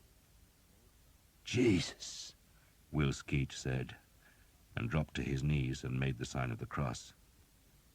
A dying Frenchman groaned nearby, but Skeet ignored him. "Jesus," he said again. "You got any arrows, Tom?" "2 left." "Jesus." Skeet looked up. There was blood on his cheeks. "Those bastards," he said vengefully. He was speaking of the newly arrived English men-at-arms who crashed past the remnants of the battle to harry the fleeing enemy. "Those bastards. They get into their camp first, don't they? They'll take all the bloody food." But the ford was taken. The trap was broken, and the English were across the Somme. Part 3. Crécy. The whole English army had crossed before the tide rose again. Horses, wagons, men and women, they all crossed safe, so that the French army, marching from Abbeville to trap them, found the corner of land between the river and the sea empty. All next day the armies faced each other across the ford. The English were drawn up for battle, with their 4,000 archers lining the river's bank, and behind them 3 great blocks of men-at-arms on the higher ground. But the French, strung out on the paths to the ford, were not tempted to force the crossing. A handful of their knights rode into the water and shouted challenges and insults, but the king would not let any English knight respond, and the archers, knowing they must conserve their arrows, endured the insults without responding. "Let the bastards shout," Will Skeet growled. "Shouting never hurt a man yet." He grinned at Thomas. "Depends on the man, of course. Upset Sir Simon, didn't it?" "He was just a bastard." "No, Tom," Skeet corrected him. "You're the bastard, and he was a gentleman." Skeet looked across at the French, who showed no sign of trying to contest the ford. "Most of them are all right," he went on, evidently talking of knights and nobles. "Once they've fought with the archers for a while, they learn to look after us, on account of us being the mucky bastards what keeps them alive. But there's always a few goddamn idiots. Not our Billy, though." He turned and looked at the Earl of Northampton, who was pacing up and down by the shallows, itching for the French to come and fight. "He's a proper gentleman. Knows how to kill the goddamn French." Next morning the French were gone, the only sign of them the white cloud of dust hanging over the road, which was taking their huge army back to Abbeville. The English went north, slowed by hunger and the lame horses that men were reluctant to abandon.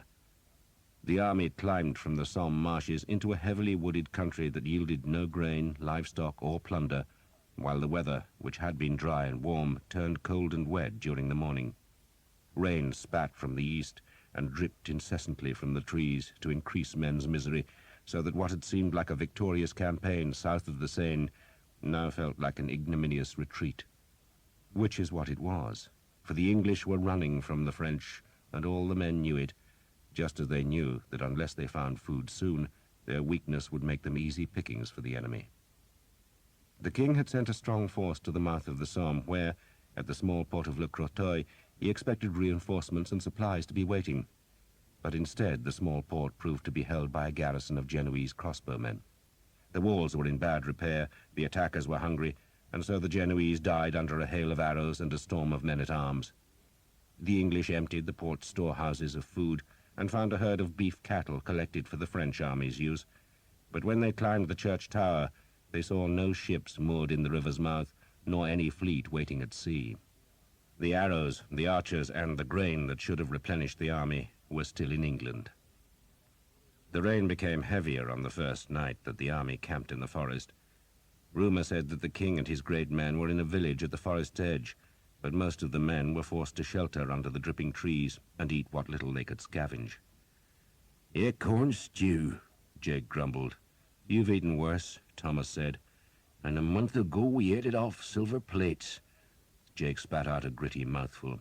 "So why don't we bloody fight the bastards?" "Because they're too many," Thomas said wearily. "Because we've only so many arrows. Because we're worn out." The army had marched itself into the ground. Jake, like a dozen other of Will Skeet's archers, had no boots anymore. The wounded limped because there were not enough carts, and the sick were left behind if they could not walk or crawl. The living stank. Thomas had made Eleanor and himself a shelter from boughs and turf. It was dry inside the little hut, where a small fire spewed a thick smoke. "What happens to me if you lose?" Eleanor asked him. "We won't lose," Thomas said, though there was little conviction in his voice. "What happens to me?" she asked again. "You thank the Frenchmen who find you," he said, "and tell them you were forced to march with us against your will. Then you send for your father." Eleanor thought about those answers for a while, but did not look reassured. She had learned in Caen how men after victory are not amenable to reason, but slaves to their appetites. She shrugged. "And what happens to you?" "If I live," Thomas shook his head, "I'll be a prisoner. They send us to the galleys in the south, I hear, if they let us live." "Why shouldn't they?" "They don't like archers.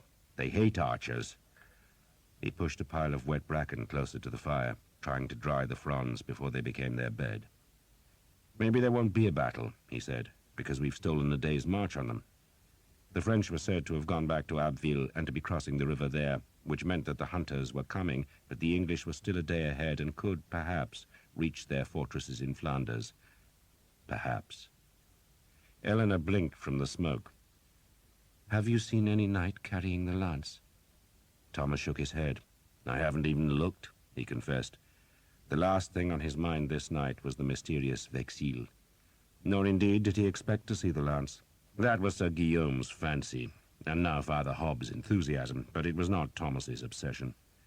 Staying alive and finding enough to eat were what consumed him. "Thomas!" Will Skeet called from outside. Thomas pushed his head through the hut opening to see a cloaked figure was standing next to Skeet. "I'm here," he said. "You've got company," Skeet said sourly, turning away. The cloaked figure stooped to enter the hut, and, to Thomas's surprise, it was Jeanette. "I shouldn't be here," she greeted him, pushing into the smoky interior, where, throwing the hood from her hair, she stared at Eleanor. "Who's that?" "My woman," Thomas spoke in English. "Tell her to go," Jeanette said in French. "Stay here," Thomas told Eleanor. "This is the Countess of Armorica." Jeanette bridled when Thomas contradicted her, but did not insist that Eleanor left.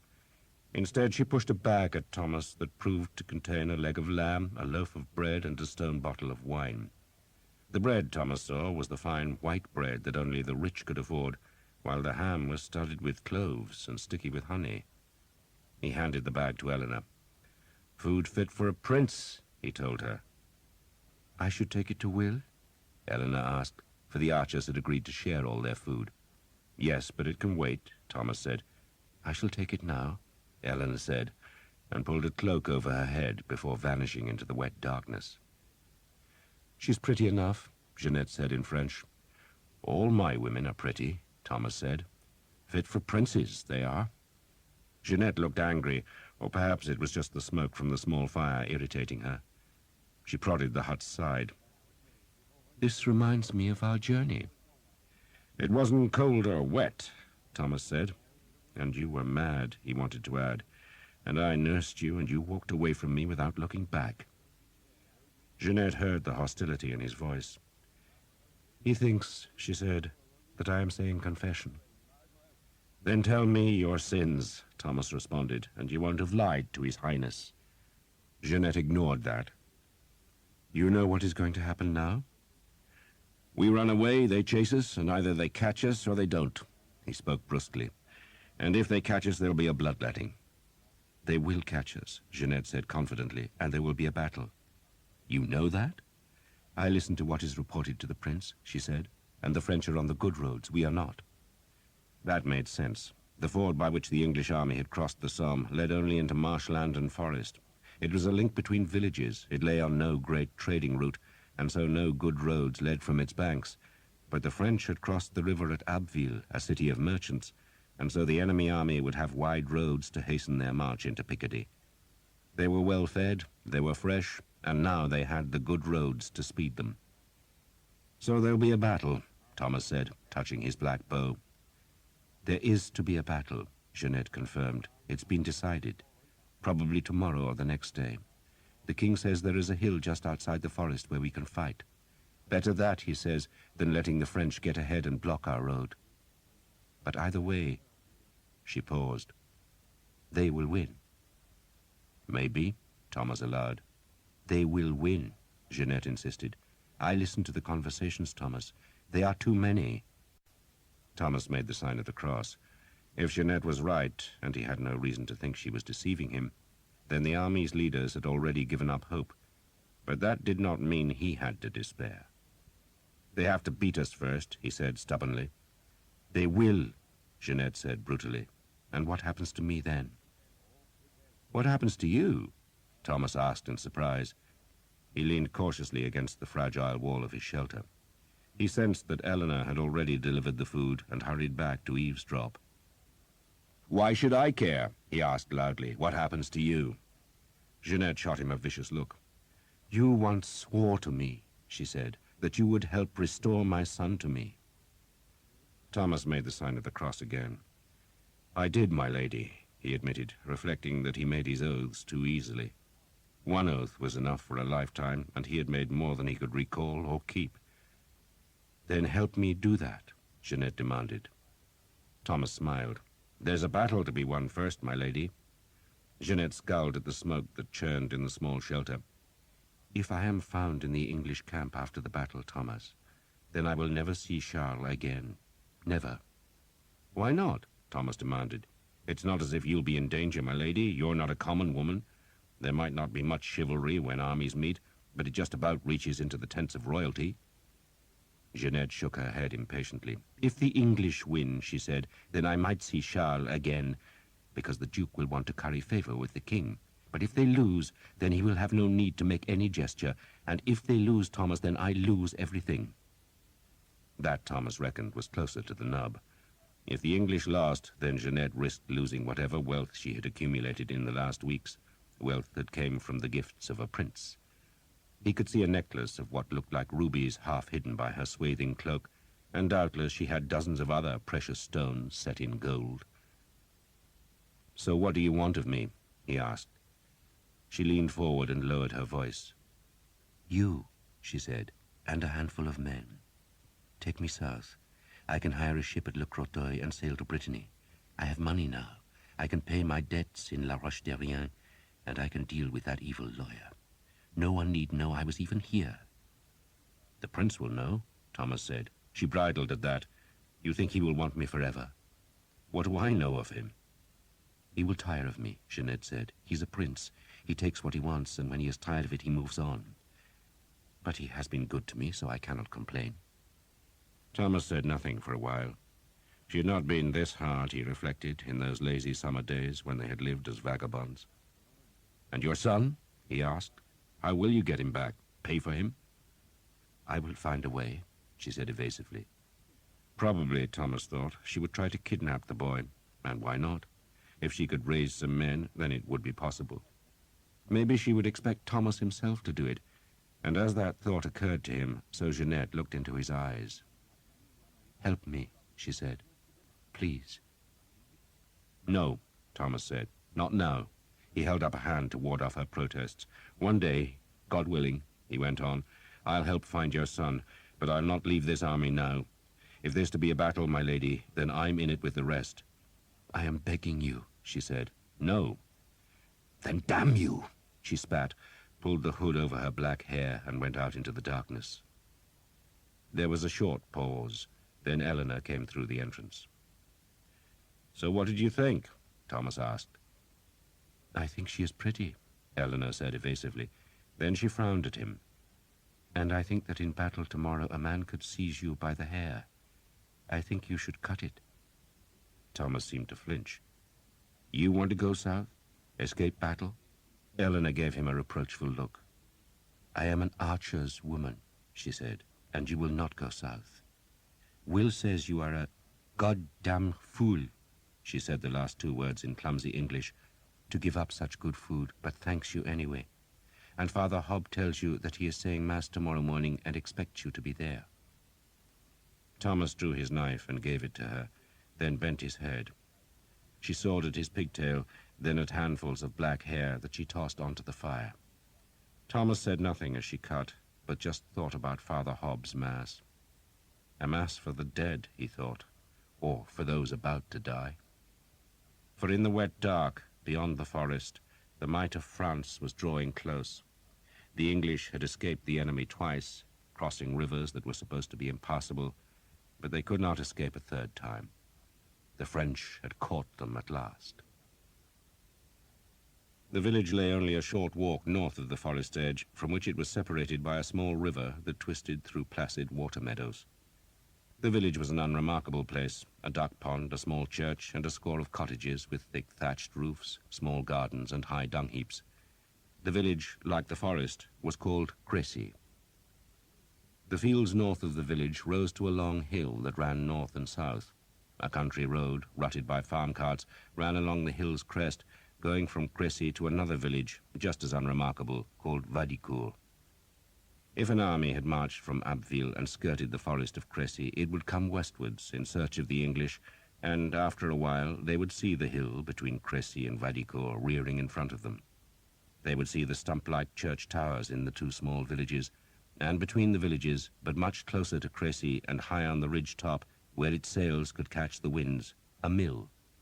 The slope facing the French was long and smooth, untroubled by hedge or ditch, a playground for knights on horseback. The army was woken before dawn. It was a Saturday, the 26th of August, and men grumbled at the unseasonable chill. Fires were stirred to life, reflecting flame light from the waiting mail and plate armor. The village of Crécy had been occupied by the king and his great lords, some of whom had slept in the church, and those men were still arming themselves when a chaplain of the royal household came to say a mass. Candles were lit, a handbell sounded, and the priest, ignoring the clank of armor that filled the small nave, called on the help of St. Zephyrinus, St. Gillicinus, and both the saints called Genesius, all of whom had their feasts on this day. And the priest also sought aid from little Sir Hugh of Lincoln, a child who had been murdered by the Jews on this same day nearly 200 years before. The boy, who was said to have shown a remarkable piety, had been found dead, and no one understood how God could have allowed such a paragon to be snatched from earth so young. But there were Jews in Lincoln, and their presence had provided a convenient answer. The priest prayed to them all. St. Zephyrinus, he prayed, "Give us victory." St. Gillicinus, he pleaded, "Be with our men." St. Genesius, "Look after us." And St. Genesius, "Give us strength." Little Sir Hugh, he begged, "Thou child in God's arms, intercede for us." "Dear God," he prayed, "in thy great mercy, spare us." The knights came to the altar in their linen shirts to receive the sacraments. In the forest, the archers knelt to other priests. They made confession and took the dry, stale bread that was the body of Christ. They made the sign of the cross. No one knew there was to be a battle that day, but they sensed the campaign had come to its end, and they must either fight today or the next. "Give us enough arrows," the archers prayed, "and we shall make the earth red." And they held their yew staves towards the priests, who touched the bows and said prayers over them. Lances were unwrapped. They had been carried on pack horses or wagons, and had hardly been used in the campaign, but the knights all dreamed of a proper battle of swirling horsemen, punctuated by the shock of lances striking shields. The older and wiser men knew they would fight on foot, and that their weapons would mostly be swords or axes or falchions. But still the painted lances were taken from their cloth or leather coverings that protected them from being dried by the sun or warped by rain. "We can use them as pikes," the Earl of Northampton suggested. Squires and pages armed their knights, helping them with the heavy coats of leather, mail, and plate. Straps were buckled tight. Destriers were brushed with straw, while the smiths dragged sharpening stones down the sword's long blades. The king, who had begun arming himself at 4 in the morning, knelt and kissed a reliquary which contained a feather from the wing of the angel Gabriel, and, when he had crossed himself, told the priest to carry the reliquary to his son. Then, with a golden crown surrounding his helmet, he was helped up onto a grey mare and rode north from the village. It was dawn, and the ridge between the two villages was empty. The mill, its linen sails neatly furled and tethered, creaked in the wind that stirred the long grasses where hares grazed, but now cocked their ears and raced away as the horsemen climbed the track to the mill. The king led, mounted on the mare, that was swathed in a trapper bright with the royal arms. The scabbard of his sword was red velvet and encrusted with golden fleur-de-lis, while the hilt was decorated with a dozen great rubies. He carried a long white staff and had brought a dozen companions and a score of knights as escorts, but as his companions were all great lords, then they were duly followed by their entourages, so that close to 300 men trailed up the winding track. The higher a man's rank, the closer he rode to the king, while the pages and squires were at the back, where they tried to hear the conversation of their betters. A man-at-arms dismounted and went into the mill. He climbed the ladders, opened the small door that gave access to the sails, and there straddled the axle as he peered eastwards. "See anything?" the king called up cheerfully, but the man was so overcome by being addressed by his king that he could only shake his head dumbly. The sky was half covered in clouds, and the country looked dark. From the mill's height, the man-at-arms could see down the long slope to the small fields at its foot, then up another slope to a wood. An empty road ran eastwards beyond the wood. The river, filled with English horses being watered, twisted grey on the right to mark the forest's edge. The king, his visor jammed up against the crown's frontal, stared at the same view. A local man, discovered hiding in the forest, had confirmed that the road from Abbeville came from the east, which meant that the French must cross the small fields at the foot of the slope if they were to make a frontal attack on the hill. The fields had no hedges, merely shallow ditches that would offer no obstacle to a mounted knight. "If I was Philip," the Earl of Northampton suggested, "I'd ride round our north flank, sire." "You're not Philip, and I thank God you're not," Edward of England said. "He's not clever." "And I am?" The Earl sounded surprised. "You are clever at war, William," the king said. He stared down the slope for a long time. "If I was Philip," he said at last, "I would be mightily tempted by those fields." He pointed to the foot of the slope. "Especially if I saw our men waiting on this hill." The long green slope of the open pasture land was perfect for a cavalry charge. It was an invitation for lances and glory, a place made by God for the lords of France to tear an impudent enemy to ragged shreds. "The hill's steep, sire," the Earl of Warwick warned. "I warrant it won't look so from the foot," the king said, then turned his horse and spurred northwards along the ridge. The mare trotted easily, revelling in the morning air.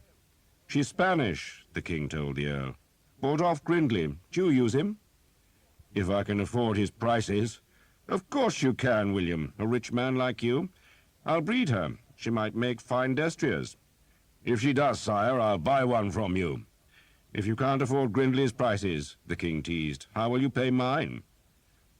He spurred the mare into a canter, his plate armor clanking, and the long train of men hurried after him along the track which led north on the ridge's summit. Green shoots of wheat and barley, doomed to die in the winter, grew where the grains had fallen from the carts carrying the harvest to the mill. The king stopped at the ridge's end, just above the village of Vadicourt, and stared northwards. His cousin was right, he thought. Philip should march into that empty countryside and cut him off from Flanders. The French, if they did but know it, were the masters here. Their army was larger, their men fresher, and they could dance rings about their tired enemy until the English were forced to a desperate attack or were trapped in a place that offered them no advantage. But Edward knew better than to let every fear prey on his mind. The French were also desperate. They had suffered the humiliation of watching an enemy army wreak havoc across their land, and they were in no mood to be clever. They wanted revenge. Offer them a chance, he reckoned, and the odds were good that they would snatch at it. And so the king dismissed his fears and rode down into the village of Vadicourt. A handful of the villagers had dared to stay, and those folk, seeing the golden crown encircling the king's helmet and the silver curb chains on his mare, went onto their knees. "We mean you no harm," the king called airily. But by morning's end he knew their houses would have been ransacked thoroughly. He turned southwards again, riding along the ground at the foot of the ridge. The valley's turf was soft, but not treacherous. A horse would not flounder here. A charge would be possible, and, better still, just as he had reckoned, the hill did not look so steep from this angle. It was deceptive. The long stretch of rising grass looked gentle even, though in truth it would sap the horses' lungs by the time they reached the English men-at-arms, if they ever did reach them. "How many arrows do we have?" he asked every man in earshot. 1,200 sheaves, the Bishop of Durham said. 2 carts full, the Earl of Warwick answered. 860 sheaves, the Earl of Northampton said. There was silence for a while. "The men have some themselves?" the king asked. "Perhaps a sheaf apiece," the Earl of Northampton said gloomily. "It will just have to be enough," the king said bleakly. He would have liked twice as many arrows, but then he would have liked a lot of things. He could have wished for twice as many men, and a hill twice as steep, and an enemy led by a man twice as nervous as Philip of Valois, who, God knows, was nervous enough anyway. But it was no good wishing. He had to fight and win. He frowned at the southern end of the ridge where it fell away to the village of Crécy. That would be the easiest place for the French to attack, and the closest, too, which meant the fight would be hard there. "Guns, William," he said to the Earl of Northampton. "Guns, sire? We'll have the guns on the flanks. Bloody things have to be useful sometime." "We could roll the things down the hill, sire, perhaps. Maybe crush a man or two." The king laughed and rode on. "Looks like rain." "It should hold off for a while," the Earl of Warwick answered. "And the French may hold off too, sire." "You think they won't come, William?" The Earl shook his head. "They'll come, sire, but it'll take them time, a lot of time. We might see their vanguard by noon, but their rear guard will still be crossing the bridge in Abbeville. I'll wager they'll wait till tomorrow morning to make a fight." "Today or tomorrow," the king said carelessly. "It's all the same." "We could march on," the Earl of Warwick suggested. "And find a better hill?" The king smiled. He was younger and less experienced than many of the earls, but he was also the king, and so the decision must rest with him. He was, in truth, filled with doubts, but knew that he must look confident. He would fight here. He said as much, and said it firmly. "We fight here," the king said again, staring up the slope. He was imagining his army there, seeing it as the French would see it, and he knew his suspicion was right, that the lowest part of the ridge, close to Crécy, would be the dangerous ground. That would be his right flank, close under the mill. "My son will command on the right," he said, pointing, "and you, William, will be with him." "I will, sire," the Earl of Northampton agreed. "And you, my lord, on the left," the king said to the Earl of Warwick. "We shall make our line 2/3 of the way up the hill, with archers in front and on the flanks." "And you, sire?" the Earl of Warwick asked. "I shall be at the mill," the king said, then urged his horse up the hill. He dismounted 2/3 of the way up the slope and waited for a squire to take the mare's reins. Then he began the morning's real work. He paced along the hill, marking places by prodding the turf with his white staff and instructing the lords who accompanied him that their men would be here or there, and those lords sent men to summon their commanders so that when the army marched to the long green slope, they would know where to go. "Bring the banners here," the king ordered, "and place them where the men are to assemble." He kept his army in the 3 battles that had marched all the way from Normandy. 2, the largest, would make a long, thick line of men-at-arms, stretching across the upper reaches of the slope. "They'll fight on foot," the king ordered, confirming what every man had expected, though one or two of the younger lords still groaned, for there was more honor to be gained by fighting from horseback. But Edward cared more about victory than honor. He knew only too well that if his men-at-arms were mounted, then the fools would make a charge as soon as the French attacked, and his battle would degenerate into a brawl at the hill's foot that the French must win because they had the advantage of numbers. But if his men were on foot, then they could not make a crazed charge against horsemen, but must wait behind their shields to be attacked. "The horses are to be kept at the rear beyond the ridge," he commanded. He himself would command the third and smallest battle on the ridge's summit, where it would be a reserve. "You will stay with me, my Lord Bishop," the king told the Bishop of Durham. The bishop, armored from nape to toes and carrying a massive spiked mace, bridled. "You will deny me a chance to break French heads, sire?" "I shall let you weary God with your prayers instead," the king said, and his lords laughed. "And our archers," the king went on, "will be here, and here, and here." He was pacing the turf and ramming the white staff into the grass every few paces. He would cover his line with archers and mass more at the two flanks. The archers, Edward knew, were his one advantage. Their long, white-fledged arrows would do murder in this place that invited the enemy horsemen into the glorious charge. "Here," he stepped on and gouged the turf again, "and here." "You want pits, sire?" the Earl of Northampton asked. "As many as you like, William," the king said. The archers, once they were gathered in their groups all along the face of the line, would be told to dig pits in the turf some yards down the slope. The pits did not have to be large, just big enough to break a horse's leg if it did not see the hole. Make enough pits, and the charge must be slowed and thrown into disarray. "And here," the king had reached the southern end of the ridge, "we'll park some empty wagons. Put half the guns here and the other half at the other end. And I want more archers here."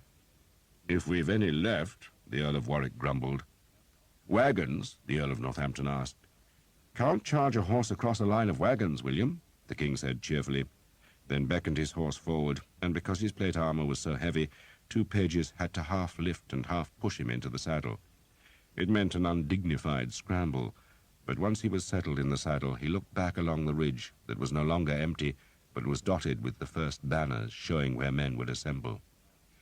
In an hour or two, he thought, his whole army would be here to lure the French into the archers' arrows. He wiped the earth from the butt of the staff, then spurred his horse towards Crécy. "Let's see if there's any food," he said. The first flags fluttered on the empty ridge. The sky pressed grey across distant fields and woods. Rain fell to the north, and the wind felt cold. The eastern road, along which the French must come, was deserted still. The priests prayed. "Take pity on us, O Lord, in thy great mercy. Take pity on us." The man who called himself the Harlequin was in the woods on the hill that lay to the east of the ridge that ran between Crécy and Vadicourt.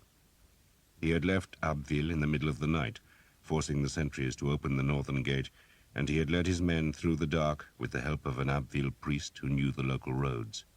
Then, hidden by beeches, he had watched the King of England ride and walk the far ridge. Now the king was gone, but the green turf was speckled with banners, and the first English troops were straggling up from the village. "They expect us to fight here," he remarked. "It's as good a place as any," Sir Simon Jekyll observed grumpily. He did not like being roused in the middle of the night. He knew that the strange black-clad man who called himself the Harlequin had offered to be a scout for the French army, but he had not thought that all the Harlequin's followers would be expected to miss their breakfast and grope through a black and empty countryside for 6 cold hours. "It's a ridiculous place to fight," the Harlequin responded. "They will line the hill with archers, and we will have to ride straight into their points. What we should do is go round their flank." He pointed to the north. "Tell His Majesty that," Sir Simon said spitefully. "I doubt he will listen to me." The Harlequin heard the scorn, but did not rise to it. "Not yet. When we have made our name, then he will listen." He patted his horse's neck. "I have only faced English arrows once, and then it was merely a single archer. but I saw an arrow go clean through a mail coat." "I've seen an arrow go through 2 inches of oak," Sir Simon said. 3 inches, Henry Colley added. He, like Sir Simon, might have to face those arrows today, but he was still proud of what English weapons could do.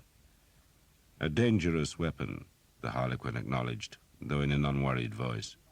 He was ever unworried, always confident, perpetually calm, and that self-control irritated Sir Simon, though he was even more annoyed by the Harlequin's faintly hooded eyes, which, he realized, reminded him of Thomas of Hookton. He had the same good looks, but at least Thomas of Hookton was dead, and that was one less archer to face this day. "But archers can be beaten," the Harlequin added. Sir Simon reflected that the Frenchman had faced one archer in his whole life, yet had already worked out how to beat them. "How?" "You told me how," the Harlequin reminded Sir Simon. "You exhaust their arrows, of course. You send them lesser targets, let them kill peasants, fools, and mercenaries for an hour or two, then release your main force. What we shall do," he turned his horse away, "is charge with the second line. It does not matter what orders we receive. We shall wait till the arrows are running out. Who wants to be killed by some dirty peasant? No glory there, Sir Simon." That, Sir Simon acknowledged, was true enough. He followed the Harlequin to the further side of the beechwood, where the squires and servants waited with the pack-horses. 2 messengers were sent back with news of the English dispositions, while the rest dismounted and unsaddled their horses. There was time for men and beasts to rest and feed, time to don the battle armor, and time for prayer.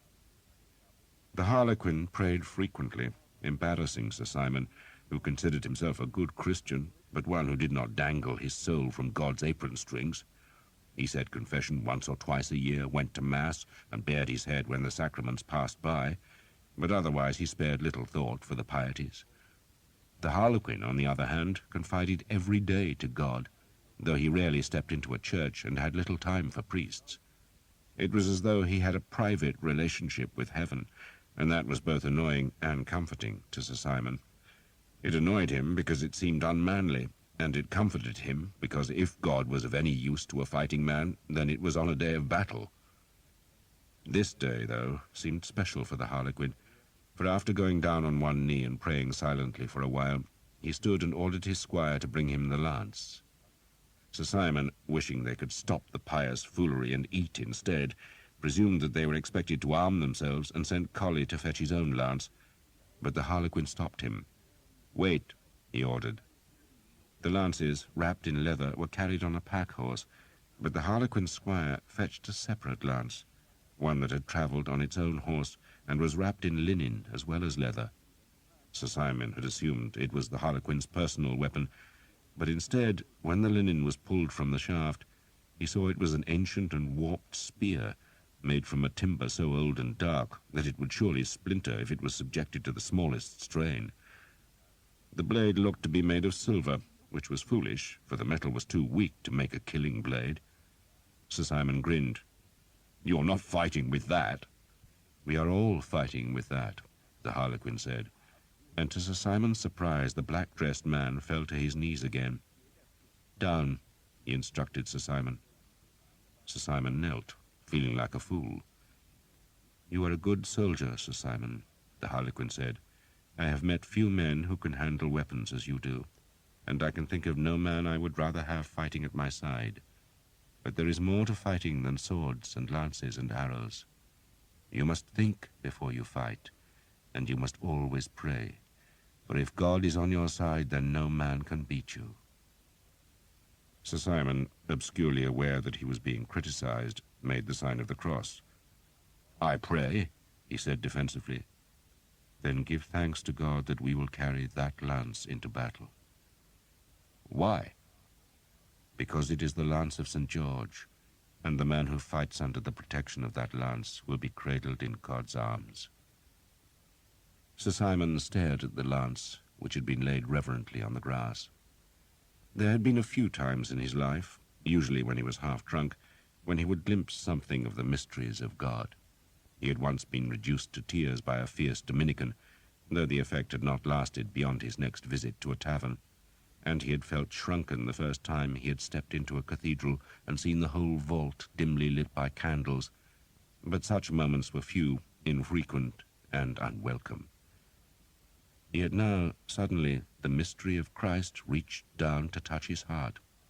He stared at the lance and did not see a tawdry old weapon tricked with an impractical silver blade, but a thing of God-given power. It had been given by heaven to make men on earth invincible, and Sir Simon was astonished to feel tears prick at his eyes. End of Side 16. Side 17. My family brought it from the Holy Land, the Harlequin said, and they claimed that men who fought under the lance's protection could not be defeated. But that was not true. They were beaten, but when all their allies died, when the very fires of hell were lit to burn their followers to death, they lived. They left France and took the lance with them, but my uncle stole it and concealed it from us.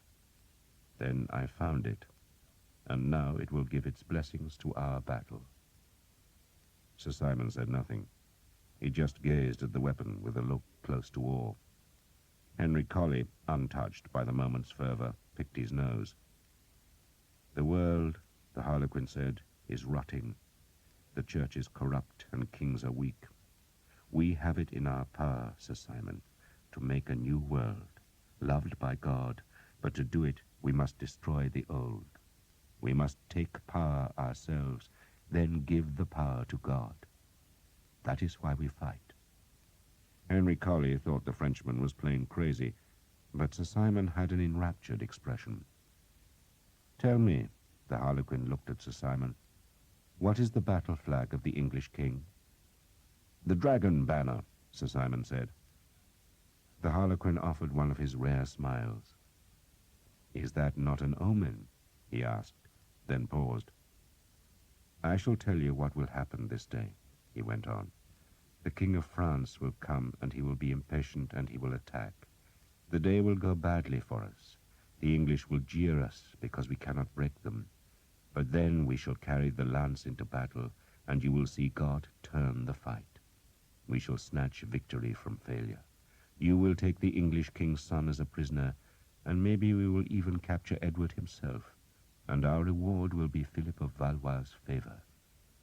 That is why we fight, Sir Simon, for the king's favor, because that favor means power, riches, and land. You will share that wealth, but only so long as you understand that we shall use our power to purge the rot from Christendom. We shall be a scourge against the wicked. Mad as a brush, Henry Colley thought, daft as lights. He watched as the Harlequin stood and went to a pack-horse's pannier, from which he took a square of cloth which, unfolded, proved to be a red banner on which a strange beast with horns, tusks, and claws reared on its hind legs while clasping a cup in its forepaws. This is my family's banner, the Harlequin said, tying the flag to the lance's long silver head with black ribbons. And for many years, Sir Simon, this banner was forbidden in France because its owners had fought against the king and against the church. Our lands were wasted and our castle is still slighted. But today we shall be heroes and this banner will be back in favor. He rolled the flag about the lance head so that the yale was hidden. Today, he said fervently, my family is resurrected. What is your family? Sir Simon asked. My name is Guy Vexil, the Harlequin admitted, and I am the Count of Asterac. Sir Simon had never heard of Asterac, but he was pleased to learn that his master was a proper nobleman, and to signify his obedience, he held his praying hands towards Guy Vexil in homage. I will not disappoint you, my lord, Sir Simon said, with an unaccustomed humility. God will not disappoint us today, Guy Vexil said. He took Sir Simon's hands in his own. Today, he raised his voice to speak to all his knights, we shall destroy England. For he had the lance, and the royal army of France was coming, and the English had offered themselves for slaughter. Arrows, Will Skeet said. He was standing at the wood's edge beside a pile of sheaves unloaded from a wagon, but suddenly paused. "Good God!" He was staring at Thomas. "Looks like a rat got your hair." He frowned. "Suits you, though. You look grown up at long last." "Arrows," he said again. "Don't waste them." He tossed the sheaves one by one to the archers. "It looks like a lot, but most of you godforsaken lepers have never been in a proper battle, and battles swallow arrows like horse swallowing—" "Good morning, Father Hob." "You'll spare me a sheaf, Will?" "Don't waste it on sinners, Father," Will said, throwing a bundle to the priest. "Kill some God-fearing Frenchmen." "There's no such thing, Will. They're all the spawn of Satan." Thomas emptied a sheaf into his arrow bag and tucked another into his belt. He had a pair of bow cords in his helmet, safe from the rain that threatened. A smith had come to the archers' encampment and had hammered the nicks from their swords, axes, knives, and billhooks, then sharpened the blades with his stones. The smith, who had been wandering the army, said the king had ridden north to look for a battlefield, but he himself reckoned the French would not come that day.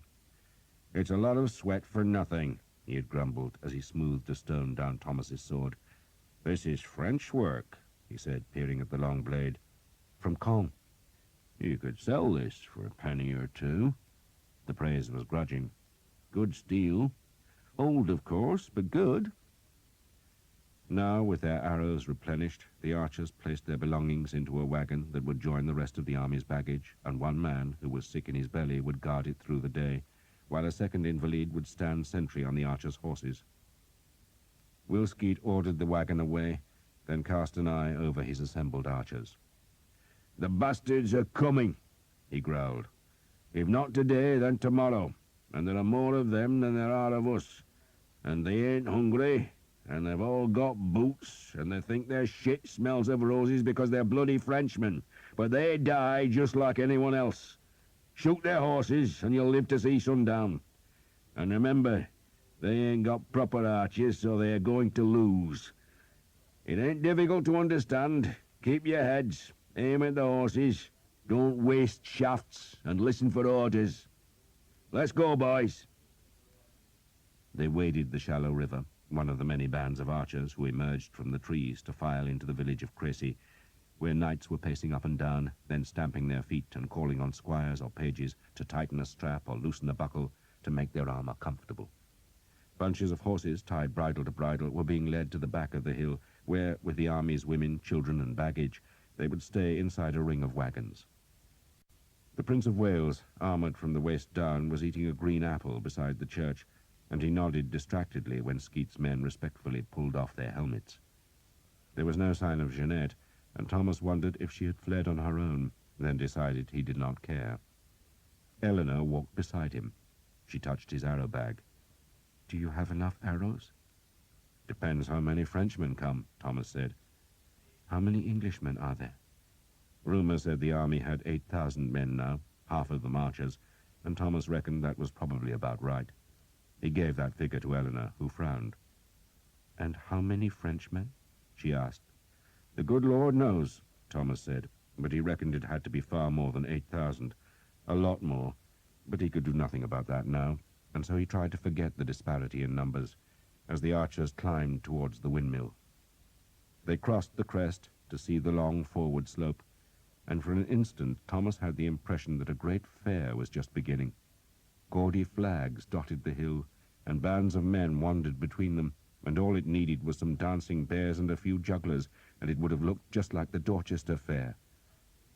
Will Skeet had stopped to search for the Earl of Northampton's banner, then spotted it on the right of the slope, straight down from the mill. He led the men down, and a man-at-arms showed them the sticks marking the spot where the archers would fight. "And the Earl wants horse pits dug," the man-at-arms said. "You heard him," Will Skeet shouted. "Get digging." Eleanor helped Thomas make the pits. The soil was thick, and they used knives to loosen the earth that they scooped out with their hands. "Why do you dig pits?" Eleanor asked. "To trip the horses," Thomas said, kicking the excavated earth away before starting another hole. All along the face of the hill, archers were making similar small pits, a score of paces in front of their positions. The enemy horsemen might charge at the full gallop, but the pits would check them. They could get through, but only slowly, and the impetus of their charge would be broken, and while they tried to thread the treacherous holes, they would be under attack from archers. "There," Eleanor said, pointing, and Thomas looked up to see a group of horsemen on the far hill crest. The first Frenchmen had arrived, and they were staring across the valley to where the English army slowly assembled under the banners. "Be ours yet," Thomas said. Those Frenchmen, he guessed, were the vanguard who had been sent ahead to find the enemy, while the main French army would still be marching from Abbeville. The crossbowmen, who would surely lead the attack, would all be on foot. Off to Thomas's right, where the slope fell away to the river and the village, a makeshift fortress of empty wagons was being made. The carts were parked close together to form a barrier against horsemen, and between them were guns. These were not the guns that had failed to break Caen Castle, but were much smaller. "Rye balls," Will Skeet said to Thomas. "Rye balls?" "That's what they're called, rye balls." He led Thomas and Eleanor along the slope to look at the guns, which were strange bundles of iron tubes. Gunners were stirring the powder, while others were undoing bundles of garrows, the long arrow-like iron missiles that were rammed into the tubes. Some of the rye balls had 8 barrels, some 7, and a few only 4. "Useless bloody things," Skeet spat, "but they might frighten the horses." He nodded a greeting to the archers who were digging pits ahead of the rye balls. The guns were thick here. Thomas counted 34, and others were being dragged into place, but they still needed the protection of bowmen. Skeet leaned on a wagon and stared at the far hill. It was not warm, but he was sweating. "Are you ill?" Thomas asked. "Guts are churning a bit," Skeet admitted, "but nothing to make a song and dance about." There were about 400 French horsemen on the far hill now, and others were appearing from the trees. "It might not happen," Skeet said quietly. "The battle?" "Philip of France is jumpy," Skeet said. "He's got a knack of marching up to battle, then deciding he'd rather be frolicking at home. That's what I hear. Nervous bastard." He shrugged.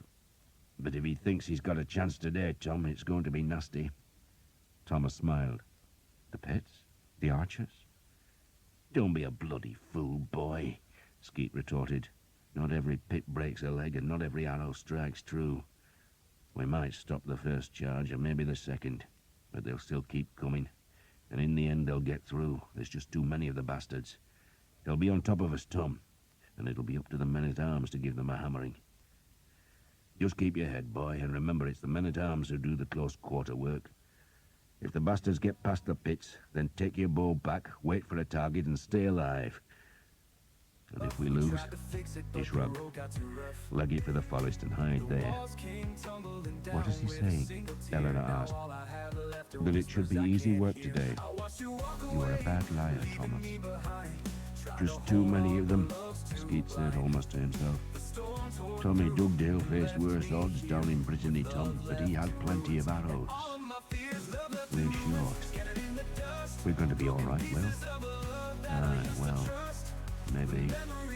Skeet pushed himself off the wagon. "You two go ahead. I need a quiet place for a second." Thomas and Eleanor walked back north. The English line was forming now, the scattered flags being swamped by men-at-arms who were forming into blocks. Archers stood ahead of each formation, while marshals, armed with white staffs, made sure there were gaps in the line through which the archers could escape if the horsemen came too close. Bundles of lances had been fetched from the village and were being issued to the men-at-arms in the front rank, for if the French did get past the pits and the arrows, the lances would have to be used as pikes. By mid-morning, the whole army was assembled on the hill. It looked far bigger than it really was, because so many women had stayed with their men and now sat on the grass or else lay and slept. A fitful sun came and went, racing shadows across the valley. The pits were dug and the guns loaded. Perhaps 1,000 Frenchmen watched from the far hill, but none ventured down the slope. "At least it's better than marching," Jake said. "Gives us a chance for a rest, eh?" "Be an easy day," Sam reckoned. He nodded at the far hill. "Not many of the bastards, eh?" "That's only the vanguard, you daft bastard," Jake said. "There are more coming?" Sam sounded genuinely surprised. "Every goddamn bastard in France is coming," Jake said. Thomas kept quiet. He was imagining the French army strung along the Abbeville road. They would all know the English had stopped running, that they were waiting, and doubtless the French were hurrying in case they missed the battle. They had to be confident.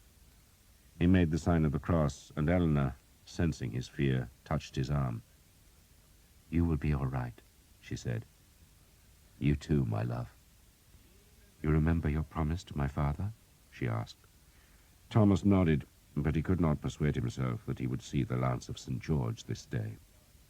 This day was real, while the lance belonged to some mysterious world of which Thomas really wanted no part.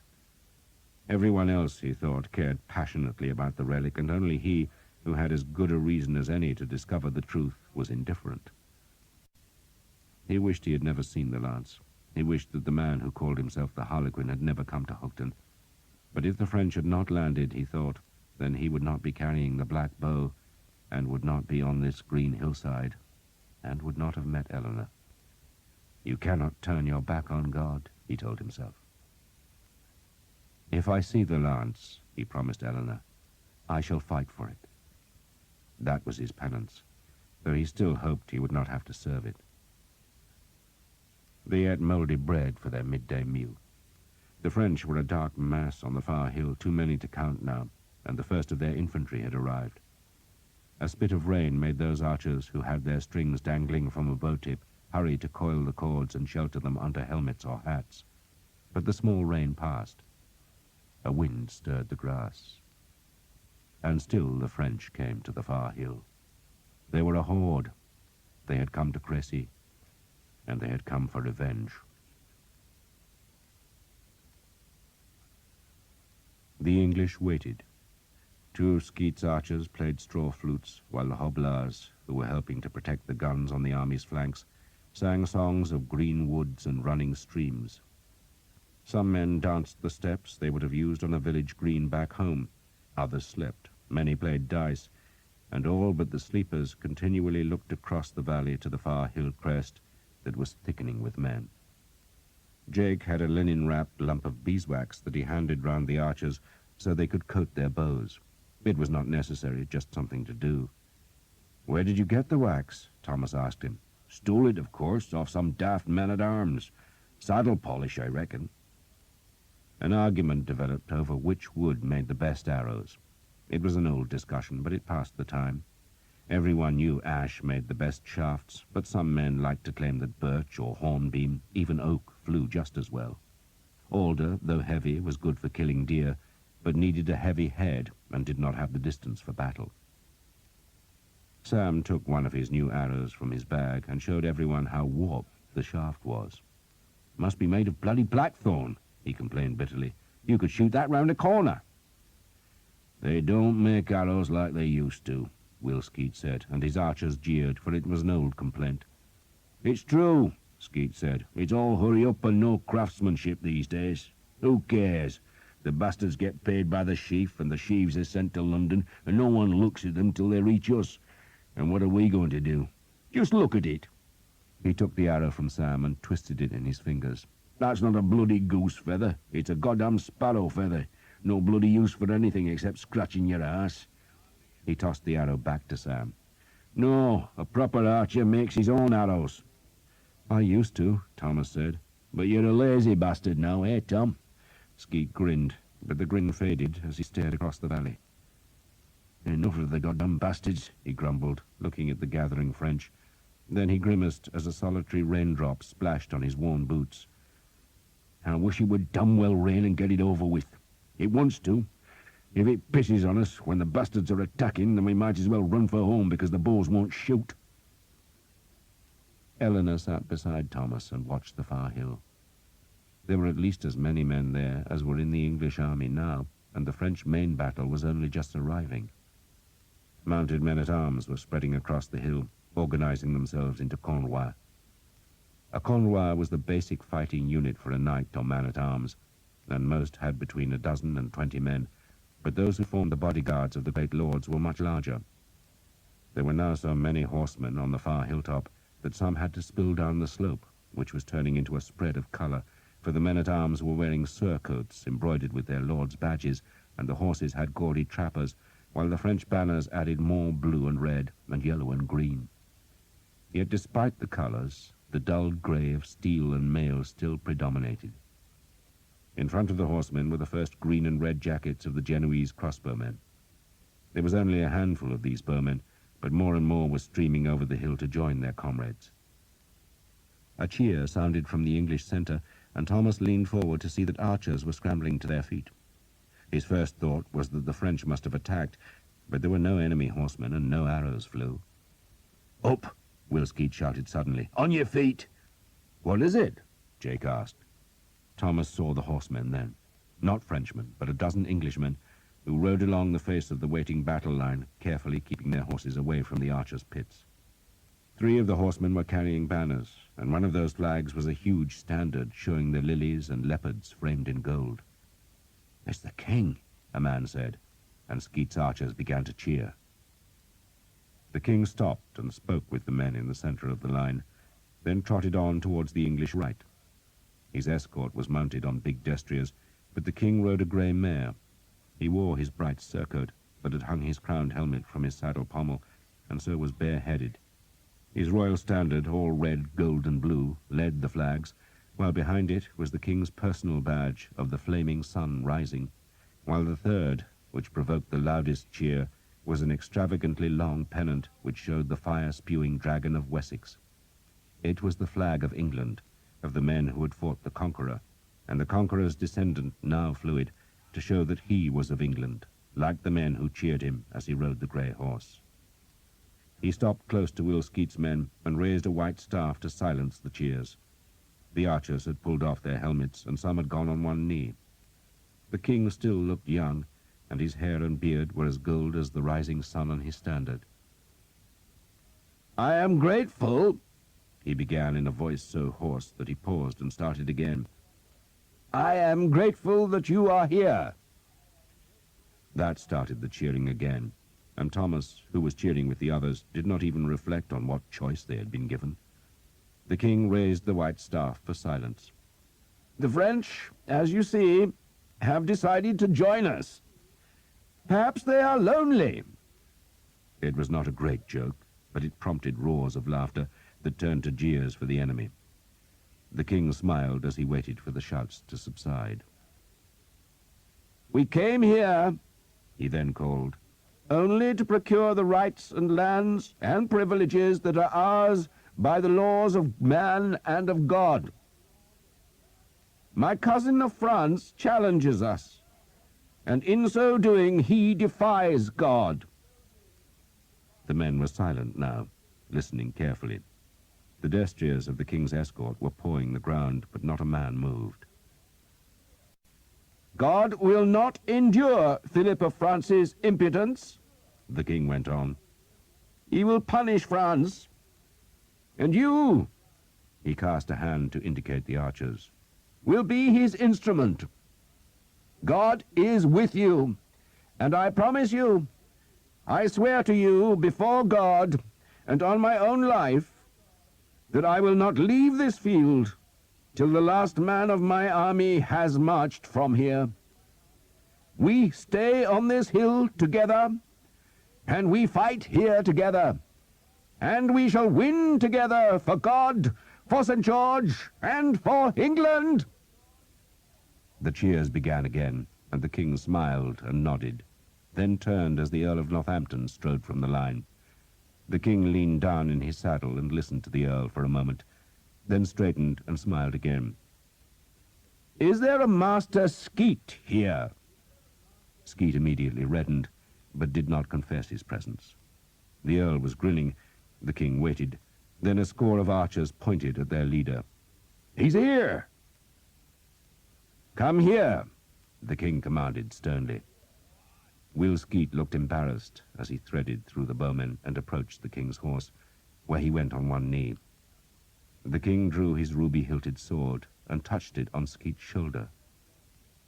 "We are told you are one of our best soldiers, so from henceforth you will be Sir William Skeet." The archers shouted even louder. Will Skeet, Sir William now, stayed on his knees as the king spurred on to give the same speech to the last men in the line and to those who manned the guns in the circle of farm carts. The Earl of Northampton, who had plainly been responsible for Skeet's knighthood, raised him up and led him back to his cheering men, and Skeet was still blushing as his archers clapped him on the back. "Bloody nonsense," he said to Thomas. "You deserve it, Will," Thomas said, then grinned. "Sir William." "Just have to pay more bloody tax, won't I?" Skeet said, but he looked pleased anyway. Then he frowned as a drop of rain splashed on his bare forehead. "Bowstrings!" he shouted. Most of the men were still sheltering their strings, but a handful had to coil the cords as the rain began to fall more heavily. One of the Earl's men-at-arms came to the archers, shouting that the women were to go back beyond the crest. "You heard him," Will Skeet called. "Women to the baggage!" Some of the women wept, but Eleanor just clung to Thomas for a moment.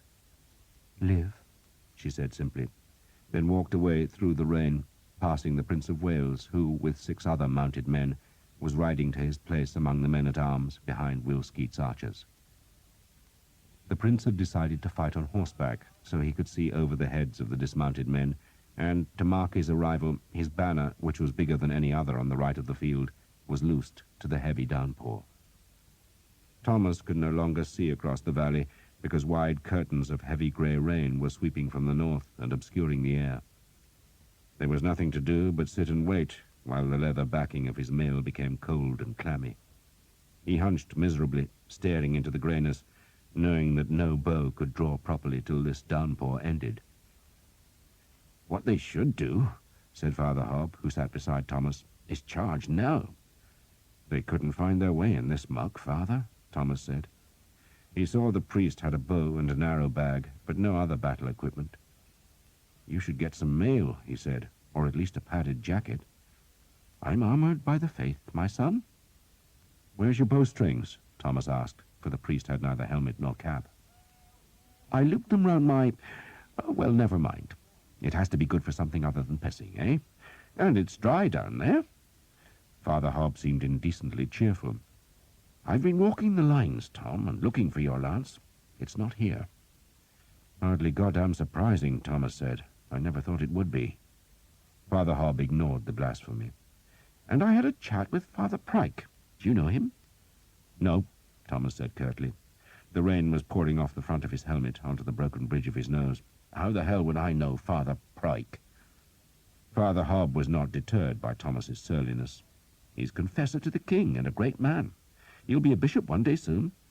I asked him about the Vexil." Father Hobb paused, but Thomas said nothing. "He remembers the family," the priest went on. "He says they had lands in Cheshire, but they supported the Mortimers at the beginning of the king's reign, so they were outlawed.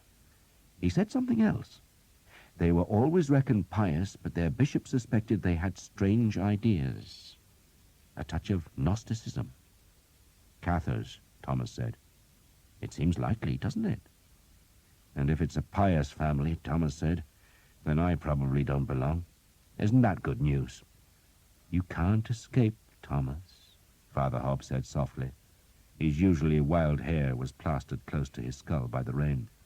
"You promised your father. You accepted the penance." Thomas shook his head angrily. "There are a score of bastards here, Father." He indicated the archers crouching under the rain's lash, "who've murdered more men than I have. Go and harrow their souls and leave mine alone." Father Hobb shook his head. "You've been chosen, Thomas, and I'm your conscience. It occurs to me, see, that if the Vexil supported Mortimer, then they can't love our king. If they'll be anywhere today, it'll be over there." He nodded towards the valley's far side, which was still blotted out by the pelting rain. "Then they'll live for another day, won't they?" Thomas said. Father Hobb frowned. "You think we're going to lose?" he asked sternly. "No." Thomas shivered. "It must be getting late in the afternoon, Father. If they don't attack now, they'll wait till morning. That'll give them a whole day to slaughter us." "Ah, Thomas, how God loves you." Thomas said nothing to that, but he was thinking that all he wanted was to be an archer, to become Sir Thomas of Hookton, as Will had just become Sir William. He was happy serving the king and did not need a heavenly lord to take him into weird battles against dark lords. "Let me give you some advice, Father," he said. "It's always welcome, Tom. First bastard that drops, get his helmet and mail. Look after yourself." Father Hob clapped Thomas's back. "God is on our side. You heard the king much." He stood and went to talk with other men, and Thomas sat by himself and saw that the rain was lessening at last. He could see the far trees again, see the colours of the French banners and surcoats, and now he could see a mass of red and green crossbowmen at the other side of the valley. They were going nowhere, he reckoned, for a crossbow string was as susceptible to the damp as any other. "It'll be tomorrow," he called down to Jake. "We'll do it all again tomorrow." "Let's hope the sun shines," Jake said. The wind brought the last drops of rain from the north. It was late. Thomas stood, stretched, and stamped his feet. A day wasted, he thought, and a hungry night ahead. And tomorrow his first real battle. An excited group of mounted men had gathered about the French king, who was still a half-mile from the hill where the largest part of his army had gathered. There were at least 2,000 men-at-arms in the rearguard who were still marching, but those who had reached the valley hugely outnumbered the waiting English. 2 to 1, sire," Charles, the Count of Alençon, and the king's younger brother, said vehemently. Like the rest of the horsemen, his surcoat was soaking, and the dye in its badge had run into the white linen. His helmet was beaded with water. "We must kill them now," the Count insisted. But Philip of Valois' instinct was to wait. It would be wise, he thought, to let his whole army gather, to make a proper reconnaissance, and then attack next morning. But he was also aware that his companions, especially his brother, thought him cautious. They even believed him to be timid, for he had avoided battle with the English before, and even to propose waiting a mere day might make them think he had no stomach for the highest business of kings. He still ventured the proposal, suggesting that the victory would be all the more complete if it was just delayed by one day. "And if you wait," Alençon said scathingly, "Edward will slip away in the night, and tomorrow we'll face an empty hill." "They're cold, wet, hungry, and ready to be slaughtered," the Duke of Lorraine insisted. "And if they don't leave, sire," the Count of Flanders warned, "they'll have more time to dig trenches and holes." "And the signs are good," John of Hainault, a close companion of the king, and the Lord of Beaumont added. "The signs?" the king asked. John of Hainault gestured for a man in a black cloak to step forward. The man, who had a long white beard, bowed low. "The sun, sire," he said, "is in conjunction with Mercury and opposite Saturn. Best of all, noble sire, Mars is in the house of Virgo. It spells victory, and could not be more propitious." And how much gold, Philip wondered, had been paid to the astrologer to come up with that prophecy. Yet he was also tempted by it. He thought it unwise to do anything without a horoscope, and wondered where his own astrologer was, probably still on the Abbeville road. "Go now," Alençon urged his brother. Guy Vexil, the Count of Asterac, pushed his horse into the throng surrounding the king. He saw a green and red jacketed crossbowman, evidently the commander of the Genoese, and spoke to him in Italian. As the rain affected the strings, badly, Carlo Grimaldi, the Genoese leader, admitted. Crossbow strings could not be unstrung like the cords of ordinary bows, for the tension in the cords was too great, and so the men had simply tried to shelter their weapons under their inadequate coats. "We should wait till tomorrow," Grimaldi insisted. "We can't advance without pavises." "What's he saying?" Alençon demanded. The Count of Asterac translated for His Majesty's benefit, and the king, pale and long-faced, frowned when he heard that the crossbowmen's long shields that protected them from the enemy's arrows while they reloaded their cumbersome weapons had still not arrived. "How long will they be?" he asked plaintively, but no one knew. "Why didn't they travel with the bowmen?" he demanded, but again no one had an answer. "Who are you?" the king finally asked the Count. "Asterac, sire," Guy Vexil said. "Ah." It was plain the king had no idea who or what Asterac was, nor did he recognize Vexil's shield that bore the simple symbol of the cross, but Vexil's horse and armor were both expensive, and so the king did not dispute the man's right to offer advice. And you say the bows won't draw? Of course they'll draw, the Count of Alençon interrupted. The damned Genoese don't want to fight. Bastard Genoese, he spat. The English bows will be just as wet, he added. The crossbows will be weakened, sire, Vexil explained carefully, ignoring the hostility of the king's younger brother. The bows will draw, but they won't have their full range or force. It will be best to wait, the king asked. It would be wise to wait, sire, Vexil said, and it would be especially wise to wait for the Pavises. Tomorrow's horoscope? John of Hainault asked the astrologer. The man shook his head. Neptune approaches the bendings tomorrow, sire. It is not a hopeful conjunction.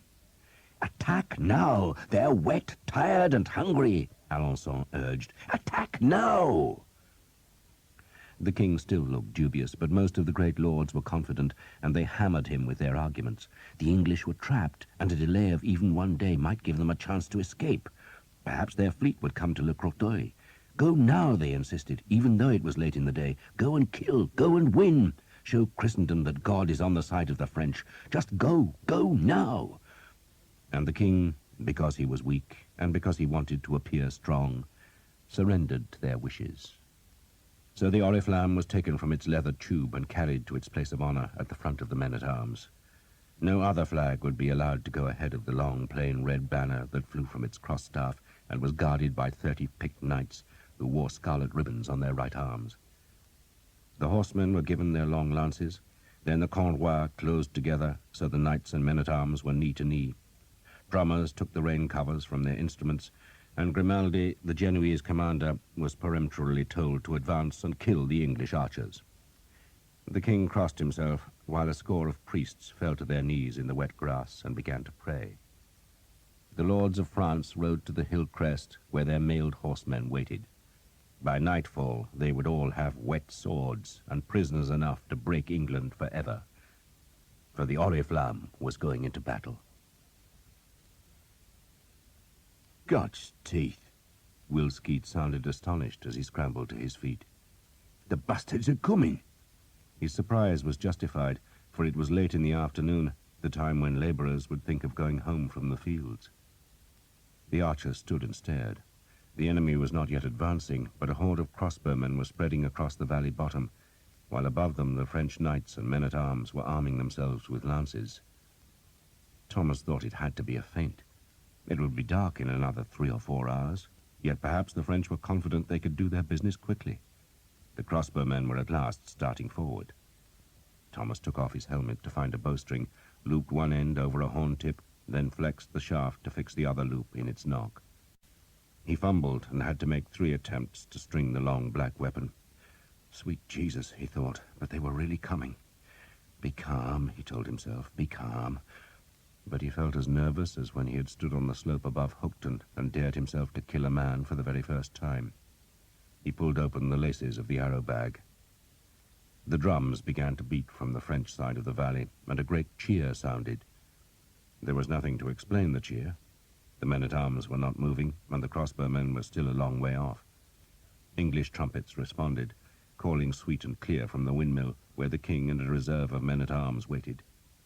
Archers were stretching and stamping their feet all along the hill. 4,000 English bows were strung and ready, but there were half as many crossbowmen again coming towards them. And behind those 6,000 Genoese were thousands of mailed horsemen. "No Pavises!" Will Skeet shouted, "and their strings will be damp." "They won't have the reach for us." Father Hobbit appeared at Thomas's side again. Thomas nodded, but was too dry-mouthed to answer. A crossbow in good hands, and there were none better than the Genoese, should outrange a straight bow, but not if it had a damp string. The extra range was no great advantage, for it took so long to rewind a bow that an archer could advance into range and loose 6 or 7 arrows before the enemy was ready to send his second bolt. But even though Thomas understood that imbalance, he was still nervous.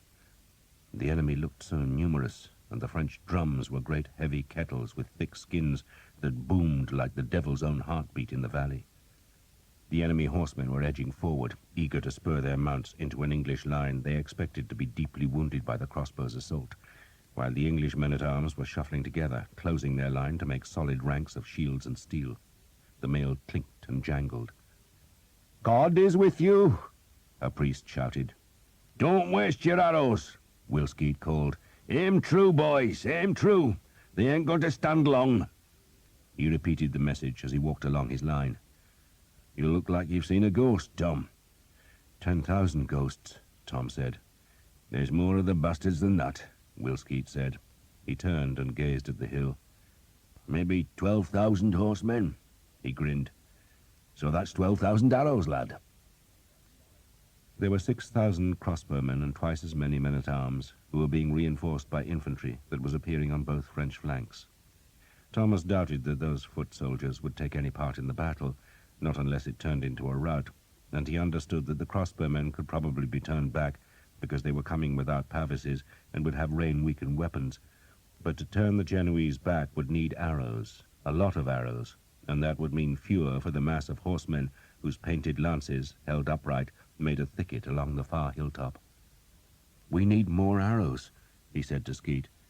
"You'll make do with what you've got," Skeet said. "We all will. Can't wish for what you ain't got."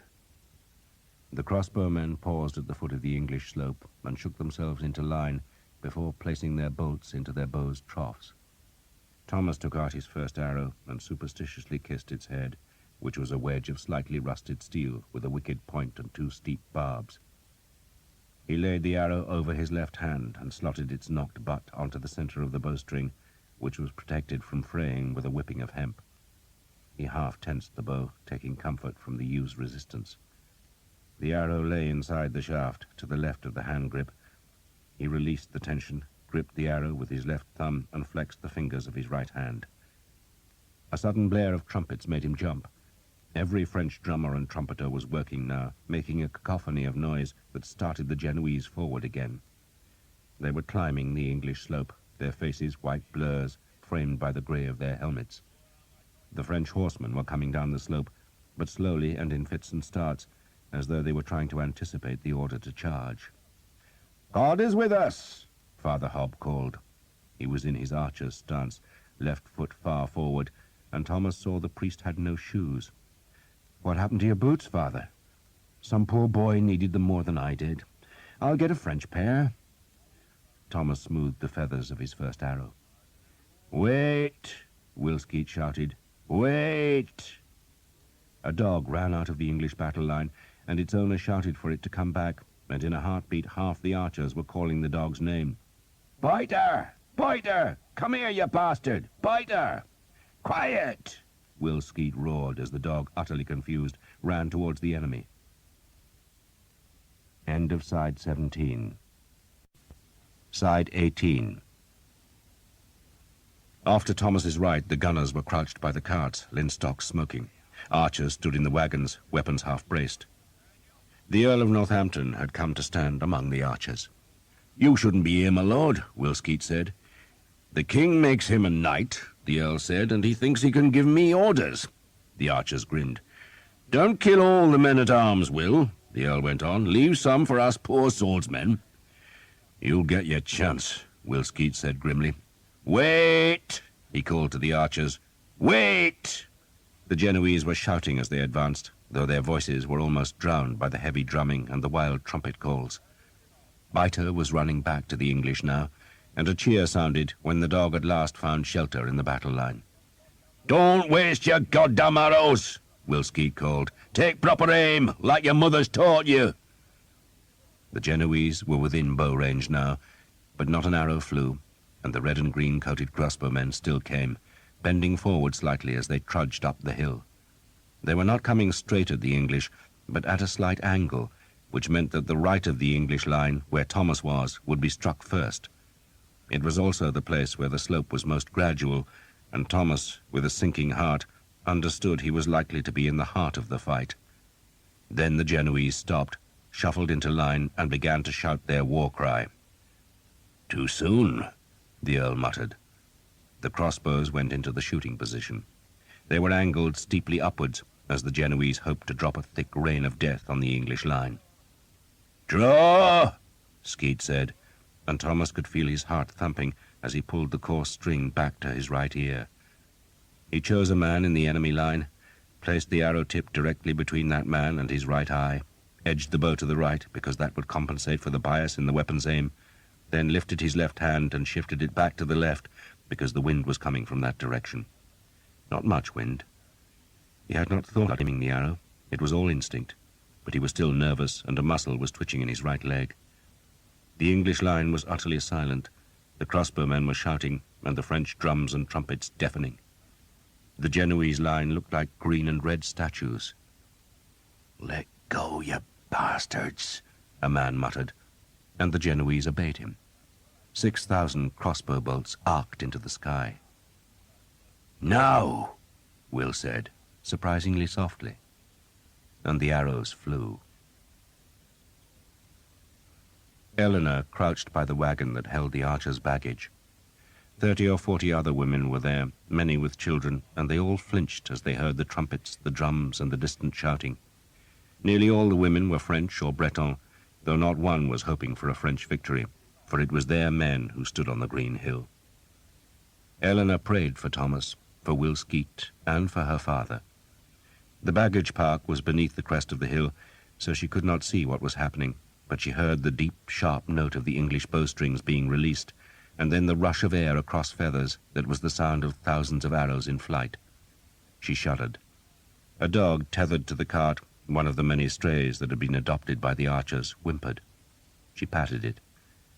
"There will be meat tonight," she told the dog. The news had spread that the cattle captured in Le Croteuil would be reaching the army today, if there was an army left to eat them. The bows sounded again, more raggedly. The trumpet still screamed, and the drum beats were constant. She glanced up at the hill crest, half expecting to see arrows in the sky, but there was only grey cloud, against which scores of horsemen were outlined. These horsemen were part of the king's small reserve of troops, and Eleanor knew that if she saw them spur forward, then the main line would have been breached. The king's royal standard was flying from the topmost vane of the windmill, where it stirred in the small breeze to show its gold, crimson, and blue. The vast baggage park was guarded by a mere score of sick or wounded soldiers who would not last a heartbeat if the French broke through the English line.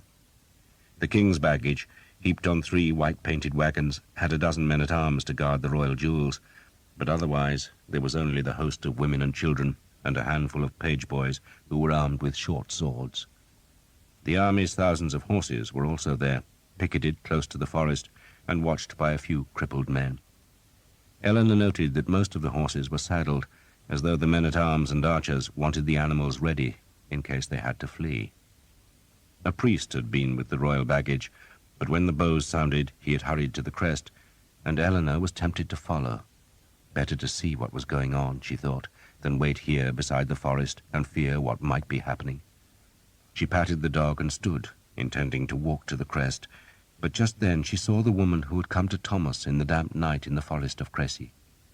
The Countess of Armorica, beautifully dressed in a red gown and with her hair netted in a silver mesh, was riding a small white mare up and down beside the prince's wagons.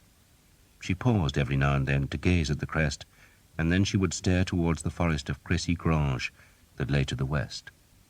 A crash startled Eleanor and made her turn to the crest. Nothing explained the terrible noise that had sounded uncannily like a close clap of thunder, but there was no lightning and no rain, and the mill stood unharmed. Then a seep of grey-white smoke showed above the mill's furled sails, and Eleanor understood that the guns had fired. Riebalds, they were called, she remembered, and she imagined their rusting iron arrows slashing down the slope. She looked back to the Countess, but Jeanette was gone. She had ridden to the forest, taking her jewels with her. Eleanor saw the red gown flash in the trees, then disappear. So the Countess had fled, fearing the consequences of defeat, and Eleanor, suspecting that the prince's woman must know more of the English prospects than the archer's women, made the sign of the cross. Then, because she could not bear the waiting any longer, she walked to the crest.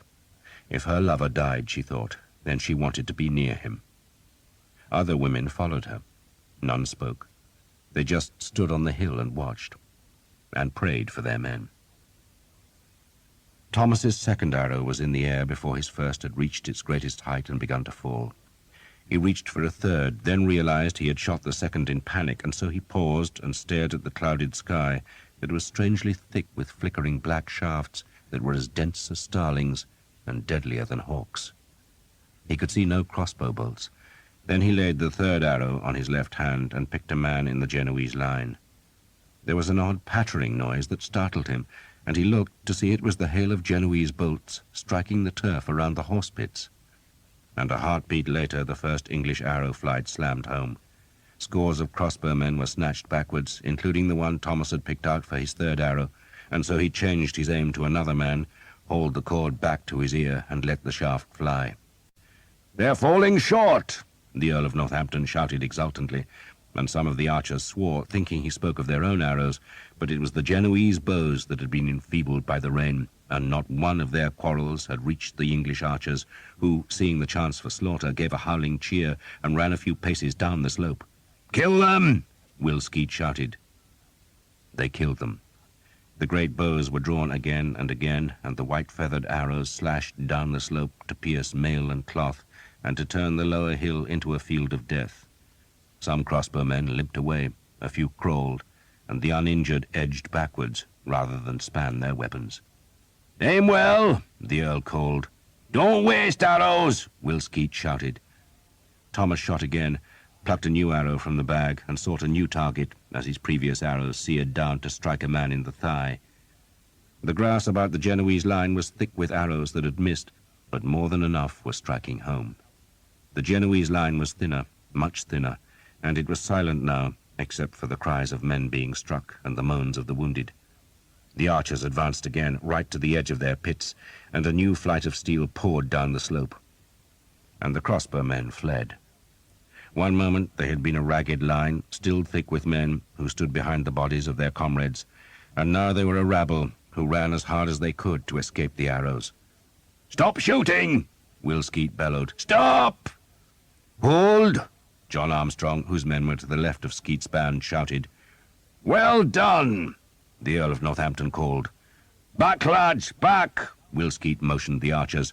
"Sam, David, go and collect some arrows, quick!" He pointed down the slope to where, amidst the Genoese dying and dead, the white-tipped shafts were thickly stuck in the turf. "Hurry, lads! John, Peter, go and help them! Go!" All along the line archers were running to salvage arrows from the grass. But then a shout of warning came from the men who had remained in their places. "Get back! Get back!" Will Skeet shouted. The horsemen were coming. Sir Guillaume d'Evêque led a convoi of 12 men on the far left of the French second line of horsemen. Ahead of him was a mass of French cavalry belonging to the first battle. To his left was a scatter of infantrymen who sat on the grass, and beyond them the small river twisted through its water meadows beside the forest. To his right was nothing but horsemen crammed together as they waited for the crossbowmen to weaken the enemy line. That English line looked pitifully small, perhaps because its men-at-arms were on foot, and so took up much less room than mounted knights. Yet Sir Guillaume grudgingly acknowledged that the English king had chosen his position well. The French knights could not assault either flank, for they were both protected by a village. They could not ride around the English right, for that was guarded by the soft lands beside the river, while to circle about Edward's left would mean a long journey around Vaudicourt, and by the time the French came in sight of the English again, the archers would surely have been redeployed to meet a French force made ragged by its long detour, which meant that only a frontal assault could bring a swift victory, and that, in turn, meant riding into the arrows. "Heads down, shields up, and keep close," he told his men, before clanging down the facepiece of his helmet. Then, knowing he would not charge for some time yet, he pushed the visor back up. His men-at-arms shuffled their horses till they were knee to knee. The wind, it was said, should not be able to blow between the lances of a charging convoi. "Be a while yet," Sir Guillaume warned them. The fleeing crossbowmen were running up the French-held hill. Sir Guillaume had watched them advance, and mouthed a silent prayer that God would be on the shoulders of the Genoese. Kill some of those damned archers, he had prayed, but spare Thomas. The drummers had been hammering their great kettles, driving down the sticks as if they could defeat the English by noise alone, and Sir Guillaume, elated by the moment, had put the butt of his lance on the ground and used it to raise himself in the stirrups so he could see over the heads of the men in front. He had watched the Genoese loose their quarrels, seen the bolts as a quick haze in the sky, and then the English had shot, and their arrows were a dark smear against the green slope and grey clouds, and Sir Guillaume had watched the Genoese stagger. He had looked to see the English archers falling, but they were coming forward instead, still loosing arrows, and then the two flanks of the small English line had billowed dirty white as the guns added their missiles to the hail of arrows that was whipping down the slope. His horse had twitched uneasily when the crack of the guns rolled over the valley, and Sir Guillaume dropped into the saddle and clicked his tongue. He could not pat the horse, for the lance was in his right hand, and his left arm was strapped into its shield with the 3 yellow hawks on the blue ground. The Genoese had broken. At first Sir Guillaume did not credit it, believing that perhaps their commander was trying to trick the English archers into an undisciplined pursuit that would strand them at the bottom of the slope where the crossbows could turn on them. But the English did not move, and the fleeing Genoese had not stopped. They ran, leaving a thick line of dead and dying men, and now they climbed in panic towards the French horsemen. A growl sounded from the French men-at-arms. It was anger, and the sound rose to a great jeer. "Cowards!" a man near Sir Guillaume called. The Count of Alençon felt a surge of pure rage. "They've been paid," he snarled at a companion. "Bastards have taken a bribe." "Cut them down!" the king called from his place at the edge of the beechwood. "Cut them down!" His brother heard him, and wanted nothing more than to obey. The Count was in the second line, not the first, but he spurred his horse into a gap between 2 of the leading Cornwell and shouted at his men to follow. "Cut them down!" he called. "Cut the bastards down!" The Genoese were between the horsemen and the English line, and now they were doomed, for all along the hill the French were spurring forward. Hot-blooded men from the second battle were tangling with the Cornwell of the first line to form an untidy mass of banners, lances, and horses. They should have walked their horses down the hill so that they were still in close order when they reached the climb on the far side, but instead they raked back spurs and, driven by a hatred of their own allies, raced each other to the kill. "We stay!" Guy Vexil, Count of Asterac, shouted at his men. "Wait!" Sir Guillaume called. Better to let the first ragged charge spend itself, he reckoned, rather than join the madness. Perhaps half the French horsemen stayed on the hill. The rest, led by the king's brother, rode down the Genoese. The crossbowmen tried to escape. They ran along the valley in an attempt to reach the northern and southern ends, but the mass of horsemen overlapped them, and there was no way out. Some Genoese, sensibly, lay down and curled into balls. Others crouched in the shallow ditches, but most were killed or wounded as the horsemen rode over them. The destriers were big beasts with hooves like hammers. They were trained to run men down, and the Genoese screamed as they were trampled or slashed. Some knights used their lances on the crossbowmen, and the weight of a horse and armored man easily drove the wooden spears clean through their victims. But those lances were all lost, left in the mangled torsos of the dead men, and the knights had to draw their swords. For a moment there was chaos in the valley bottom as the horsemen drove 1,000 paths through the scattered crossbowmen. Then there were only the mangled remnants of the Genoese mercenaries, their red and green jackets soaked with blood, and their weapons lying broken in the mud. The horsemen, one easy victory under their belt, cheered themselves. "Montjoie Saint-Denis!" they shouted. "Montjoie Saint-Denis!" Hundreds of flags were being taken forward with the horsemen, threatening to overtake the Oriflamme, but the red-ribboned knights guarding the sacred flag spurred ahead of the charge, shouting their challenge as they started up the slope towards the English, and so climbed from a valley floor that was now thick with charging horsemen.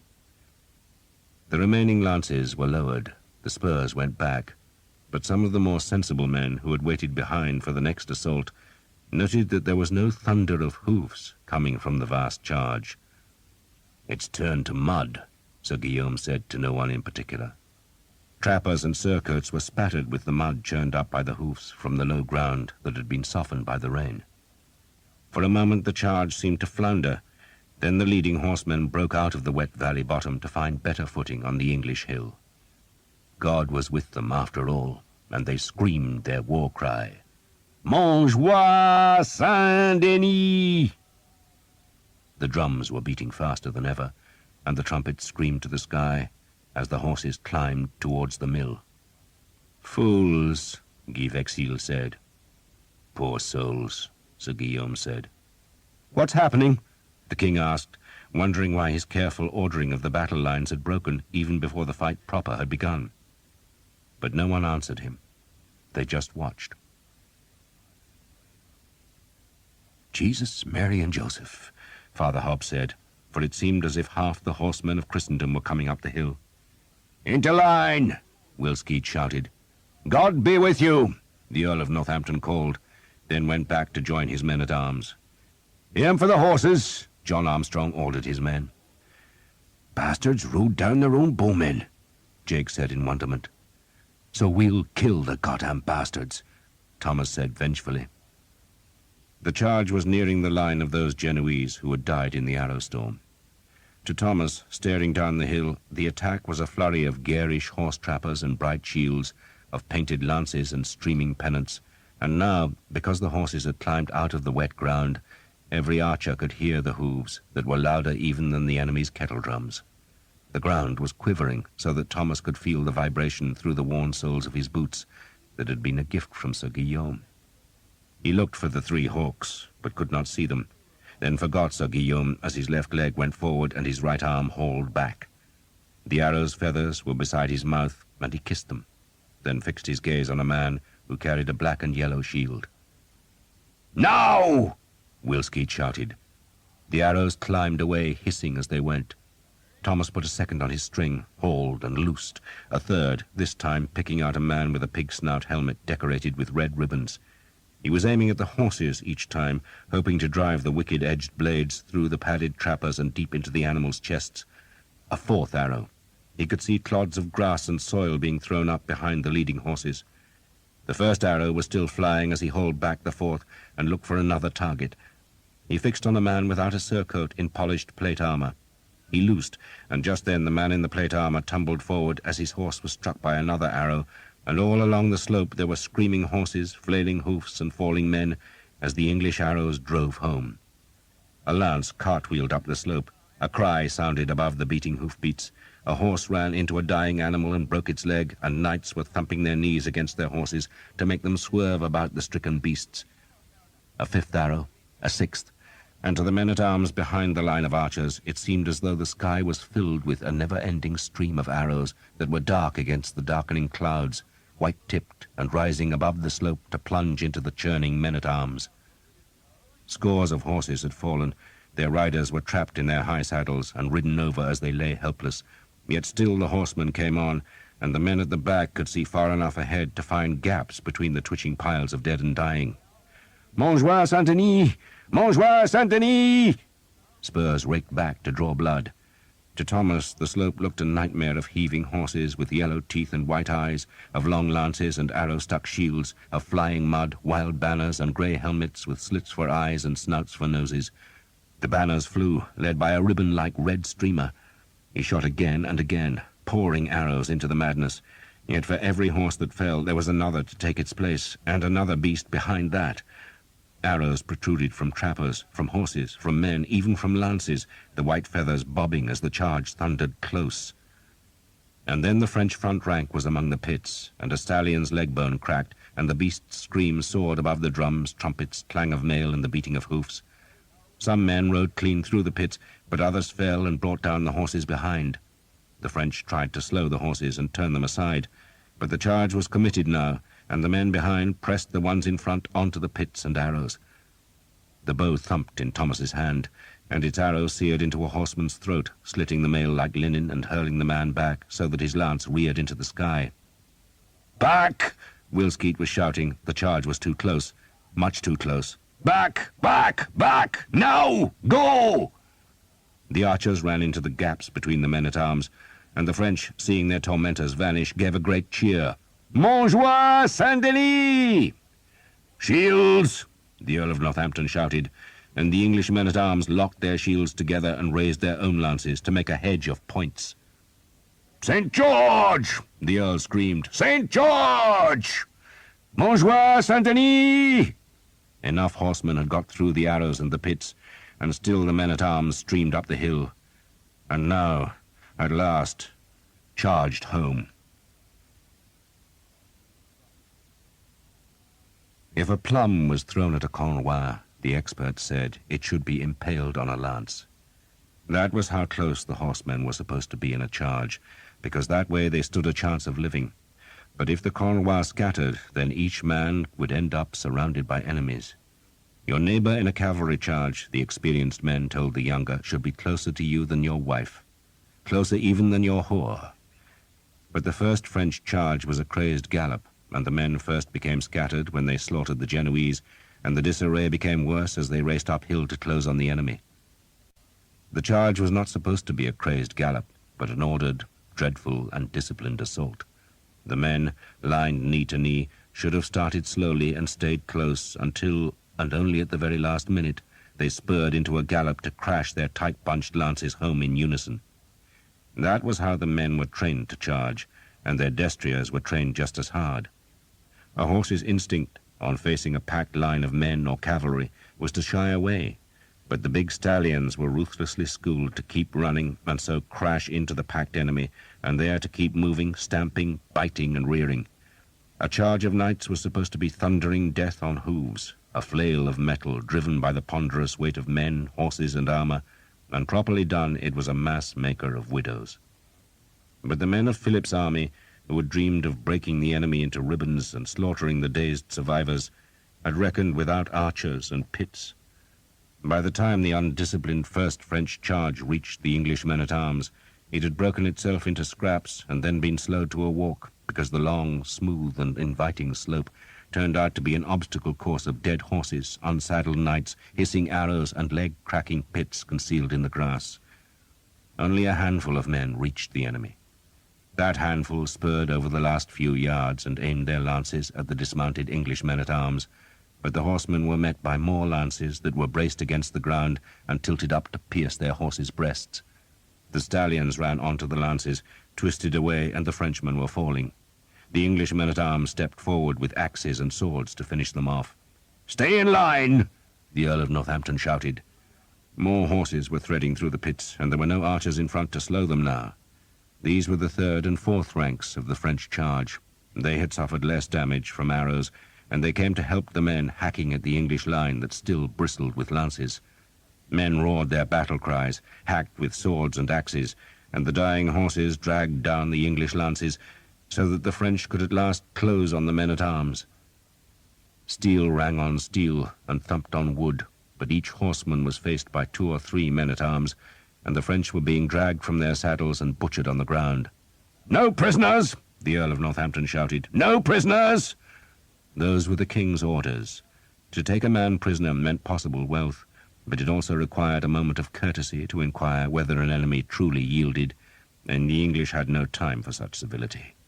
They needed only to kill the horsemen who kept streaming up the hill.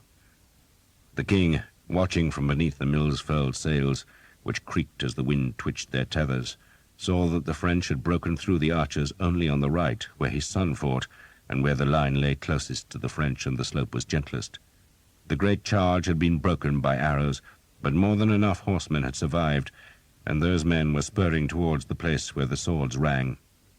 When the French charge began, it had been spread all across the battlefield, but now it shrank into a wedge shape, as the men facing the English left swerved away from the archers there, and added their weight to the knights and men-at-arms who hacked at the Prince of Wales's battle. Hundreds of horsemen were still milling about in the valley's muddy bottom, unwilling to face the arrow storm a second time, but French marshals were reforming those men and sending them up the hill towards the growing melee that fought under the banners of Alençon and the Prince of Wales. "Let me go down there, sire," the Bishop of Durham, looking ungainly in his heavy mail and holding a massive spiked mace, appealed to the king. "They're not breaking," Edward said mildly. His line of men-at-arms was 4 ranks deep, and only the first 2 were fighting, and fighting well. A horseman's greatest advantage over infantry was speed, but the French charge had been sapped of all velocity. The horsemen were being forced into a walk to negotiate the copses and pits, and there was no room beyond to spur into a trot before they were met by a vicious defense of axes, swords, maces, and spears. Frenchmen hacked down, but the English held their shields high and stabbed their blades into the horses' guts, or else sliced swords across hamstrings. The destriers fell, screaming and kicking, breaking men's legs with their wild thrashing, but every horse down was an added obstacle, and, fierce as the French assault was, it was failing to break the line. No English banners had toppled yet, though the king feared for his son's bright flag that was closest to the most violent fighting. "Have you seen the Oriflamme?" he asked his entourage. "It fell, sire," a household knight answered. The man pointed down the slope to where a heap of dead horses and broken men were the remnants of the first French attack. "Somewhere there, sir. Arrows." "God bless arrows," the king said. A convoi of 14 Frenchmen managed to negotiate the pits without harm. "Montjoie Saint-Denis!"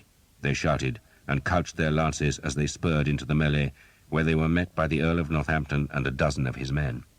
The Earl was using a broken lance as a pike, and he rammed the splintered shaft into a horse's chest, felt the lance slide off the armour concealed by the trapper, and instinctively lifted his shield. A mace cracked on it, driving one spike clean through the leather and willow, but the Earl had his sword dangling by a strap, and he dropped the lance, gripped the sword's hilt, and stabbed into the horse's fetlock, making the beast twist away. He dragged the shield clear of the mace's spikes, swung the sword at the knight, was parried, then a man-at-arms seized the Frenchman's weapon and tugged. The Frenchman pulled back, but the Earl helped, and the Frenchman shouted as he was tumbled down to the English feet. A sword ran into the armour gap at his groin, and he doubled over. Then a mace crushed his helmet, and he was left twitching as the Earl and his men climbed over his body and hacked at the next horse and man. The Prince of Wales spurred into the melee, made conspicuous by a fillet of gold that circled his black helmet. He was only 16, well-built, strong, tall, and superbly trained. He fended an axe away with his shield and rammed his sword through another horseman's mail. "Off the bloody horse!" the Earl of Northampton shouted at the prince. "Get off the bloody horse!" He ran to the prince, seized the bridle, and tugged the horse away from the fight. A Frenchman spurred in, trying to spear the prince's back, but a man-at-arms in the prince's green and white livery slammed his shield into the destrier's mouth, and the animal twitched away. The Earl dragged the prince back. "They see a man on horseback, sire," he shouted up, "and they think he's French." The prince nodded. His own household knights had reached him now, and they helped him down from the saddle. He said nothing. If he had been offended by the Earl, he hid it behind his facepiece as he went back to the melee. "St. George! St. George!" The prince's standard-bearer struggled to stay with his master, and the sight of the richly embroidered flag attracted still more screaming Frenchmen. "In line!" the Earl shouted. "In line!" But the dead horses and butchered men made obstacles that neither the French nor English could cross, and so the men-at-arms, led by the prince, were scrambling over the bodies to reach more enemies. A disemboweled horse trailed its guts towards the English, then sank onto its forelegs to pitch its rider towards the prince, who rammed the sword into the man's helmet, mangling the visor and starting blood from the eye-holes. "St. George!" The prince was exultant, and his black armour was streaked with enemy blood. He was fighting with his visor raised, for else he could not see properly, and he was loving the moment. The hours and hours of weapons practice, the sweating days when sergeants had drilled him and beat at his shield and cursed him for not keeping his sword point high, were all proving their worth, and he could have asked for nothing more in this life. A woman in the camp, and an enemy coming in their hundreds to be killed. The French wedge was widening as more men climbed the hill. They had not broken through the line, but they had drawn the two front English ranks across the tide line of dead and wounded, and thus scattered them into groups of men who defended themselves against a welter of horsemen. The prince was among them. Some Frenchmen, unhorsed but unwounded, were fighting on foot. "Forward!" the Earl of Northampton shouted at the third rank. It was no longer possible to hold the shield wall tight. Now he had to wade into the horror to protect the prince, and his men followed him into the maelstrom of horses, blades, and carnage. They scrambled over dead horses, tried to avoid the beating hooves of dying horses, and drove their blades into living horses to bring the riders down to where they could be savaged. Each Frenchman had 2 or 3 English footmen to contend against, and though the horses snapped their teeth, reared, and lashed their hooves, and though the riders beat left and right with their swords, the unmounted English invariably crippled the destriers in the end, and more French knights were pitched onto the hoof-scarred grass to be bludgeoned or stabbed to death. Some Frenchmen, recognizing the futility, spurred back across the pits to make new convois among the survivors. Squires brought them spare lances, and the knights, rearmed and wanting revenge, came back to the fight, and always they rode towards the prince's bright flag. The Earl of Northampton was close to the flag now. He hammered his shield into a horse's face, cut at its legs, and stabbed at the rider's thigh. Another Cornwell came from the right, 3 of its men still holding lances, and the others with swords held far forward. They slammed against the shields of the prince's bodyguard, driving those men back, but other men in green and white came to their help, and the prince pushed 2 of them out of the way so he could hack at a destrier's neck. The Cornwell wheeled away, leaving 2 of its knights dead. "Form line!" the earl shouted. "Form line!" There was a lull in the fighting about the prince's standard, for the French were regrouping.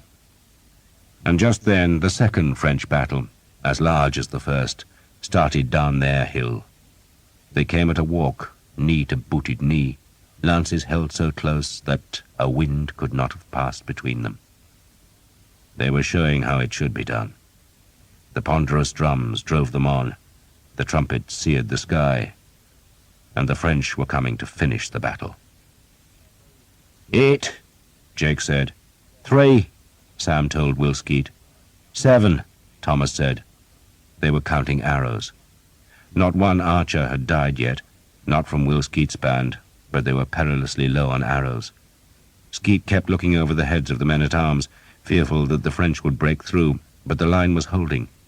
Once in a while, when no English banner or head was in the way, an archer would loose one of the precious arrows at a horseman, but when a shaft wasted itself by glancing off a helmet, Skeet told them to save their supply. A boy had brought a dozen skins of water from the baggage, and the men passed the bags around.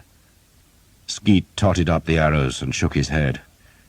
No man had more than 10, while Father Hobb, who admittedly had started with fewer than any of the men, had none. "Go up the hill, Father," Skeet told the priest, "and see if they're keeping any shafts back. The king's archers might spare some. Their captain is called Hal Crowley, and he knows me. Ask him anyway." He did not sound hopeful. "Right, lads, this way," he said to the rest, and led them towards the southern end of the English line, where the French had not closed, then forward of the men-at-arms to reinforce the archers who, as low on arrows as the rest of the army, were keeping up a desultory harassment of any group of horsemen who threatened to approach their position. The guns were still firing intermittently, spewing a noisome stench of powder smoke on the battle's edge, but Thomas could see little evidence that the ryeballs were killing any Frenchmen, though their noise and the whistle of their iron missiles was keeping the enemy horsemen well away from the flank. "We'll wait here," Skeet said, then swore, for he had seen the French second line leave the far hill crest. They did not come like the first in ragged chaos, but steadily and properly. Skeet made the sign of the cross. "Pray for arrows," he said. The king watched his son fight. He had been worried when the prince had advanced on horseback, but he nodded silent approval when he saw that the boy had possessed the good sense to dismount. The Bishop of Durham pressed to be allowed to go to Prince Edward's help, but the king shook his head. "He has to learn to win fights." He paused. "I did." The king had no intention of going down into the horror, not because he feared such a fight, but because once entangled with the French horsemen, he would not be able to watch the rest of his line. His job was to stay by the mill and trickle reinforcements down to the most threatened parts of his army. Men of his reserve continually pleaded to be allowed into the melee, but the king obstinately refused them, even when they complained that their honor would be smirched if they missed the fight. The king dared not let men go, for he was watching the French second battle come down the hill, and he knew he must hoard every man in case that great sweep of horsemen battered through his line. That second French line, almost a mile across and 3 or 4 ranks deep, walked down the slope where its horses had to thread the bodies of the slaughtered Genoese. "Form up!" the Cornwell leaders shouted when the crossbow men's bodies were behind them, and the men obediently moved knee to knee again as they rode into the softer ground. The hooves made hardly any sound in the wet soil, so the loudest noises of the charge were the clink of mail, the thump of scabbards, and the swish of trappers on the long grass. The drummers were still beating on the hill behind, but no trumpets called. "You see the prince's banner?" Guy Vexil asked Sir Simon Jekyll, who rode beside him. "There." Jekyll pointed his lance-tip to where the ragged fight was hottest. All Vexil's Cornwell had baffles on their lances, placed just back from the tip, so that the wooden spears did not bury themselves in their victims' bodies. A lance with a baffle could be dragged free of a dying man and used again. "The highest flag," Sir Simon added. "Follow me!" Vexil shouted, and signalled to Henry Colley, who had been given the job of standard-bearer. Colley was bitter at the assignment, reckoning he should have been allowed to fight with lance and sword, but Sir Simon had told him it was a privilege to carry the lance of St. George, and Colley was forced to accept the task. He planned to discard the useless lance with its red flag as soon as he entered the melee, but for now he carried it high as he wheeled away from the well-organized line. Vexil's men followed their banner, and the departure of the Cornwell left a gap in the French formation, and some men called out angrily, even accusing Vexil of cowardice, but the Count of Asterac ignored the jibes as he slanted across the rear of the line to where he judged his horsemen were precisely opposite the prince's men, and there he found a fortuitous gap, forced his horse into the space, and let his men follow as best they could. 30 paces to Vexil's left, a Cornwell with badges showing yellow hawks on a blue field trotted up the English hill. Vexil did not see Sir Guillaume's banner, nor did Sir Guillaume see his enemy's badge of the Yale. Both men were watching the hill ahead, wondering when the archers would shoot, and admiring the bravery of the first charge's survivors, who repeatedly withdrew a few paces, reformed and recharged the stubborn English line. Not one man threatened to break the enemy, but they still tried, even when they were wounded and their destriers were limping. Then, as the second French charge neared the line of Genoese crossbowmen killed by the English archers, more trumpets sounded from the French hill, and the horses pricked back their ears and tried to go into the canter. Men curbed the destriers and twisted awkwardly in their saddles to peer through visor slits to find what the trumpets meant, and saw that the last of the French knights, the king and his household warriors, and the blind king of Bohemia and his companions, were trotting forward to add their weight and weapons to the slaughter. The King of France rode beneath his blue banner that was spattered with the golden fleur-de-lis, while the King of Bohemia's flag showed 3 white feathers on a dark red field. All the horsemen of France were committed now. The drummers sweated, the priests prayed, and the royal trumpeters gave a great fanfare to presage the death of the English army. The Count of Alençon, brother to the king, had begun the crazed charge that had left so many Frenchmen dead on the far slope, but the Count was also dead, his leg broken by his falling horse and his skull crushed by an English axe. The men he had led, those that still lived, were dazed, arrow-stung, sweat-blinded and weary, but they fought on, turning their tired horses to thrash swords, maces and axes at men-at-arms who fended the blows with shields and raked their swords across the horses' legs. Then a new trumpet called much closer to the melee. The notes fell in urgent triplets that followed one after the other, and some of the horsemen registered the call and understood they were being ordered to withdraw, not to retreat, but to make way, for the biggest attack was yet to come. "God save the king," Wilskeet said dourly, for he had 10 arrows left, and half France was coming at him. Thomas was noticing the strange rhythm of battle, the odd lulls in the violence, and the sudden resurrection of horror. Men fought like demons and seemed invincible, and then, when the horsemen withdrew to regroup, they would lean on their shields and swords and look like men close to death. The horses would stir again, English voices would shout warnings, and the men-at-arms would straighten and lift their dented blades. The noise on the hill was overwhelming. The occasional crack of the guns that did little except make the battlefield reek with hell's dark stench, the screams of horses, the blacksmith's clangor of weapons, men panting, shouting, and moaning. Dying horses bared their teeth and thrashed the turf. Thomas blinked sweat from his eyes and stared at the long slope that was thick with dead horses, scores of them, hundreds maybe, and beyond them, approaching the bodies of the Genoese who had died under the arrow's lash, even more horsemen were coming beneath a new spread of bright flags. Sir Guillaume? Where was he? Did he live? Then Thomas realized that the terrible opening charge, when the arrows had felled so many horses and men, had been just that, an opening. The real battle was starting now. "Will? Will?" Father Hobbs' voice called from somewhere behind the men-at-arms. "Sir William?" "Here, father." The men-at-arms made way for the priest, who was carrying an armload of arrow sheaves and leading a small frightened boy who carried still more. "A gift from the Royal Archers," Father Hobbs said, and he spilled the sheaves onto the grass. Thomas saw the arrows had the red dyed feathers of the king's own bowmen. He drew his knife, cut a binding lace, and stuffed the new arrows into his bag. End of side 18.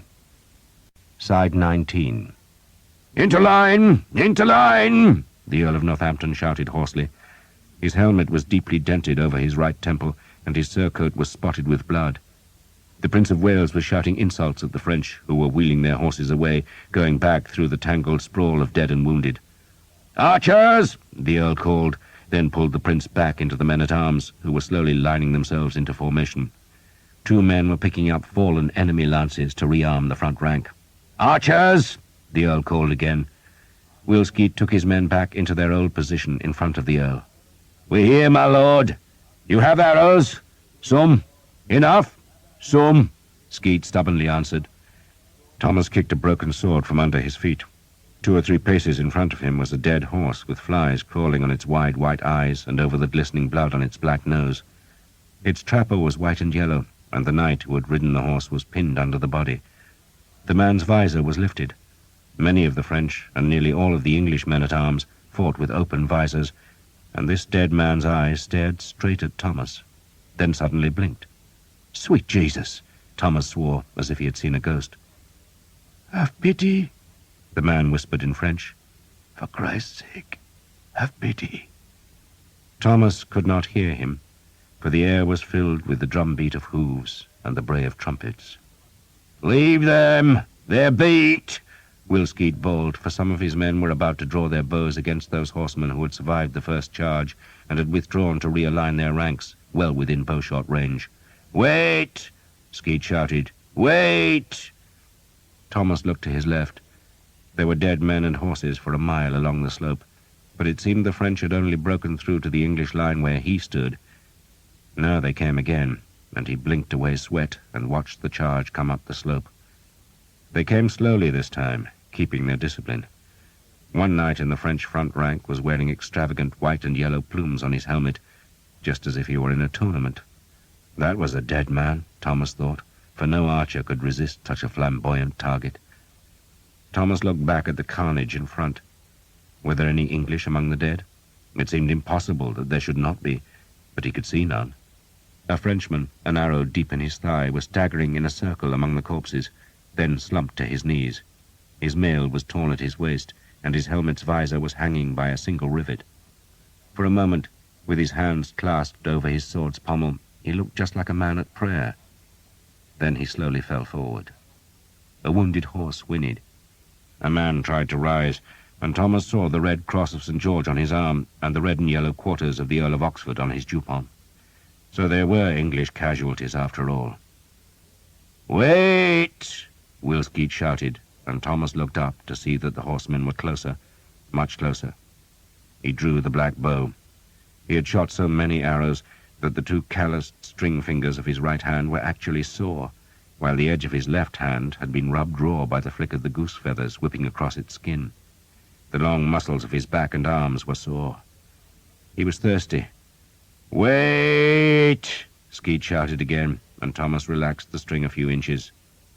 The close order of the second charge had been broken by the bodies of the crossbowmen, but the horsemen were reforming now and were well within bow range. But Wilskeet, knowing how few arrows he had, wanted them all to count.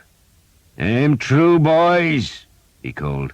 "We've no steel to waste now, so aim true. Kill the damned horses." The bows stretched to their full extent, and the string bit like fire into Thomas's sore fingers. "Now!" Skeet shouted, and a new flight of arrows skimmed the slope, this time with red feathers among the white. Jake's bowstring snapped, and he cursed as he fumbled for a replacement. A second flight whipped away, its feathers hissing in the air, and then the third arrows were on the string as the first flight struck. Horses screamed and reared. The riders flinched and then drove back spurs, as if they understood that the quickest way to escape the arrows was to ride down the archers. Thomas shot again and again, not thinking now, just looking for a horse, leading it with the steel arrowhead, then releasing. He drew out a white-feathered arrow and saw blood on the quills, and knew his bow fingers were bleeding for the first time since he had been a child. He shot again and again, until his fingers were raw flesh, and he was almost weeping from the pain. But the second charge had lost all its cohesion as the barbed points tortured the horses and the riders encountered the corpses left by the first attack. The French were stalled, unable to ride into the arrow flail, but unwilling to retreat. Horses and men fell, the drums beat on, and the rearward horsemen were pushing the front ranks into the bloody ground where the pits waited and the arrows stung. Thomas shot another arrow, watched the red feathers whip into a horse's breast, then fumbled in the arrow bag to find just one shaft left. He swore. "Arrows!" Sam called, but no one had any to spare. Thomas shot his last, then turned to find a gap in the men-at-arms that would let him escape the horsemen who would surely come, now the arrows had run out. But there were no gaps. He felt a heartbeat of pure terror. There was no escape, and the French were coming. Then, almost without thinking, he put his right hand under the horn tip of the bow and launched it high over the English men-at-arms, so it would fall behind them. The bow was an encumbrance now, so he would be rid of it, and he picked up a fallen shield, hoping to God it showed an English insignia, and pushed his left forearm into the tight loops. He drew his sword and stepped back between two of the lances held by the men-at-arms. Other archers were doing the same. "Let the archers in!" the Earl of Northampton shouted. "Let them in!" But the men-at-arms were too fearful of the rapidly approaching French to open their files. "Ready!" a man shouted. "Ready!" There was a note of hysteria in his voice. The French horsemen, now that the arrows were exhausted, were streaming up the slope between the corpses and the pits. Their lances were lowered and their spurs raked back as they demanded a last spurt from the horses before they struck the enemy. The trappers were flecked with mud and hung with arrows. Thomas watched a lance, held the unfamiliar shield high, and thought how monstrous the enemy's steel faces looked.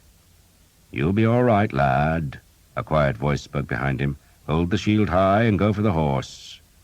Thomas snatched a look and saw it was the grey-haired Reginald Cobham, the old champion himself, standing in the front rank. "Brace yourselves!" Cobham shouted. The horses were on top of them, vast and high, lances reaching, the noise of the hooves and the rattle of mail overwhelming. Frenchmen were shouting victory as they leaned into the lunge. "Now kill them!" Cobham shouted. The lances struck the shields, and Thomas was hurled back, and a hoof thumped his shoulder, but a man behind pushed him upright, so he was forced hard against the enemy's horse. He had no room to use the sword, and the shield was crushed against his side. There was the stench of horse sweat and blood in his nostrils. Something struck his helmet, making his skull ring and vision darken. Then, miraculously, the pressure was gone, and he glimpsed a patch of daylight and staggered into it, swinging the sword to where he thought the enemy was. "Shield up!" a voice screamed, and he instinctively obeyed, only to have the shield battered down. But his dazed vision was sharpening, and he could see a bright-coloured trapper and a mailed foot in a big leather stirrup close to his left. He rammed his sword through the trapper and into the horse's guts, and the beast twisted away. Thomas was dragged along by the trapped blade, but managed to give it a violent tug that jerked it free so sharply that its recoil struck an English shield. The charge had not broken the line, but had broken against it like a sea wave striking a cliff. The horses recoiled, and the English men-at-arms advanced to hack at the horsemen who were relinquishing lances to draw their swords. Thomas was pushed aside by the men-at-arms. He was panting, dazed, and sweat-blinded. His head was a blur of pain. An archer was lying dead in front of him, head crushed by a hoof. Why had the man no helmet? Then the men-at-arms were reeling back as more horsemen filed through the dead to thicken the fight, all of them pushing towards the Prince of Wales's high banner. Thomas banged his shield hard into a horse's face, felt a glancing blow on his sword, and skewered the blade down the horse's flank. The rider was fighting a man on the other side of his horse, and Thomas saw a small gap between the saddle's high pommel and the man's mail skirt, and he shoved the sword up into the Frenchman's belly, heard the man's angry roar turn into a shriek, then saw the horse was falling towards him. He scrambled clear, pushing a man out of his path before the horse collapsed in a crash of armor and beating hooves. English men-at-arms swarmed over the dying beast, going to meet the next enemy. A horse with an iron garrow deep in its haunch was rearing and striking with its hooves. Another horse tried to bite Thomas, and he struck it with the shield, then flailed at its rider with his sword. But the man wheeled away, and Thomas looked desperately for the next enemy. "No prisoners!" the Earl screamed, seeing a man trying to lead a Frenchman out of the melee. The Earl had discarded his shield and was wielding his sword with both hands, hacking it like a woodman's axe, and daring any Frenchman to come and challenge him. They dared. More and more horsemen pushed into the horror. There seemed no end of them. The sky was bright with flags and streaked with steel. The grass was gouged by iron and slick with blood. A Frenchman rammed the bottom edge of his shield down onto an Englishman's helmet, wheeled the horse, lunged a sword into an archer's back, wheeled again and struck down at the man still dazed by the shield blow. "Montjoie, Saint-Denis!" he shouted. "St. George!" The Earl of Northampton, visor up and face streaked with blood, rammed his sword through a gap in a chanfron to take a horse's eye. The beast reared, and its rider fell to be trampled by a horse behind. The Earl looked for the prince and could not see him, then could not search more, for a fresh Cornwell with white crosses on black shields was forging through the melee, pushing friend and foe alike from their path as they carried their lances towards the prince's standard. Thomas saw a baffled lance coming at him, and he threw himself to the ground, where he curled into a ball and let the heavy horses crash by. "Montjoie, Saint-Denis!" the voices yelled above him, as the Count of Astarax's Cornwell struck home. Sir Guillaume d'Evêque had seen nothing like it. He hoped he never saw it again. He saw a great army breaking itself against a line of men on foot. It was true that the battle was not lost, and Sir Guillaume had convinced himself it could yet be won, but he was also aware of an unnatural sluggishness in himself. He liked war. He loved the release of battle. He relished imposing his will on an enemy, and he had ever profited from combat, yet he suddenly knew he did not want to charge up the hill. There was a doom in this place, and he pushed that thought away and kicked his spurs back. "Montjoie, Saint-Denis!" he shouted, but knew he was just pretending the enthusiasm. No one else in the charge seemed afflicted by doubts. The knights were beginning to jostle each other as they strove to aim their lances at the English line. Very few arrows were flying now, and none at all were coming from the chaos ahead, where the Prince of Wales's banner flew so high. Horsemen were now charging home all along the line, hacking at the English ranks with swords and axes, but more and more men were angling across the slope to join the fury on the English right. It was there, Sir Guillaume told himself, that the battle would be won and the English broken. It would be hard work, of course, and bloody work, hacking through the prince's troops, but once the French horsemen were in the rear of the English line, it would collapse like rotted wood, and no amount of reinforcements from the top of the hill could stop that panicked rout. So fight, he told himself, fight! But there was still the nagging fear that he was riding into disaster. He had never felt anything like it, and he hated it, cursing himself for being a coward. A dismounted French knight, his helmet's facepiece torn away and blood dripping from a hand holding a broken sword, while his other hand gripped the remnants of a shield that had been split into two, staggered down the hill, then dropped to his knees and vomited. A riderless horse, stirrups flapping, galloped white-eyed across the line of the charge, with its torn trapper trailing in the grass. The turf here was flecked by the white feathers of fallen arrows that looked like a field of flowers. "Go! Go! Go!" Sir Guillaume shouted at his men, and knew he was shouting at himself. He would never tell men to go on a battlefield, but to come, to follow, and he cursed himself for using the word, and stared ahead, looking for a victim for his lance, and he watched for the pits, and tried to ignore the melee that was just to his right. He planned to widen the melee by boring into the English line, where it was still lightly engaged. Die a hero, he told himself, carry the damned lance right up the hill, and let no man ever say that Sir Guillaume d'Evêque was a coward. Then a great cheer sounded from his right, and he dared look there, away from the pits. He saw the Prince of Wales's great banner was toppling into the struggling men. The French were cheering, and Sir Guillaume's gloom lifted magically, for it was a French banner that pressed ahead, going over the place where the prince's flag had flown. And then Sir Guillaume saw the banner. He saw it and stared at it. He saw a Yale holding a cup, and he pressed his knee to turn his horse, and shouted at his men to follow him. "To war!" he shouted. To kill. And there was no more sluggishness and no more doubts, for Sir Guillaume had found his enemy. The king saw the enemy knights with the white-crossed shields pierce his son's battle, and then he watched his son's banner fall. He could not see his son's black armor. Nothing showed on his face. "Let me go," the Bishop of Durham demanded. The king brushed a horsefly from his horse's neck. "Pray for him," he instructed the bishop. "What the hell use will prayer be?" the bishop demanded, and hefted his fearful mace. "Let me go, sire." "I need you here," the king said mildly, "and the boy must learn as I did." "I have other sons," Edward of England told himself. though none like that one. That son will be a great king one day, a warrior king, a scourge of our enemies, if he lives. And he must learn to live in the chaos and terror of battle. You will stay, he told the bishop firmly, then beckoned to Harold. That badge, he said, pointing to the red banner with the Yale. Whose is it? The herald stared at the banner for a long time, then frowned, as if uncertain of his opinion. Well? The king prompted him. I haven't seen it in 16 years, the herald said, sounding dubious of his own judgment. But I do believe it's the badge of the Vexil family, sire. The Vexil? The king asked. Vexil?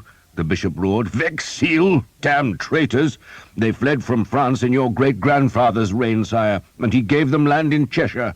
Then they sided with Mortimer. Ah, the king said, half smiling. So the Vexil had supported his mother and her lover, Mortimer, who together had tried to keep him from the throne. No wonder they fought well. They were trying to avenge the loss of their Cheshire estates. The eldest son never left England, the bishop said, staring down at the widening struggle on the slope. He had to raise his voice to be heard above the din of steel. He was a strange fellow. Became a priest. Can you credit it? An eldest son. Didn't like his father, he claimed, but we locked him up all the same. On my orders? The king asked. You were very young, sire, so one of your council made sure the Vexil priest couldn't cause trouble. Sealed him up in a monastery, then beat and starved him till he was convinced he was holy. After that he was harmless, so they put him into a country parish to rot. He must be dead by now. The bishop frowned because the English line was bending backwards, pushed by the Cornwell Vexil knights. Let me go down, sire, he pleaded. I pray you, let me take my men down. I asked you to pray to God rather than to me. I have a score of priests praying, the bishop said, and so do the French. We're deafening God with our prayers. Please, sire, I beg you. The king relented. Go on foot, he told the bishop, and with only one Cornwell. The bishop howled in triumph, then slid awkwardly off his destrier's back. Barrett, he shouted to one of his men-at-arms, bring your fellows! Come on! The bishop hefted his wickedly spiked mace, then ran down the hill, bellowing at the French that the time of their death had come. The herald counted the Cornwell that followed the bishop down the slope. Can 20 men make a difference, sire? He asked the king. It will make small difference to my son, the king said, hoping his son yet lived, but a great difference to the bishop. I think I would have had an enemy in the church forever if I'd not released him to his passion. He watched as the bishop thrust the rear English ranks aside and, still bellowing, waded into the melee. There was still no sign of the prince's black armor, nor of his standard. The herald backed his palfrey away from the king, who made the sign of the cross, then twitched his ruby-hilted sword to make certain the day's earlier rain had not rusted the blade into the scabbard's metal throat. The weapon moved easily enough, and he knew he might need it yet, but for now he crossed his mailed hands on his saddle's pommel and just watched the battle. He would let his son win it, he decided, or else lose his son. The herald stole a look at his king and saw that Edward of England's eyes were closed. The king was at prayer. The battle had spread along the hill. Every part of the English line was engaged now, though in most places the fighting was light. The arrows had taken their toll, but there was none left, and so the French could ride right up to the dismounted men-at-arms.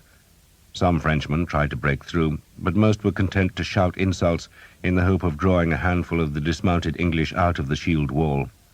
But the English discipline held. They returned insult for insult, inviting the French to come and die on their blades. Only where the Prince of Wales's banner had flown was the fighting ferocious, and there, and for 100 paces on either side, the two armies had become inextricably tangled. The English line had been torn, but it had not been pierced. Its rear ranks still defended the hill, while the front ranks had been scattered into the enemy where they fought against the surrounding horsemen.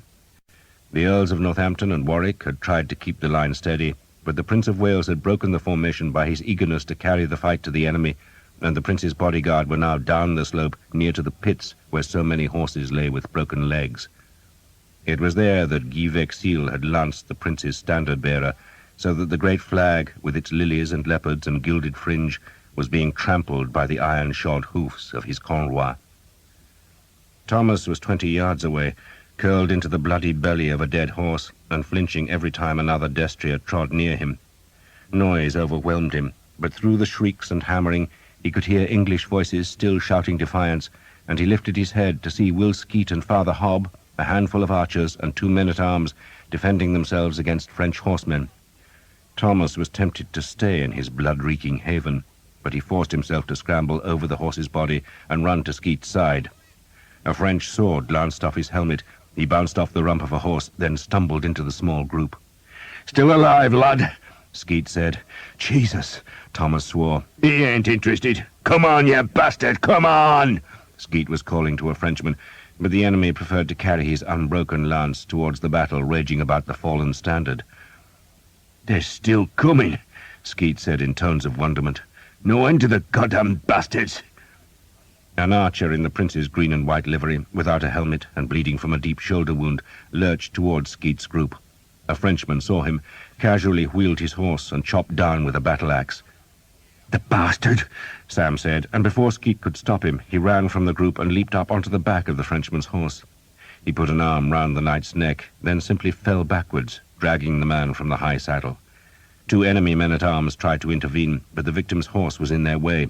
"Protect him!" Skeet shouted, and led his group to where Sam was beating fists at the Frenchman's armor. Skeet pushed Sam away, lifted the Frenchman's breastplate just enough to let a sword enter, then slid his blade into the man's chest. "Bastard!" Skeet said. "Got no right to kill archers! Bastard!" He twisted the sword, rammed it in further, then yanked it free. Sam lifted the battle-axe and grinned. "Proper weapon," he said, then turned as the 2 would-be rescuers came riding in. "Bastards! Bastards!" Sam shouted as he chopped the axe at the nearer horse. Skeet and one of the men-at-arms were flailing swords at the other beast. Thomas tried to protect them with his shield as he stabbed up at the Frenchman and felt his sword deflected by shield or armor. Then the 2 horses, both bleeding, wheeled away. "Stay together," Skeet said. "Stay together. Watch our backs, Tom." Thomas did not answer. "Tom!" Skeet shouted. But Thomas had seen the lance. There were thousands of lances on the field, but most of them were painted in spiraling colors, and this one was black, warped and feeble. It was the lance of St. George that had hung in the cobwebs of his childhood nave, and now it was being used as the pole of a standard, and the flag that hung from the silver blade was red as blood and embroidered with a silver Yale. His heart lurched. The lance was here. All the mysteries he had tried so hard to avoid were on this battlefield. The Vexil were here. His father's killer was probably here. "Tom!" Skeet shouted again.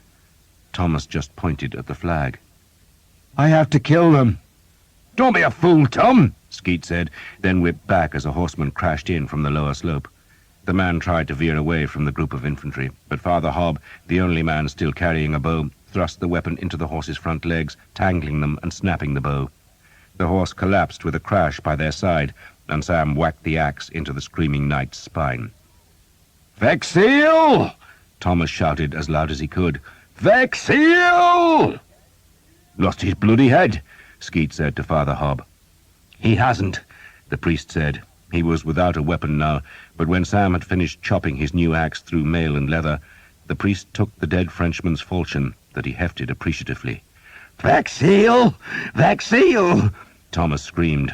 One of the knights about the Yale standard heard the shout and turned his pig-snouted helmet.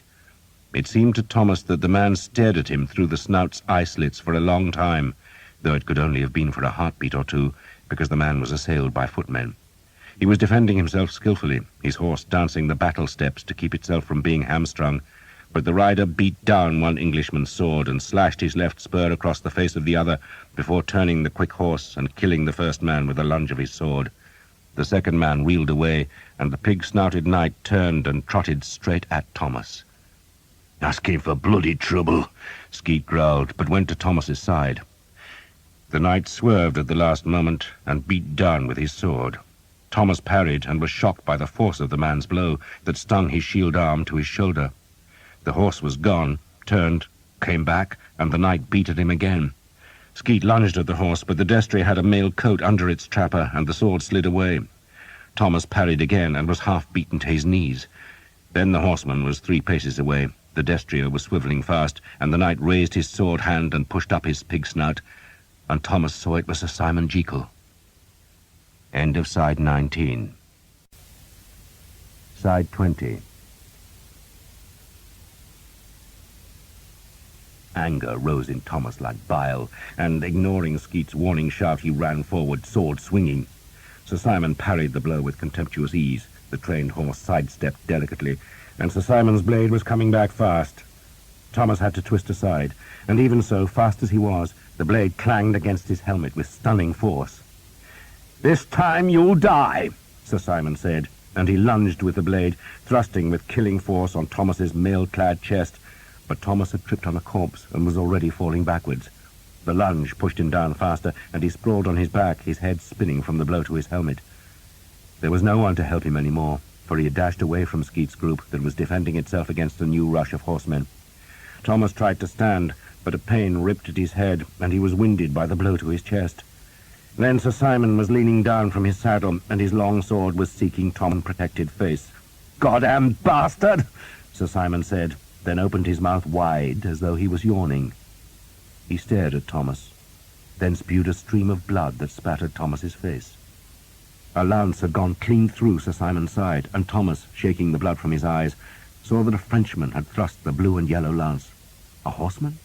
Only the French were mounted, but Thomas had seen the horseman let go of the lance that was hanging from Sir Simon's side, and now the Englishman, eyes rolling, was swaying in his saddle, choking and dying.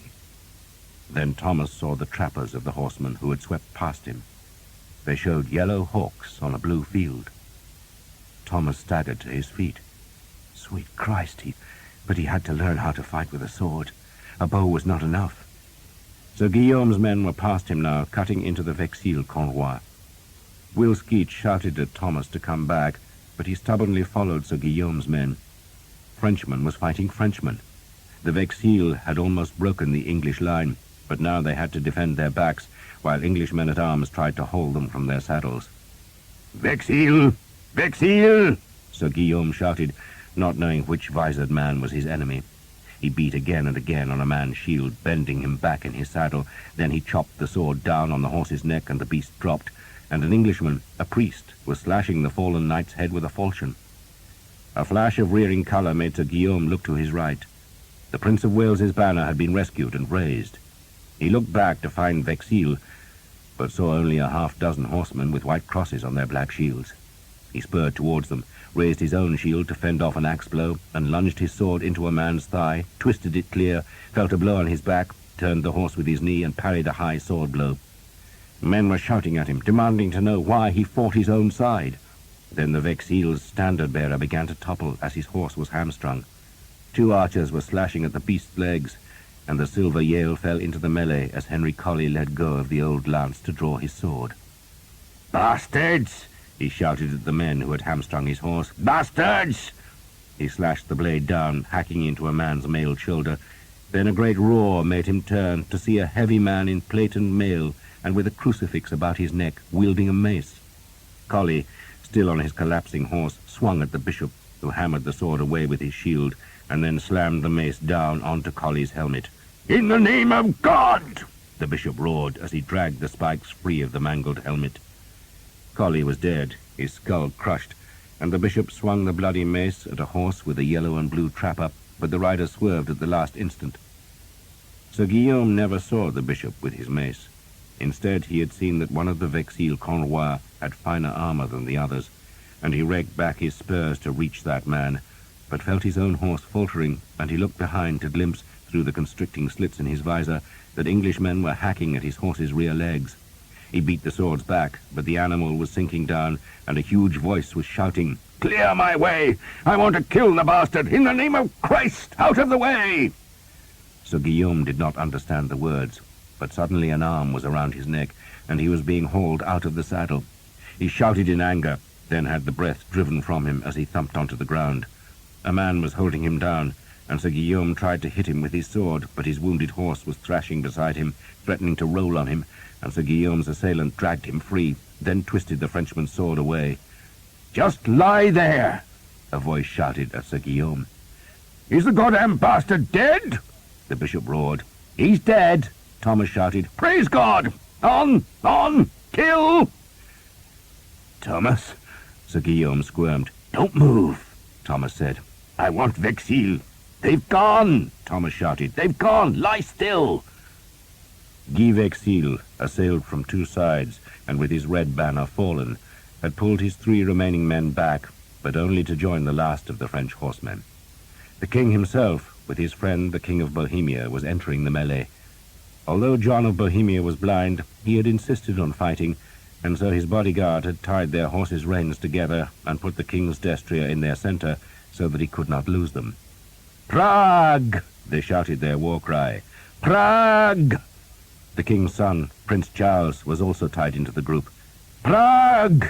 he shouted as the Bohemian knights led the last charge, except it was not a charge, but a blundering advance through a tangle of corpses and thrashing bodies and terrified horses. The Prince of Wales still lived.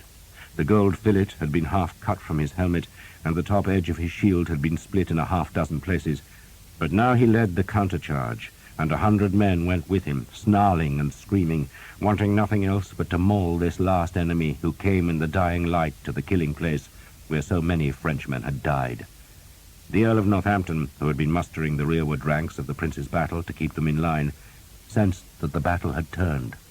The vast pressure against the English men-at-arms had weakened, and though the French were trying again, their best men were bloodied or dead, and the new ones were coming too slowly, and so he shouted at his footmen to follow him. "Just kill them!" he shouted. "Just kill them!" Archers, men-at-arms, and even hobelards, who had come from their place inside the wagon circles that protected the guns on the flanks of the line, swarmed at the French. To Thomas, crouching beside Sir Guillaume, it was like the mindless rage at the bridge of Caen all over again. This was madness released, a blood-crazed madness, but the French would suffer for it. The English had endured deep into the long summer evening, and they wanted revenge for the terror of watching the big horses come at them, and so they clawed and beat and slashed at the royal horsemen. The Prince of Wales led them, fighting beside archers and men-at-arms, hacking down horses and butchering their riders in a frenzy of blood. The King of Mallorca died, and the Count of St. Paul, and the Duke of Lorraine and the Count of Flanders. Then Bohemia's flag, with its 3 white feathers, fell, and the blind king was dragged down to be butchered by axes, maces, and swords. A king's ransom died with the king, and his son bled to death on his father's body, as his bodyguard, hampered by the dead horses that were still tied to the living beasts, were slaughtered one after the other by Englishmen, no longer shouting a war cry, but screaming in a howling frenzy like lost souls.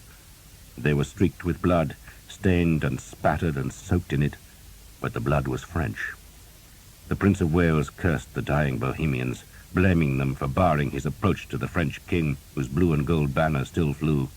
2 English men-at-arms were hacking at the king's horse. The royal bodyguard was spurring to kill them. More men in English livery were running to bring Philip down, and the prince wanted to be there, to be the man who took the enemy king captive. But one of the Bohemian horses, dying, lurched on its side, and the prince was still wearing his spurs, and one of them became caught in the dying horse's trapper. The prince lurched, was trapped, and it was then that Guy Vexil saw the black armor and the royal surcoat and the broken fillet of gold, and saw too that the prince was unbalanced amidst the dying horses. So Guy Vexil turned and charged. Thomas saw Vexil turn. He could not reach the charging horseman with his sword, for that would mean clambering over the same horses where the prince was trapped. But under his right hand was a black ash shaft tipped with silver, and he snatched up the lance and ran at the charging man. Skeet was there too, scrambling over the Bohemian horses with his old sword. The lance of St. George struck Guy Vexil on the chest. The silver blade crumpled and tangled with the crimson banner, but the old ash shaft had just enough strength to knock the horseman back and keep his sword from the prince, who was being pulled free by 2 of his men-at-arms. Vexil hacked again, reaching far from his saddle, and Will Skeet bellowed at him and thrust his sword hard up at Vexil's waist, but the black shield deflected the lunge, and Vexil's trained horse instinctively turned into the attack, and the rider slashed down hard. "No!" Thomas shouted. He thrust the lance again, but it was a feeble weapon, and the dry ash splintered against Vexil's shield. Will Skeet was sinking. blood showing at the ragged gash in his helmet. Vexil raised his sword to strike at Skeet a second time as Thomas stumbled forward. The sword fell, slicing into Skeet's head. Then the blank mask of Vexil's dark visor swung towards Thomas. Will Skeet was on the ground, not moving. Vexil's horse turned to bring its master to where he could kill most efficiently, and Thomas saw death in the Frenchman's bright sword. But then, in panicked desperation, he rammed the broken end of the black lance into the destrier's open mouth and gouged the ragged wood deep into the animal's tongue. The stallion sheared away, screaming and rearing, and Vexil was thrown hard against his saddle's cantle.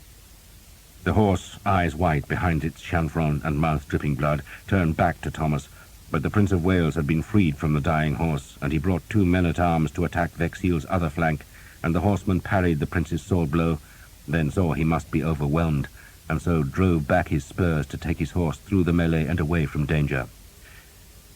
"Calix meus inebrians!" Thomas shouted. He did not know why. The words just came to him, his father's dying words, but they made Vexil look back.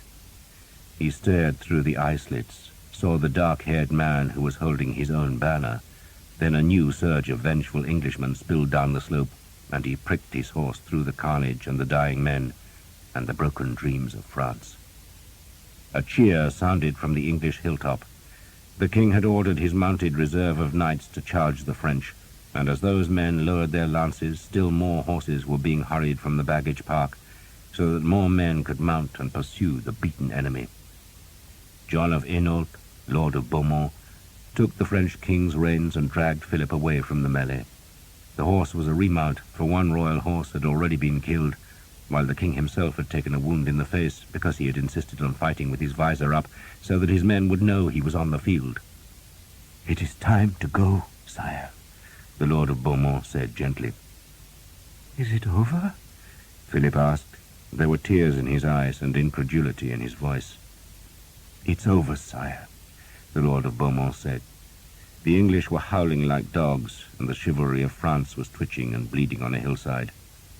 John of Hainault did not know how it had happened, only that the battle, the Oriflamme, and the pride of France were all lost. "Come, sire," he said, and dragged the king's horse away.